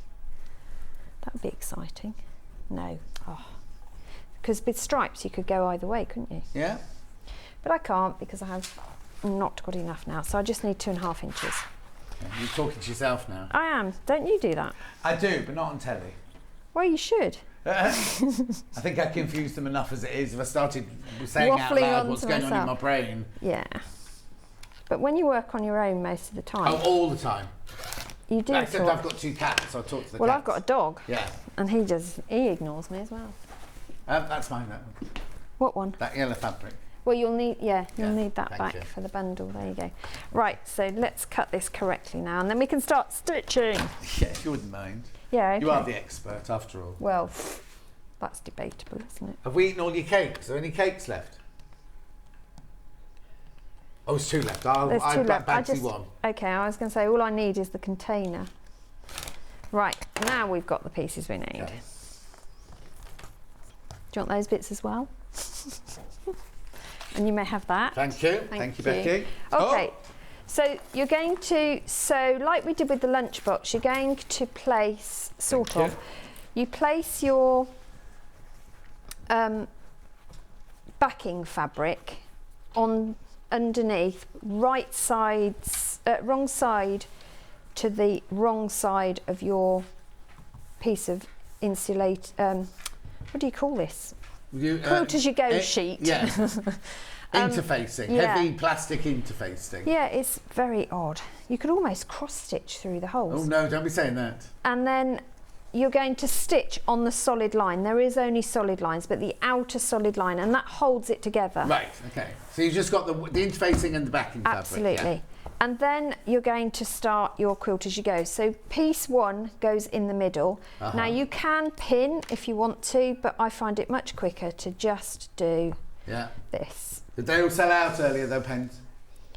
And place it. Now, these blue marking lines are not your sewing lines, they are your placement lines. Right. So you need it to go in that square that's marked. Lovely. Piece number 2 is going to fit here, but you're going to line it up on the blue line there. And I do pin to hold. There's only 2 of these kits left. Don't fabric glue because you're going to flip it over. Now, if it's a fabric that's got a pattern on it, it is the wrong sides together at this stage. Yeah. But obviously, I'm using a plain, so you can't see it's a wrong side. And for speed, I'm going to pin number 3 in at the same time. Well, so you can do. We always say go in order, but if they're not next to each other, you can just pin the as next long one, as they don't overlap, you're okay. And for this side, the small bag, that is the case. They don't overlap. Whereas for the other shape, I'm sure when you get to the triangles, you have to do them one at a order. time because they do overlap. So we'll stitch this. But these make such great, not just for projects for quilting and sewing, you can use them as toiletry bags, as on the back of your door, if you put a tab in them, a hanging tab, you could use them as to store stuff in. You know, fat quarters, or if you keep like things that. under your bed, you know what I mean? Like if you put your summer, I don't know, your summer t-shirts or something. Absolutely. Put them all in that. Put them like if you're short of storage. You can colour code them. Yeah, exactly. Put all your red t-shirts in one, or your yellow t-shirts in another. Yeah, perfect. But they're great also when you're travelling to put like underwear in, or your yeah. Because you don't want all your underwear next to your shoes, do you? No, exactly. I think my talk back's broken, Becky. Oh no, it's back. Back. When you're stitching, I've got mine on a slightly longer stitch length than normal. I'm also doing a scant 1/4 of an inch. As long as it is no more than 1/4 of an inch, you're okay. But I found a scant 1/4 of an inch works better. And you stop and start at the placement lines that are marked. Right. Don't go right to the end. And then we're going to do some pressing. I thought you said you weren't allowed to press it. As long as your iron doesn't touch it naked, as it were. You don't want to know how you are when you're ironing. I don't iron naked. I've got a huge glass window here. Glass? Glass window. Well, how else do windows come? Well, sometimes they have blinds on them, or those shutter things, don't they? Yeah. I'm going to use my magic seam wand, but I don't know if you've got any left on your website. I don't have any of those left in stock. But I just ease out that. Did you warm it first? I haven't on yet. Oh, okay. It's not cold though, but you can warm it here. Look. Yeah. And then I can ease that over. Go and look on the website. What's they called? Magic seam wand. Magic seam wand. Go and have a look on the website. We did have some, but I don't know if they've sold out. Amazing. If you're a quilt as you go person, these are an absolute godsend. We've also discovered if you've got the Eliso iron, the Eliso iron sits high enough for you to just put it underneath there. Yeah, to and keep hold it warm. In between pressing. Yeah, I know, it's brilliant, isn't it? I love my seam wand. Have you got every gadget going? Yeah. Oh, you've changed your hair since the first hour. That's what you've done different. Oh, have I? Didn't you pop it up in? Yeah, I did actually. Yeah. That's true. Yeah. Don't go near the. What? No, go near the. That's right. You just do that. The that's because my neck was cold. Okay. It is cold out there, though, isn't it? Yeah. There you go. So that's that one done. So now we can do 4 and 5. Okay. Charlie, how many minutes have we got left? Okay, about 6 minutes. That's all right. So if I'll do the. Well, actually, what I'll do is talk through the rest. Yeah. So I'll pin this while I've started. I'll just pin that one in, and I'm going to talk. I want to tell you about the. I want to tell you a story. Yeah. Now I want to tell you about the vinyl. Max Bygraves, that was. I want to tell you a story. Yeah. The header. Yeah. Is a sheet on there as well. They give you that as well. Let me just take this one off here so we can show what we're talking. Yeah, that's perfect. Yeah. So that goes the other side of your zippity-doo done. Right. So That's what you're making there. This is what you'll end up with, and then you're going to add any quilting stitches you want. For this one, I just shadow quilted either side of the seams. Okay. But you do whatever you like. You can put your name on it. If you're using it for storage, you could write on it what you wanted to. Cliquet yellow t-shirts. Absolutely. Then you're going to trim it to size Right. and put it away. Right. Then you're going to do this header piece. Oh, that's the header, right? This is your header. It's on the other side. Yeah. And it means it's the top side of your zippity-doo done. Right. So you need 2 pieces of fabric. You need to sandwich the interfacing piece between the 2. Is that the same interfacing as that one? It's exactly the same stuff. It just gives it rigidity. It is definitely worth using. And so you put them wrong sides together this time, because you're not going to turn anything through. And you're going to add any quilting stitches that you want to this. Right. And then trim it to size. Okay. And you know the size because it's the size the pieces are. Yeah. But you just trim it to size. Yeah. So once you've done that, you're then going to put it into one side of your zippity-doo done. Right. Now there are 2 zippity-doo dones in the kit. Right. And I've left that bit of the kit. Here, we can open one. In the green room. What's the matter? You left us in the green room. Just looking at Becky, it's like, I'm a disaster today. Right, okay, so you get 2 zippity-doo if dones. you pass one over, I'll show you. There you go. So you get the 2. One is slightly shorter than the other. So you want the shorter one for the small bag, but it's still bigger than you need. And the large one is for the larger bag, still bigger than you need. Right. But as with all the projects, I'm just going to demonstrate with this. Because I've got one that I made earlier. Hang on. Bear with me, caller. Or did I just... Oh, there it is. I threw it on the floor. Right, so here's one that I've quilted and put together. So you then, like we did with the insulated box, you're going to pop this inside one side, sandwich it in between those 2 casings. And again, I only go about ½ an inch inside. So don't push it all the way in, because that's what you if you tend want to do. But if you do, you're going to struggle to get that zip movement. This one will be slightly better because it's not as thick as the other one. Exactly, yeah. And then you're going to stitch that down in place, and you'll find that it is bigger than you need, but that's okay. We're not worried at this stage. Just stitch it in place. Then when you come to do the vinyl, and this is why you need to save the tissue. Yeah. Now the tissue paper will mean that as you're stitching through your machine, you have your tissue at the bottom, because you're going to put this inside your zippity-doo done, and you're going to stitch it the other side. Keep your tissue inside. Right, so it's tissue and vinyl going into the zippity-doo done. Into the zippity-doo done. Yeah. Stitch it in place, and you'll find that when we come to put these together with the binding, if you don't have the tissue there, it will jam in your machine, because the feed dogs do not like vinyl. And it's no good dropping your feed dogs, because then you'll be all over the place skidding, because this is like glass. So you really do need So your tissue paper has to be bigger than your vinyl. Don't cut it to the same size as your vinyl. It has to be bigger than your vinyl. Yeah, no, I take the tissue paper away before I cut my vinyl. And then it doesn't matter if you've got rips and things in the middle. It's the edge pieces that you need. And don't worry about the tissue being there afterwards, because you've stitched through the tissue, it's perforated. So you can just gently tease it away. It's not a problem, but it is so much easier with it. In fact, without it, I won't say it's impossible, but you will definitely be in a padded cell by the end of the stitching process.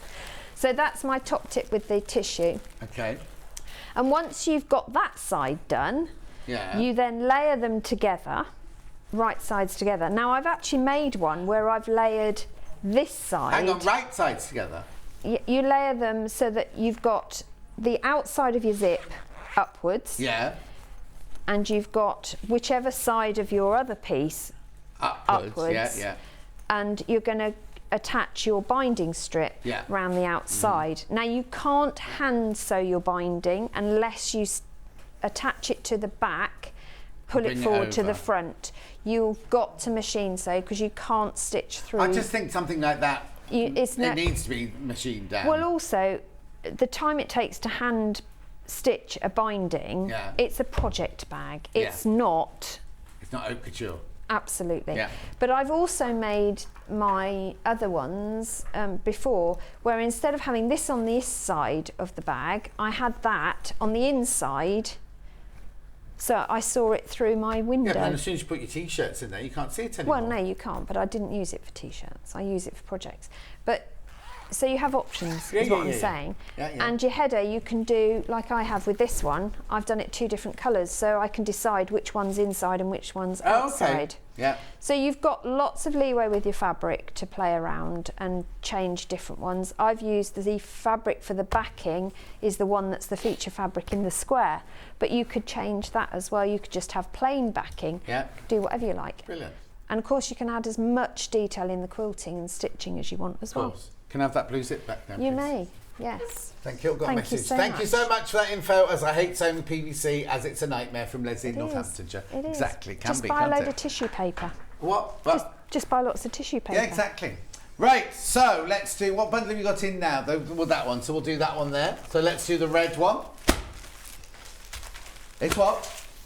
Very popular. So you get the red zip, the vinyl, and the quilts you go in there. You get 1/2 metre of your biscuit, 1/2 metre of your red splodge, 1/2 metre of your targets, 1/2 metre of your cotton reels, $39.99. You don't need anything else at all. It's all in there. And you make 2. And you make 2, so they work out to £20 each, don't they? So that's the red one. Then we've got, let's do the green one next then. So this one, you get a blue zip in it. With your vinyl and everything like that. You get a sage green 1/2 metre, green and coral flowers 1/2 metre, fir green 1/2 metre, and black coral 1/2 metre. $39.99. Beautiful. Then we've got the rose one, where you get a red zip on the rose one. Right? Rose fabric 1/2 metre, cream, well, I say cream, it's an unusual, it's got like a very, very faint little yellow dot on it. Biscuit 1/2 metre, red 1/2 metre, $39.99. Remember, you are making 2, you can make 2 out of this, a large one and a small. Well, it says larger and small, there's very little difference between the sizes, really. No. Then we've got the one you just saw being demoed. $16.99. So this one here, you get the black zip, then you get 1/2 metre of the lovely Henry Glass spots. You do get 1/2 metre of this, just Suzie cut hers up. 1/2 metre of the yellow, you might as well keep that bit. Thank and you. then you get the silver and the black 1/2 metres as well. That one's $44.99, that's because it's Henry Glass, that one. But remember, you are making 2 out of that. And then this one here, which has got amethyst and purple and navy blue. This fabric is like a very lightweight cotton lawn. It can be done, but you need to just spray lots and lots and lots of best press on that. $39.99 for that one. Beautiful. Right, Suzie, when are you back next? I'm back, hopefully, on the 6th of February. Why hopefully? Well, we're waiting for the ship to dock. With what you're The demoing? new Liberty collection. Oh. Very exciting. Honestly, it is an amazingly beautiful collection. What's it called? You have to tell us. It's called London Parks. Oh, and it is glorious. Really glorious. What date's that mine on the 6th of February? It should be the 6th of February. We're just waiting. Oh, so it might not, won't get well, to it, I think it will be. So that, and then... Am I on the 6th of February? Oh, I'm not in on the 6th of February. Oh, I might get the ship to hold up. Which port's it coming in? I've got to distract them. Not telling you, because I'm really excited about it. I love it. Oh. And I'm designing a exclusive project for Sewing Street. Oh, using the Liberty fabric? With it, yes. Lovely. That's nice. Well, I won't be here, so I won't be watching. Anyway, don't go anywhere. Thank you, Suzie. by the way. How rude. I do tune in. That's the sad thing. People go, do you just watch all the time? Because I'm always flicking through all the channels. Know everything about every channel. Don't go anywhere. Jane Greenoff's back after the break. We've got more cross-stitch guild. Thank you, Suzie. We'll see you on the 6th. Yes. Well, I'll be on my sofa in my dressing gown. You'll be here. I'll see you in 4 minutes from now.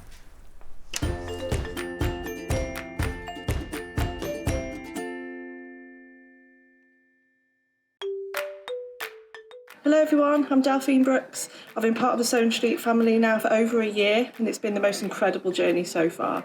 Some of you may already know that I like all things sewing, anything from quilting to toy making, needle felting and of course applique, which is my favourite. The best thing about being part of the show is being able to share with you my imagination and bringing you new ideas and new designs and patterns and seeing how you interpret those designs and make your own work and then sharing your images of those is the most rewarding part for me. I'm currently working on lots of new ideas and exciting projects that I cannot wait to bring to the show and share with you all. But in the meantime, take care everyone and happy sewing! If you're a Sewing Street customer, no matter how many times you check out in one day, you will only pay one postage and packaging. So don't wait to add the item you want to your basket and check out. You will only pay one P&P even if you check out multiple times in one day.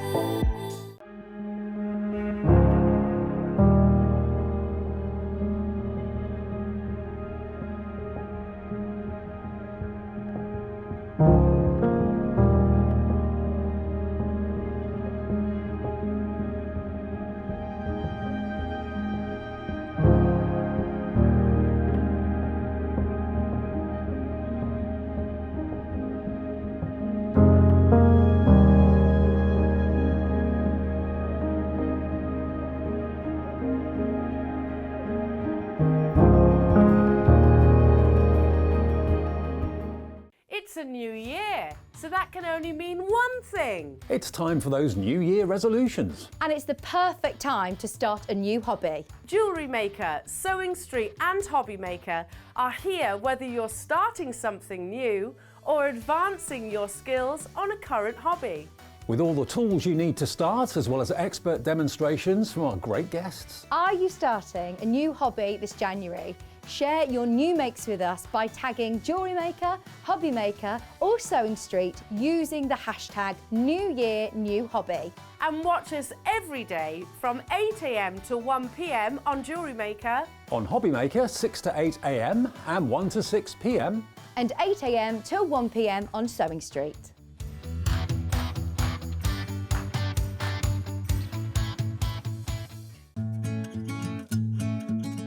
Stuck for ideas for the perfect gift? Why not get them a gift card? You can buy Sewing Street gift cards loaded up with anything from £10 to £500. Shop our gift cards online at www.sewingstreet.com or purchase them via our UK call centre on 0800 001 44 33. Have you heard about all the different ways you can shop on Sewing Street? You can shop on our website, sewingstreet.com, and you can also order by phone by calling our friendly UK customer service team. Just call 0800 001 4433. And don't forget about the Sewing Street app. Here you can shop all of the Sewing Street products as well as watch the live shows from anywhere. You can download the app onto your smartphone or your tablet by simply searching Sewing Street in your app store. And one final thing, no matter how many times you check out on Sewing Street in one day, you will only pay one postage and packaging. Happy shopping! Keep up to date with what's on Sewing Street, as well as all the latest news and special offers by signing up to our email newsletters.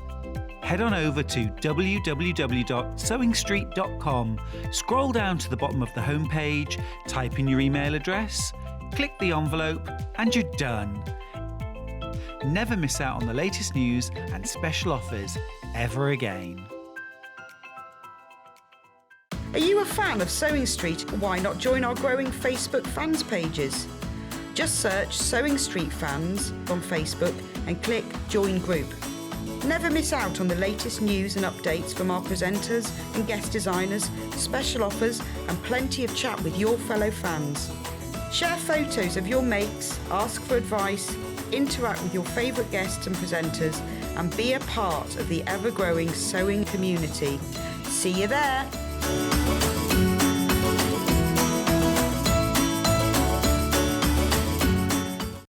If you're a Sewing Street customer, no matter how many times you check out in one day, you will only pay one postage and packaging.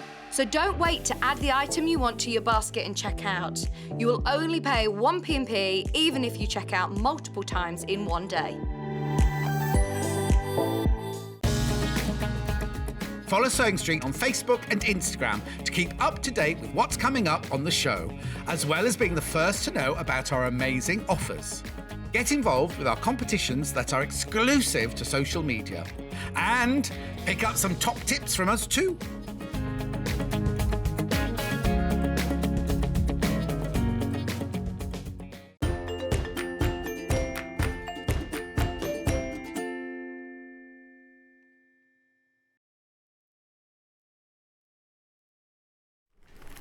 I've told her we're coming live, and she's just standing there being a nuisance. Sorry, everybody. I've also used my stitching scissors to cut paper. No! To hang in a fence. Go back to your own end of the table. I won't won't be having that sort of behaviour on my table. Right. This first project is fabulous, right? It's been very popular on pre-order. It's called the Family Tree Sampler. We've got it both in Ada and in linen. Ada's the most popular so far on pre-order. Now it's 11 by 9.5 inches. You get your Ada, you get your thread, you get your chart. Hang on, what else? And hang on. Make your own family tree, complete chart with the tree and the addition of individual labels for all your family names. You get your Ada, you get your pre-sorted threads, you get your wrap needle, your charts in colour and black and white, label template. This is why she wanted to open the pack, you see. Plus fully illustrated instructions. So that one there is your Ada one. Right? And there's your... And then we've got it in linen as well. I'm just going to... I mean, not that it looks it's exactly the same picture, but there's the linen one. Now, if you want to have a look at it for real, $24.99. You don't get the frame, obviously.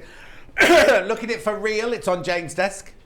There it is. There it is. There it is. Right. So, why did you want? I mean, it's gorgeous, first of all, but you wanted to specifically point this one out. Well, didn't you? it's really that if I show you, that's the stitch piece. So that's the linen version. Yeah. That's the size fabric you get. So if I just do that. Right. It's got the orange line on, which means it's Swigarton's whiskey, so it's the best. Yeah. If I just grab the chart. So this is my family tree. Oh, okay. A minimal family tree, obviously. I was going to say. Because it's how much stitching I was prepared to do. So my mother and father, my father-in-law, my mother-in-law, Bill and I, James and his wife, Lulu and her partner. Oh. Family tree. Lovely. So, but what you get is that, because you're going to have to work out what you're going to want on your tree. Oh, because we won't all be the same. Because who knows? So that's what the tree looks like if you stitch the whole thing. Now you can do that if you want to. There's no reason why you can't hang things on. Yeah. So these are the templates for the labels that I've used. Now that really was a bit of a mental gymnastics because they had to be in the right proportion to the tree. Right. When I first did them, all the labels were on a different piece of paper. Oh. And I can't tell you what a muddle we'd have got in. So 1, 2, 3, 4, 5, 6. So there's 7 labels there.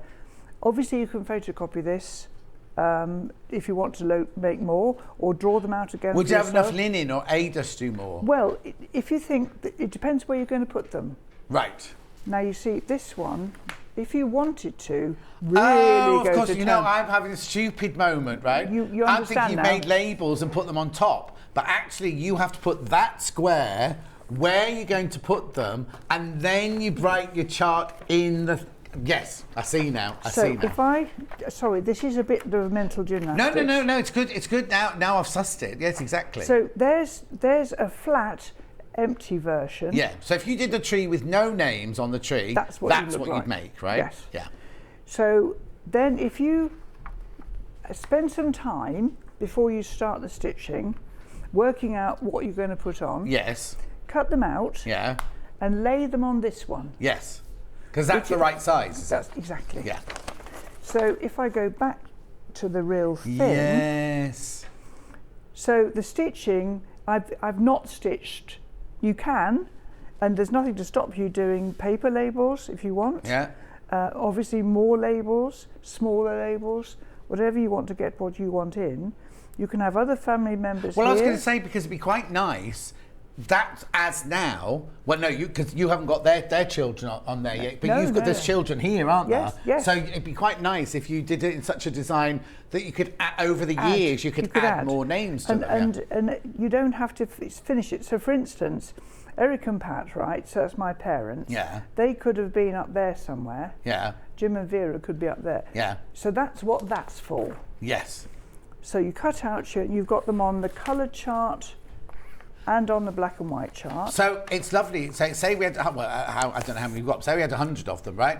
All 100 are going to be completely different because people are going to put their labels in different places. Yes. Obviously, all the names are going to be different. Yes. And somebody like Charlie, who's got about 500 people in his family, he could work out a completely different way of doing it. Different way of doing it. Yeah. And these are quite big labels. I did that because I was keeping this quite small in terms of numbers of individuals. Yeah.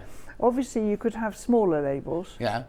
If you decide to draw labels, draw them on your chart. Right. So the proportion stays the same. Yes, exactly. Otherwise, you might get in a muddle. Yeah. You'll have. I think they're quite a nice size, those, because they're not overpowering, but they're also big enough. Because you don't want them so small, you're going, who was your mum? What was she called? Exactly. Yeah. Exactly. And obviously, you can use the space here. Yeah. You could have. Yeah. So that's the theory. Right. So what you get is the picture, obviously. Yeah. A colour. Bear with me. There's the colour chart being printed. Right. There's your alphabet, upper and lower case, which is the one I used. Yeah. And it fits there easily. Yeah. Then that's your black and white chart. Your black and white. The usual from Ethan. The destructions. Now this is really quite helpful. Look, the Greenoff family. It's showing me here. I'm writing them out in pencil. Right. And then laying them out where onto I think they that might chart. go onto that chart. Yeah, before you start. When you're happy, put them onto the other chart. Yes, the because actual what sewing you're going chart. to do is you're going to stitch round them. Look. Oh yes. Now they were stitched. So the cross stitch is done in 2 strands. The back stitch on the tree is done in 1. Yeah. But the edge of the label is done in 2. So Right. it's quite definite. You can leave putting the names in until you finish. Yeah. If you wanted to. Well, in case you fall out with them. Well, you might not want them on there. No, anymore. exactly. I can see. Or if you think I was going to make a stupid suggestion, so I won't even think about it. It lends itself to all sorts of possibilities. Yes. This. Yeah. As I said, and of course you can always repeat leaves. There's no, there's lots of scope. Now the threads are pre-sorted because I thought you could get in a muddle with some of the greens, the greens and these. Oh yeah, because you've got green and brown. Yes, absolutely. But I suppose if you wanted to as well, with other threads, if you know that your mum Pat loved bright pink, you could do them in different colours. You could do different colours and things like that, couldn't you? I'll be honest, I kept it quite simple at this stage. Yeah. And this is how to do your labels. Yeah. So I hope that we've got the instructions, Yeah. It's but if people got any issues, they can ring. There's a phone number on there, isn't there? Look, I'll show you, look. This isn't Jane's phone number, by the way, so you won't get Jane answering the phone. Do you know, I answered the phone one day and this gentleman said, "Oh, I'm awfully sorry. I didn't expect you to answer the phone." And I said, "Well, I'm afraid the Butler has Wednesdays off." And he went, oh, right. You're joking, aren't you?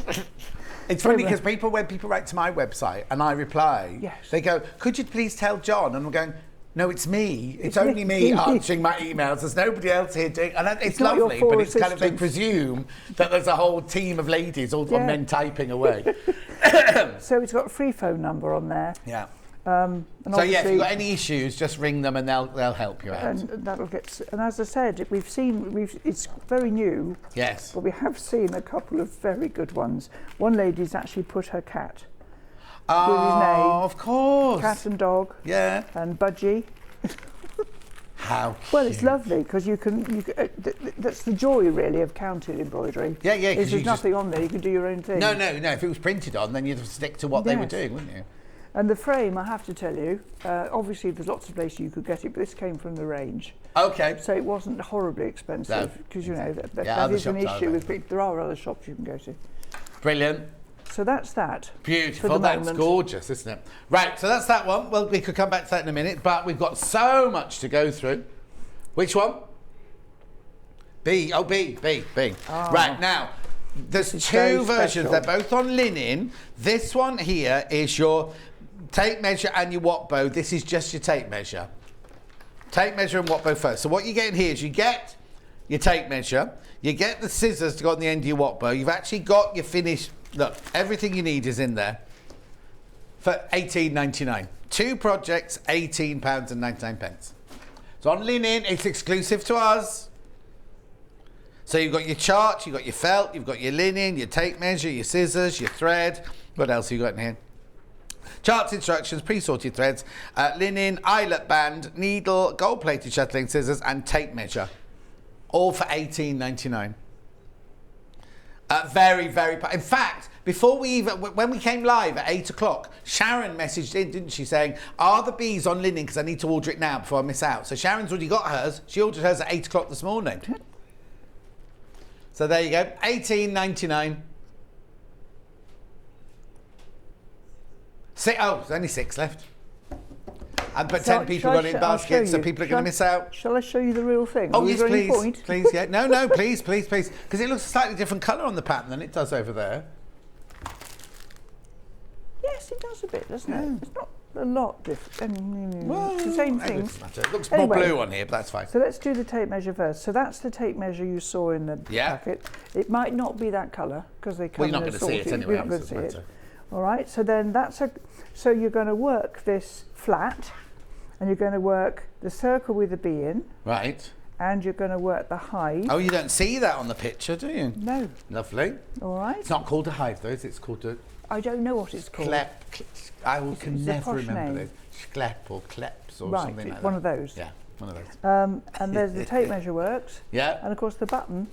Still, is it clever? Oh, so hang on. So you do the bumblebee and you do that schlep thing, and then the actual bit that goes around the thing is you've got in there. That's this linen band. Band fabric. Yes. So that's done for you already. Done already. I put a thread through mine. Right. If you look on the packet, it's. Oh, thank you.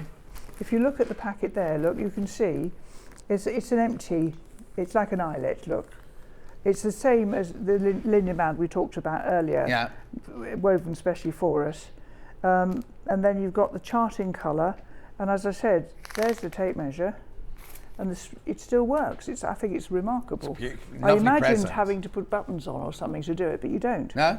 And then the watt bow is the same shape as we've done on a number of occasions, where you work 3 in a row. Yeah, 3 squares, not triangles. 3 squares, and then it's made up as so. And you get the scissors, which are fiendishly sharp. Mm-hmm. Because they're little, people think they're toys, and they're certainly not. No, definitely not. No, they're very sharp. And the cord for the...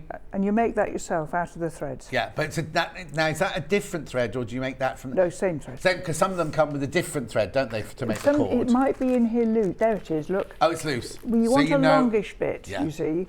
All of the threads that we have in our kits are cut to 80 centimetres. Right. Because I'll show you in a minute, but I fold mine in half to start my cross stitch, and it's about right. But if you want to make a twisted cord, you need 4 times the length of your cord. So it's always separate? So it's done separately, it's just as a swatch. And there's some warm and natural cotton in there just to pad it out, so it's just so. Oh, like a wadding, like a fine wadding. Like a wadding, yes, absolutely. I was ever so pleased with it. I'm not surprised. And next time I'm on air, we've got another one for you to have a look at. Yes, different again. Yeah. So that's that one. So that'll have sold out then, has it? Is it gone? One left. There's one left.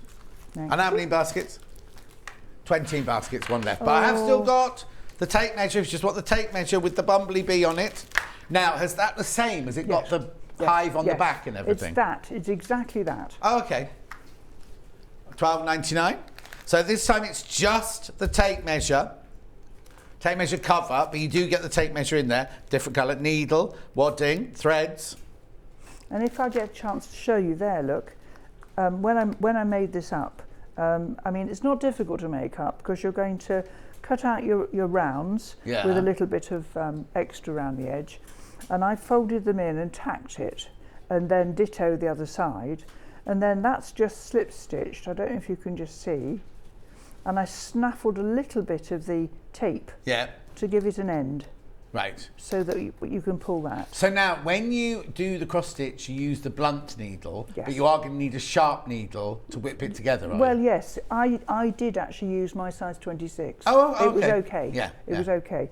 Because it's linen, when you use linings or felt, you need a sharp. Oh, yes. So you But should be all right. We got away with it. Brilliant. But aren't they fun? Okay, lots of people coming in for this one now. $12.99. Bee and hive covered tape measure, 2 inches across, £12.99. Lovely. Right, now let's move on to, which one do you want to do, Berlin or Beautiful? Berlin first, right, I'll give you that. Thank you, darling. And I'll take this. So this is the Berlin Rose Sampler. Comes in Ada and it comes in linen. Which one first? Ada first. Ada's been the most popular of this again today. So it's called the Berlin Rose Sampler. It's rather beautiful. It looks vintage, doesn't it? So that's £25. Lovely. I'll show you the real thing in a second. And then we've got the linen one.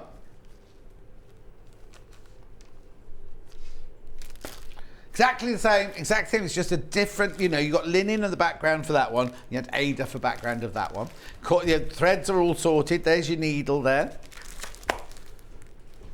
And all your charts and everything you need, £25. So now let's look at the real thing on Jane's desk and find out the history of this one. There you are. So that's the stitch piece. This is worked on linen.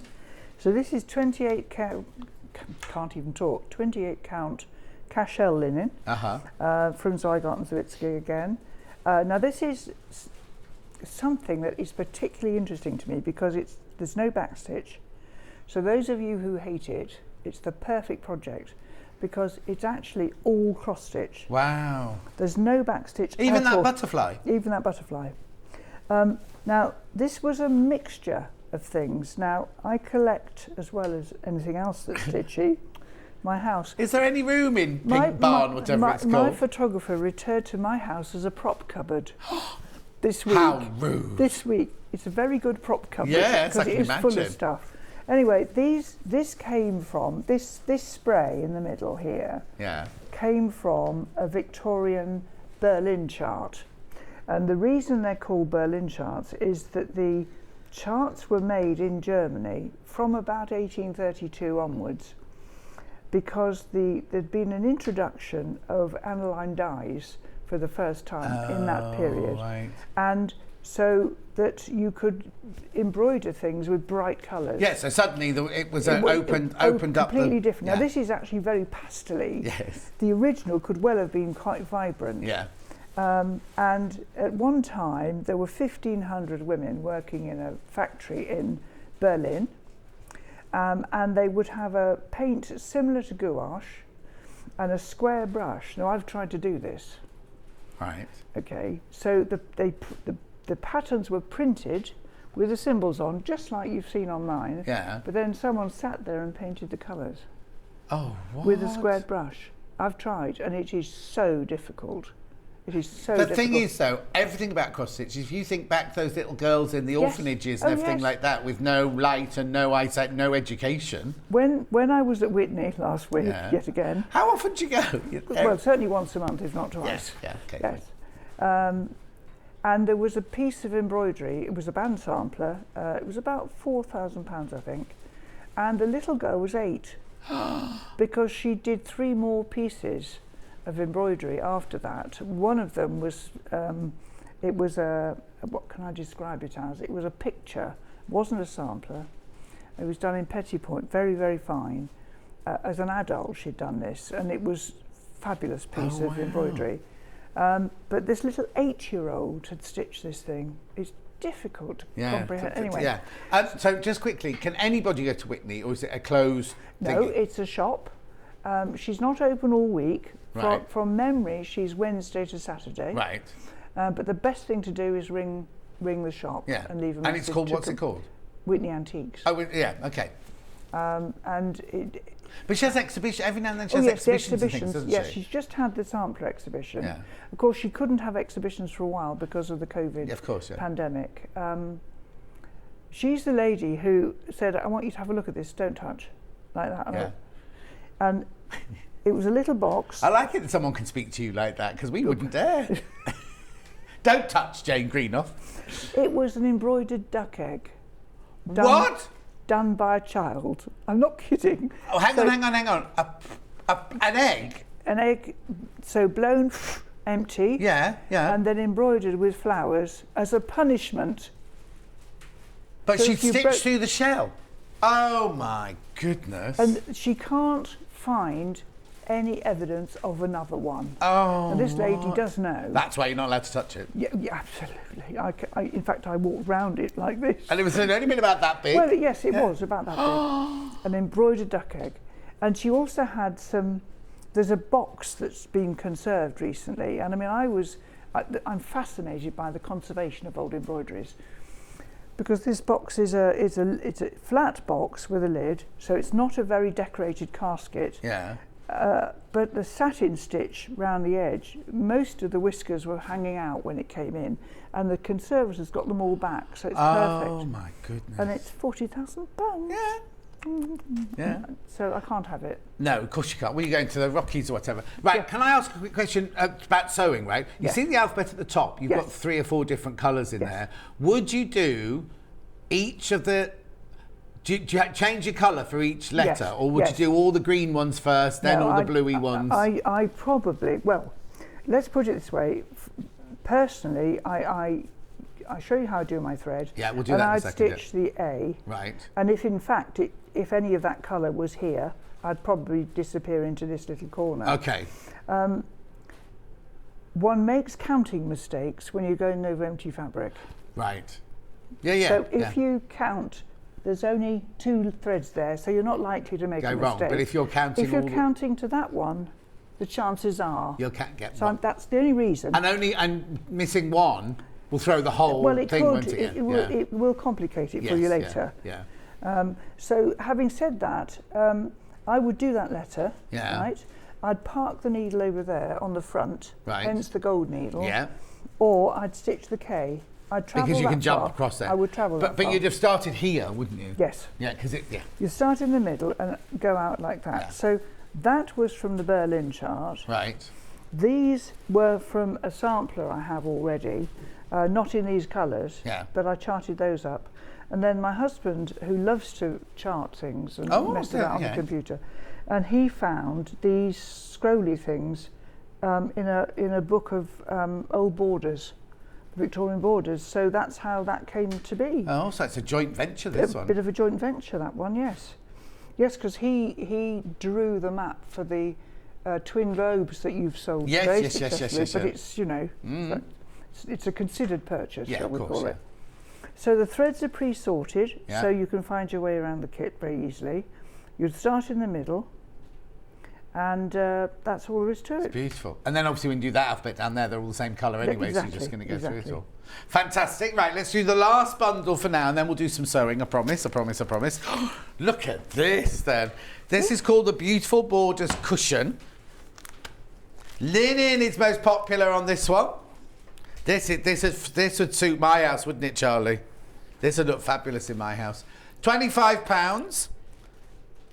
So these attractive, vibrant border patterns were taken from an enormous Czech sampler. Oh, now I thought it was going to be Mexican or something like that.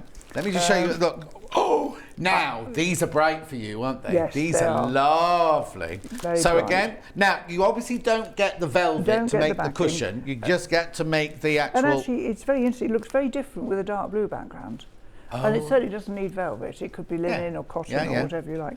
So this, we were donated this by Zweigart and Zawitsky. I'm not entirely sure how many years ago now. We visited the factory and had tours to see how the fabrics were made and all that sort of thing. And then the museum. And the sampler was longer than this table. What? It was longer than this table. The original sampler was longer. And did lots of ladies all do a little bit? So they don't really know the history. Right. It was on the wall in the museum because I walked in and went, whoa, golly. And they said, would you like permission to use it? Oh. So in fact, we've only used that little bit for this. Yeah. Let me just put the Ada graphics through as well, so that we've got both of them going. But go on. So they're going to be the same size if you work it on linen or Ada. Yeah. It's a lovely thing to stitch. You could do this as a first project. Although it's big, right, it's only cross stitch. You start in the middle, and you've got nice chunks of the same colours. Colour, yes. So you can work that one, and you can easily count to that one. So it grows very quickly. So if you say to yourself, I'm just going to work that band tonight, yes, easily do it in the time. Yeah. And again, as I said, if you start in the middle and you expand gradually, for instance here, you could work all this edge. Yes. Do you see? So even though you say start in the middle, which would be about here, yes, you don't have to grow like that. No. You start in the middle, but you could do all of that. In or you whichever could do way. Yes. Yes. Yeah. Grow in the way that, see, I always work down. I can't actually work up. So one of the things to remember is you can turn it 180 degrees. Yes, so you're still working down. Yes. You see, if you look at this, the cross stitch faces the same way. Right. Now, we haven't really talked about that today, No. but if we go here, look. The top, I didn't know this, you know, my first ever project, first commercial project, sampler number 1, I stitched it randomly. Right. Because I'd only just learned how to do Yeah. it, or not learned how to do it. Yeah. And I didn't know the top stitch was meant to face the same way. So I worked the side like that, and of course the cross didn't face. Yeah. So you can turn the work 180 degrees and the crosses will still be the same way. Now, interestingly, once you've learnt how to do this, it's extremely difficult to change it. Right. So if you get a finished piece of work from a friend, and the cross stitch faces the other way, you will revert to that without even trying. Okay, okay. So you see this one, the top stitch is bottom right to top left, and they all are. So what I would do is work some of this, and then I would turn it round and work some of this. Wow. It's incredible, isn't it? Isn't it fun? Beautiful. Right, £25 for your borders. Now you only get the central bit, right? You don't get the velvet. velvet. Lot of thread. You'll see when you look at the back. Look at all the threads, all the beautiful, glorious colours in there Marvellous, as well. Isn't it? Obviously, one's Ada, and that's linen. You choose which one you want. Very, very popular, both of those. Right, this should be a good time because we've only got halfway through the show already. Will you do some sewing for us, or a little demo for us of what you were going to do? Yes, I'm going to show you some bits and pieces here. Okay, bits and bobs. I'm going to wrap it on now. That's fine. Okay, so let's start at the beginning. Okay, let's go.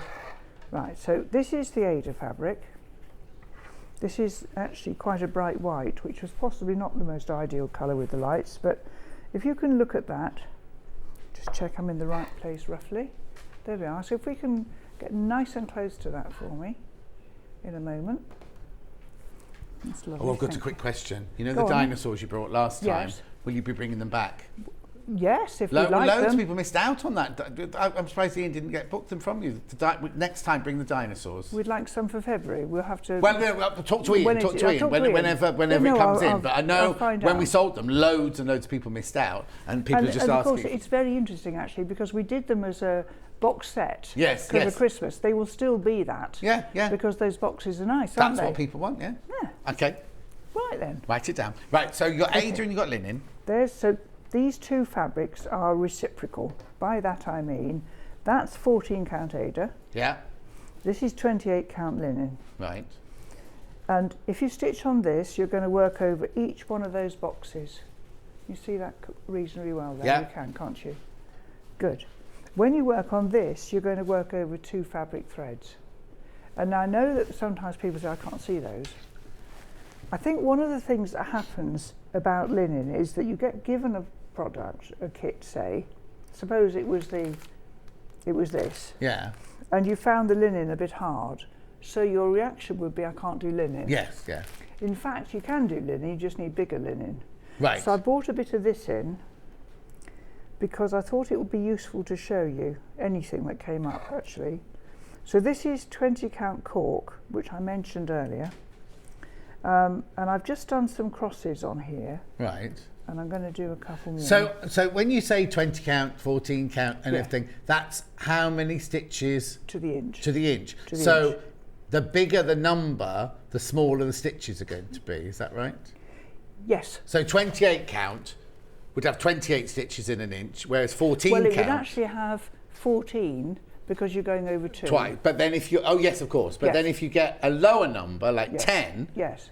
then you're going to have bigger stitches, Yes. so it'll be easier to count Absolutely. the threads. Okay. So, for instance, you mentioned the dinosaurs. Yeah. They were worked on 11 count Ada. Right. So there were 11 stitches to the inch. Right. So quite chunky. Yeah. But you want those to be chunky anyway. You Yeah. wouldn't want these lovely flowers to be no, that chunky. no, but just no. if you're practicing, Yeah. even on linen and Learning. Ada, Yeah. just practice with you know. different counts. The Guild sells 20, I'm just remembering here, 20, 25, this is Cork, Yeah. 25 count is Dublin, 28 count is Cashel, 32 count is Belfast. Why are they all named after Well, a lot of linen came Irish from Ireland. linen? Yeah, of course, yes, of course. And we they're do. not Irish, obviously. No. They come from Germany. Yeah. But that's certainly the reason. Yeah. And there's Edinburgh and Newcastle. Oh, okay. And Just throw a spanner in the works. I can't actually remember which way around they are. One of them's 36 and one of them's 40. Okay. So the 40 count, if you work over 2, is 20 to the inch. So it's tiny. Yeah. But it's small. Yeah. And I've got ladies who work on 57 for fun, over 1. No. Which I think is eccentric behaviour. Well, anyway, they love it. Charlie wants to know when they're going to do one for Wolverhampton. Right, okay, so what were you going to show us on this then? So I've got a gold needle, of course, and actually I'm going to rethread it to show you what I mean. So these are just some bundles of thread I rustled up this morning at the crack of dawn, or even before it. Right, so let's start Bring your again. glasses. Oh yeah, No, they're they're there. So this is mercerised cotton. Right. This is what we refer to embroidery silks, but actually they're cotton. Right. These are Madeira. There's DMC and Anchor. But Are they the makes? They don't the make any makes. difference. It's just that they're the makes of them. That's right, Yeah. yes. They're the makes. Madeira are actually, I think they're excellent. They come packaged in little cellophane packs rather than the skeins that we're used to, which does mean they don't get as manky. Right.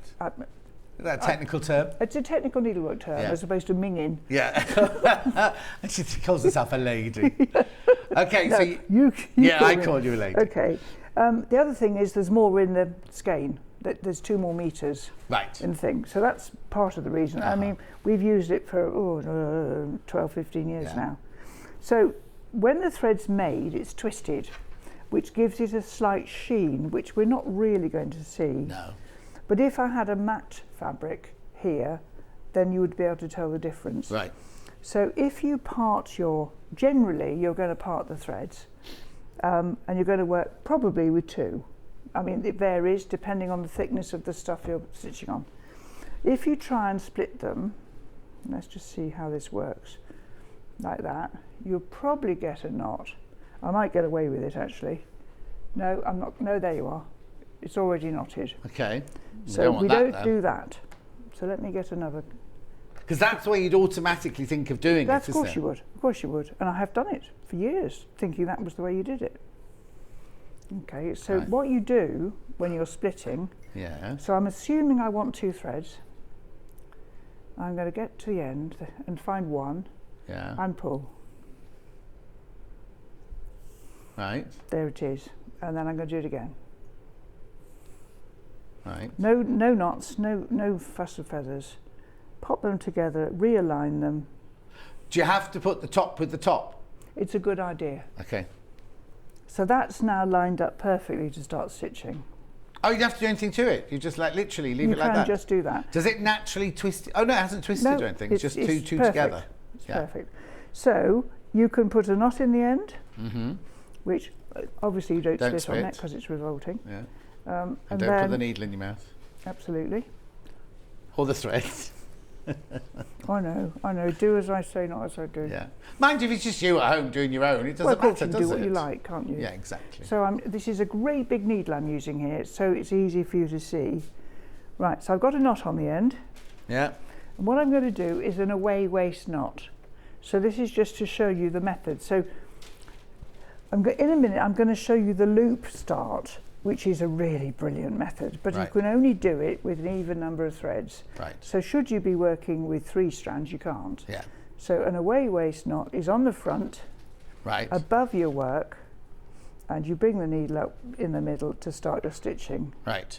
So you got a great big length at the back. Yes, enough to thread the needle, because you're going to want to thread that to wind it into the back. Yeah. So give it a nice big chunk. Oh, I see. Now, Yes. If you left a little bit, you fight it. Yeah. You fight it.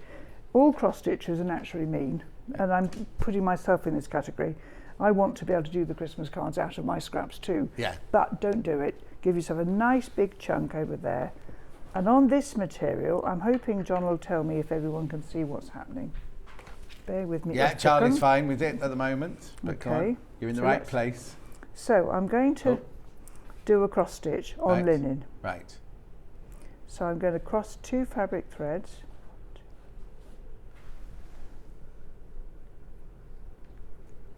And make a half cross. Right. And then I'm going to go back. Whoops. There we go.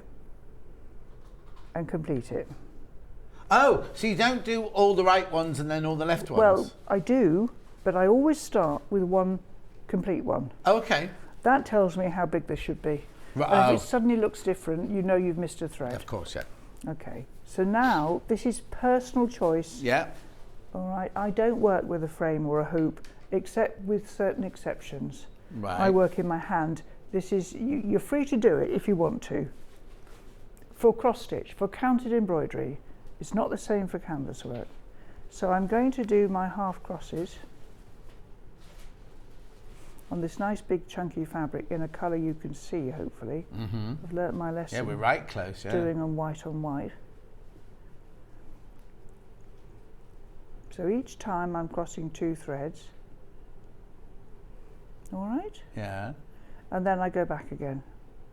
So would you go back after you've done 4, or you go back after you got to the end of the row? I would go after I finish the row. So if there are 8 stitches, you do all 8? Yes. Yeah. So sometimes you're actually doing individual crosses because there's only one in the row. Yeah. Does that make sense? Yeah, I think yeah, it yeah, does, yeah. doesn't it? Now, with this one, I'm now going to do a 3/4 stitch that we had on one of the samplers earlier. Is this what you call a... The triangle, Yeah. really. So I've gone down the middle hole. Right. So that shows you that on linen, that stitch is simpler. I'll do it again right out here in the middle of nowhere so you can see properly. So if I do a half cross, okay, and then what I do is I bring my needle up in the corner, I post it down the middle, and then pull. Right. And you get a perfect 3/4 stitch. Wow. So if I wanted to make a ball, say, I could do a full cross, a full cross, a full cross, a full cross, and then do that in the corners. Yeah. Now, some of you who have been stitchers before will remember somebody called Jo Verso. She's sadly been dead some time now. She was an extraordinary woman. She once told me she was going to make me eat jelly with my feet, and she was going to dye my hair purple. Why? Well, don't turn the hair. I was a bit batty at the time. Oh, okay. And she was one of those amazing women who went straight to the point. Right, we're going to eat jelly with our feet. Come on. She was an extraordinary woman. She had a very bad back, and she took me out in her white Porsche. Oh yes. With her very bad back. Yeah. And she had stilettos on, a silver cane, and a miniskirt. Fantastic. She's the same age as me. Yeah, I loved her to bits. Oh. Anyway, she modernised counted cross stitch immensely, because her book Picture It in Cross Stitch, which is still out there, if you can find it, it's worth it. She used fractional stitches a lot to modernise it. So if you were doing a sampler for your uncle who was an electrician, she'd have had a 3-pin plug in her book, so you could do it. Yeah. And she had faces, so you could alter the hair. Wow. So you could do. Oh, so before people would have just done a cross stitch, and wherever it went, it would have been blocky. Whereas she created shape. Yes, and she talked about, here's how you do a mouse in cross stitch. Here's how you do a tiny mouse with the fractional stitches. Wow. So yes, very talented. If I do one quickly here. Oh, the Ada has sold out of this one, of the cushion. Yeah, the Ada has sold out of the cushion. So I'm doing it again. Look, there's a fractional stitch, this time facing the other way. Yes? So you can see. Yeah. Right, I've been asked to show a colonial knot, which I'll do, and then I'm going to show you scoring on something else. Yeah. Okay, so I think this is a little bit easier than a French knot. Now, do they look different in the end? They do slightly different. Right. You'd have to really use a microscope, I think. Okay. So I've brought my thread up. I'm going to go in like that, round like that, and post it next door. Like that. Right. I'll show you a few of these. So that's a colonial knot. Right, so you come through. You make a backward letter C. Right. Wrap the point.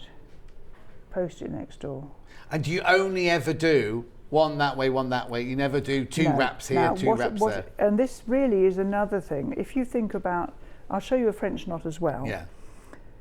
If you roll a piece of paper up to make a tube, you can push the ends out. Yes. Well, that tends to happen to your stitching if you aren't careful. So what I say is, if you want bigger knots, use more thread on the needle. So rather than using 2, use 4 or something like that. Yeah. So for instance, if you were going to do a foxglove, which is a really good example, 1 strand, 1 strand, 1 strand, 2 strand, 2 strand, 3 strand, 3 strands, 4 strands. All made with ribbon. knots, but right. What did you go for? Then ribbon? Did you go? Yeah. Okay, nice. So you can make it work that way. So if you want bigger ones, try not to change the stitch because they can unravel. Yeah. So this is going to be a French knot my way. Wrap the point. Post it 1 strand to the left or right. Whoops.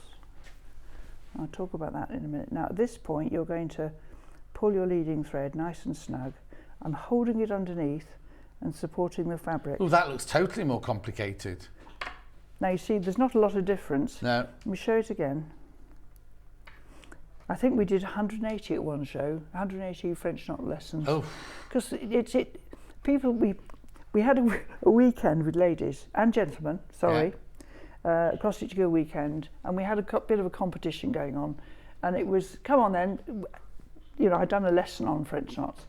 I said, let's hear all your excuses. What do you normally do? Oh, I use a bead, was a common one. Yeah. I go up and down on the spot till I get a bump, was another one. Yeah, that's a good one. One lady made lots of knots on the thread and glued them on. And that was a first. Yeah. Never heard that before. Okay, so I'm going to do another French knot. Right. So eye of the needle under my thumb, round the point twice, post it next door. Yeah. I'll explain that in a minute. At this point it's a bit scruffy, so make it nice and neat on the fabric. Support underneath and pull. And they always work. And the reason this happened to me was I was at a book signing many moons ago in the Gloucester Dock area. And there were lots of different people doing different crafts. And I had tried to do a crib board for a book. Right. And all the French knots were either on the back or on the thread. And it was 2 a.m. and I was at my wit's end. Anyway, I went to do this thing and a lady there did a garden of just French knots. Oh. There was even a path running, really clever. And I said, you're going to have to show me how you do that. And that's her method. Wow. Now, we borrowed the counters, like us, we borrowed this stitch from embroideries, really. Right. And when it's done, if you look in the books as a general rule, you'll find that the stitch is shown going down the same hole as you've come up. Right. But that's because you're working on a really fine fabric with a pointy sharp needle. Right. If you do that on these linens, sometimes it does pop through. It just pulls through, yeah. Yes, because the holes are... Yeah. So either go over a thread or on Ada, just break the block to give it a bridge to sit on. Right, so if I put the eye of the needle under my thumb again, wrap twice, post the point. Mm-hmm. Now a lot of people, I think, try to take it off the needle down the back, and actually that's asking for a knot. So let me pull that through. There you are. Yeah. So the colonial knot, that's actually, just let me untwist that, that's getting a bit twisted. Let's give it half a chance. There we are. Mm. So the colonial knot is that way. Backwards, see you. That way, yeah. post the point. So you take it down to where the needle goes. That makes it neat Yeah. and not scruffy. Right. And you do need to hold it there because you can pull it through, obviously. Yeah. So the other thing that scoring. So when we talked this morning about the thing of the month, which we still haven't got a name for, we haven't decided exactly yet. The thing of the month. You don't have to score it, but I found making the folds, making the what's the word I'm searching for here? You're going to fold the project to make a pocket. Yes. And you're folding over the end. Right. And you're folding over the top of the pocket. Yeah. And one of the things that is so useful with linen, now a glossy magazine is good, but I expect a polished table will work. Right, so if you want to make a fold on a piece of linen, you score it. Now I would press this and probably give it a quick whiz with some spray starch. Right. It's not essential. I put the needle in the fabric where I want the fold to be, and pull the fabric, not the needle. And you follow the grain then, do you? It naturally follows it. Sorry, this is a scruffy bit of fabric. Could have been better organised, really. He says, surely not. And then if I go in there and again pull the fabric, not the needle, that is a fold exactly. Yeah, because if you just fold it over and press it, it'll be like what you do with fabric, you go off the grain. It could be a terrible muddle. Yeah. So that works every time, and in fact you'd need a steam iron and spray to get that out. Yes. So if I just show you again on this little bit here. Yeah. So if you have a long thing that you need to score, I do it in that sort of size chunks. Right. Because otherwise it becomes because you can't do the whole thing. So a needle, your fabric. As I said, I do. If I'm putting I use this technique to make my folded hems that go around the edge of some of our embroideries. Yeah. And I use this method to get the shape right. But if I put my hand in there like that and pull the fabric, not the needle. Can you see how that's scored? Straight away. And you're not pressing too hard, are you? No? Just holding it in place and pulling the linen. Does it work on Ada as well? It does. It's actually fairly easy to fold Ada. Okay. But if you use that method, you get a really lovely... Yeah, very crisp, sharp edge, isn't it? Yeah. So I use that if I want to do, well, as I said, folded hems. So I would... So when you did your hussif, you did all your folds in your hussif, you just run your... Yes, I did that to make sure... And that's quite good because it's only that wide, isn't it? So you can just do it in one go. Absolutely. Right, very quickly, because we're coming to the end now. Do you want to explain to them about the cross-stitch guild? Because you've got did you bring it with you? Yeah. So this is nothing to do with us. This is nothing, you can't buy this from us or anything. But the cross-stitch guild that Jane set up, that Andrea now runs, you can become a member to it. Yes, so all you need to do is enjoy stitching. There's no competition, there's no test. It's just if you love to stitch, and everything that the guild does is counted. So none of the things we teach are printed on the fabric. So you start off with empty material. So you can join online or you can join at events. It's a yearly charge, so if you join now, you'd be a member until January of next year. This is the latest, well, it's not the latest magazine because one's just gone to print. This is the magazine that went to members. I'm just going to flick through for you. Yeah.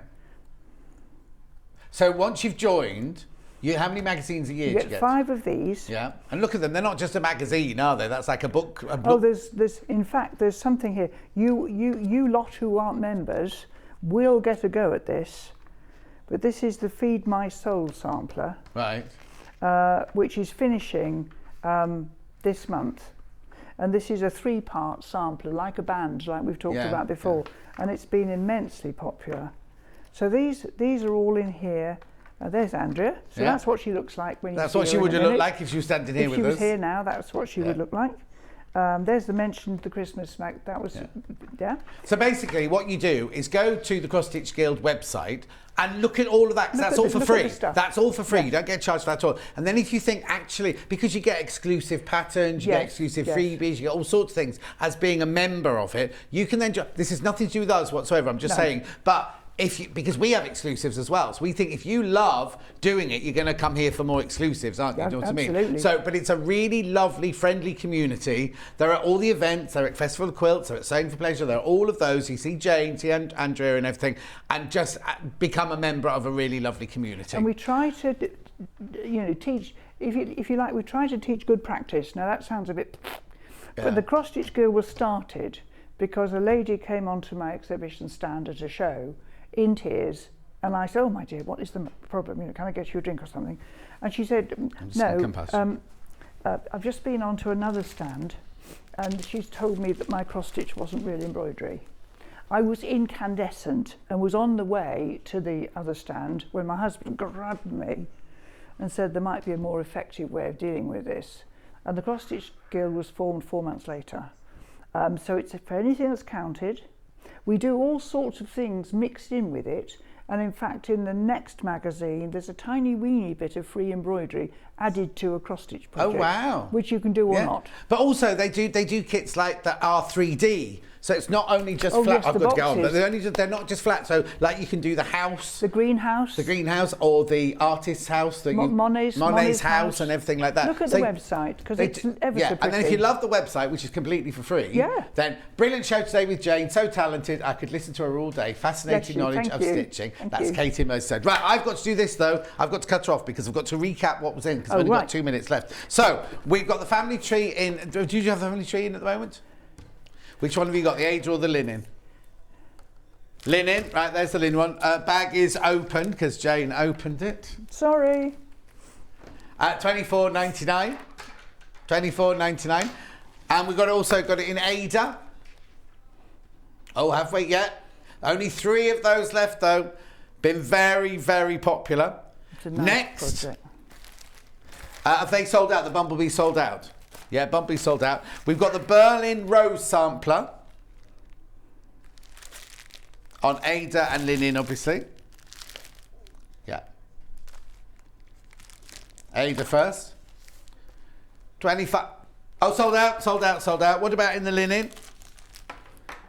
Right, got some linen left. Got some of them left in the linen. Beautiful, isn't it? The cushion sold out. Can't bring you the cushion, but from other hours, I can bring you the Dragonfly Garden Husif, how'd you say? Yes, Housewife. Husif. And of course, that's where Housewife came from. It came that way round. Yeah, It came that way round. Yes. $36.99, beautiful, beautiful piece.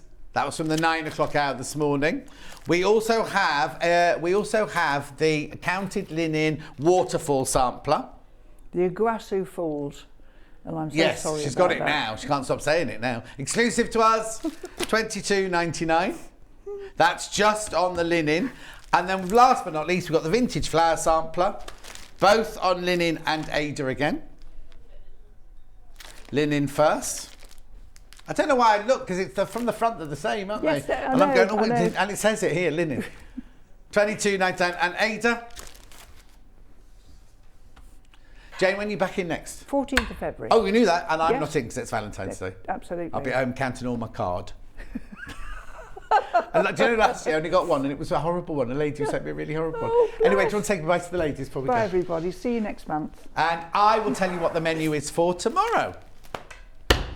Here we go. Who is it tomorrow? Oh, it's me. It's me tomorrow. It's me tomorrow. Clicking. Tula Pink. Now, wait. Have you got the pictures there? Tula Pink Moonbow quilt with Stuart Hillard. Now, Stuart's the guest, right? Stuart's the guest, right? I've taken some pictures in my house. We're just getting them up now. While we're doing that, I'll tell you that now, I haven't heard from Jules, so we're hoping Jules is going to be with us tomorrow. The Greta, or Greater, I wonder how I would say that. Jacket, and then we've got the Elna 680 sewing sheet with Stuart Hillard. Then at 11 o'clock, Jules is making the Jessica dress, and then at 12 o'clock, it's me on my own doing sewing room tools. Here you go, look at this. This is in my house. Oh, look. Oh. Doesn't your house That's same look posh? bit different, that one. Looks very posh. There you go, that's my bed. And then that's Ben's favourite. That's my workroom. That's the door to my workroom. My office and my workroom there. Right, I'm going to go now. How many minutes have we got? Oh, okay. Make sure you check out on everything because lots of things are teeter-tottering on sold out today. Oh yeah, we'll do that before I go. Right, I'm going to say goodbye. You can watch this advert that Alan's made for tomorrow's show, and I'll see you tomorrow morning at 8 o'clock. Don't be late.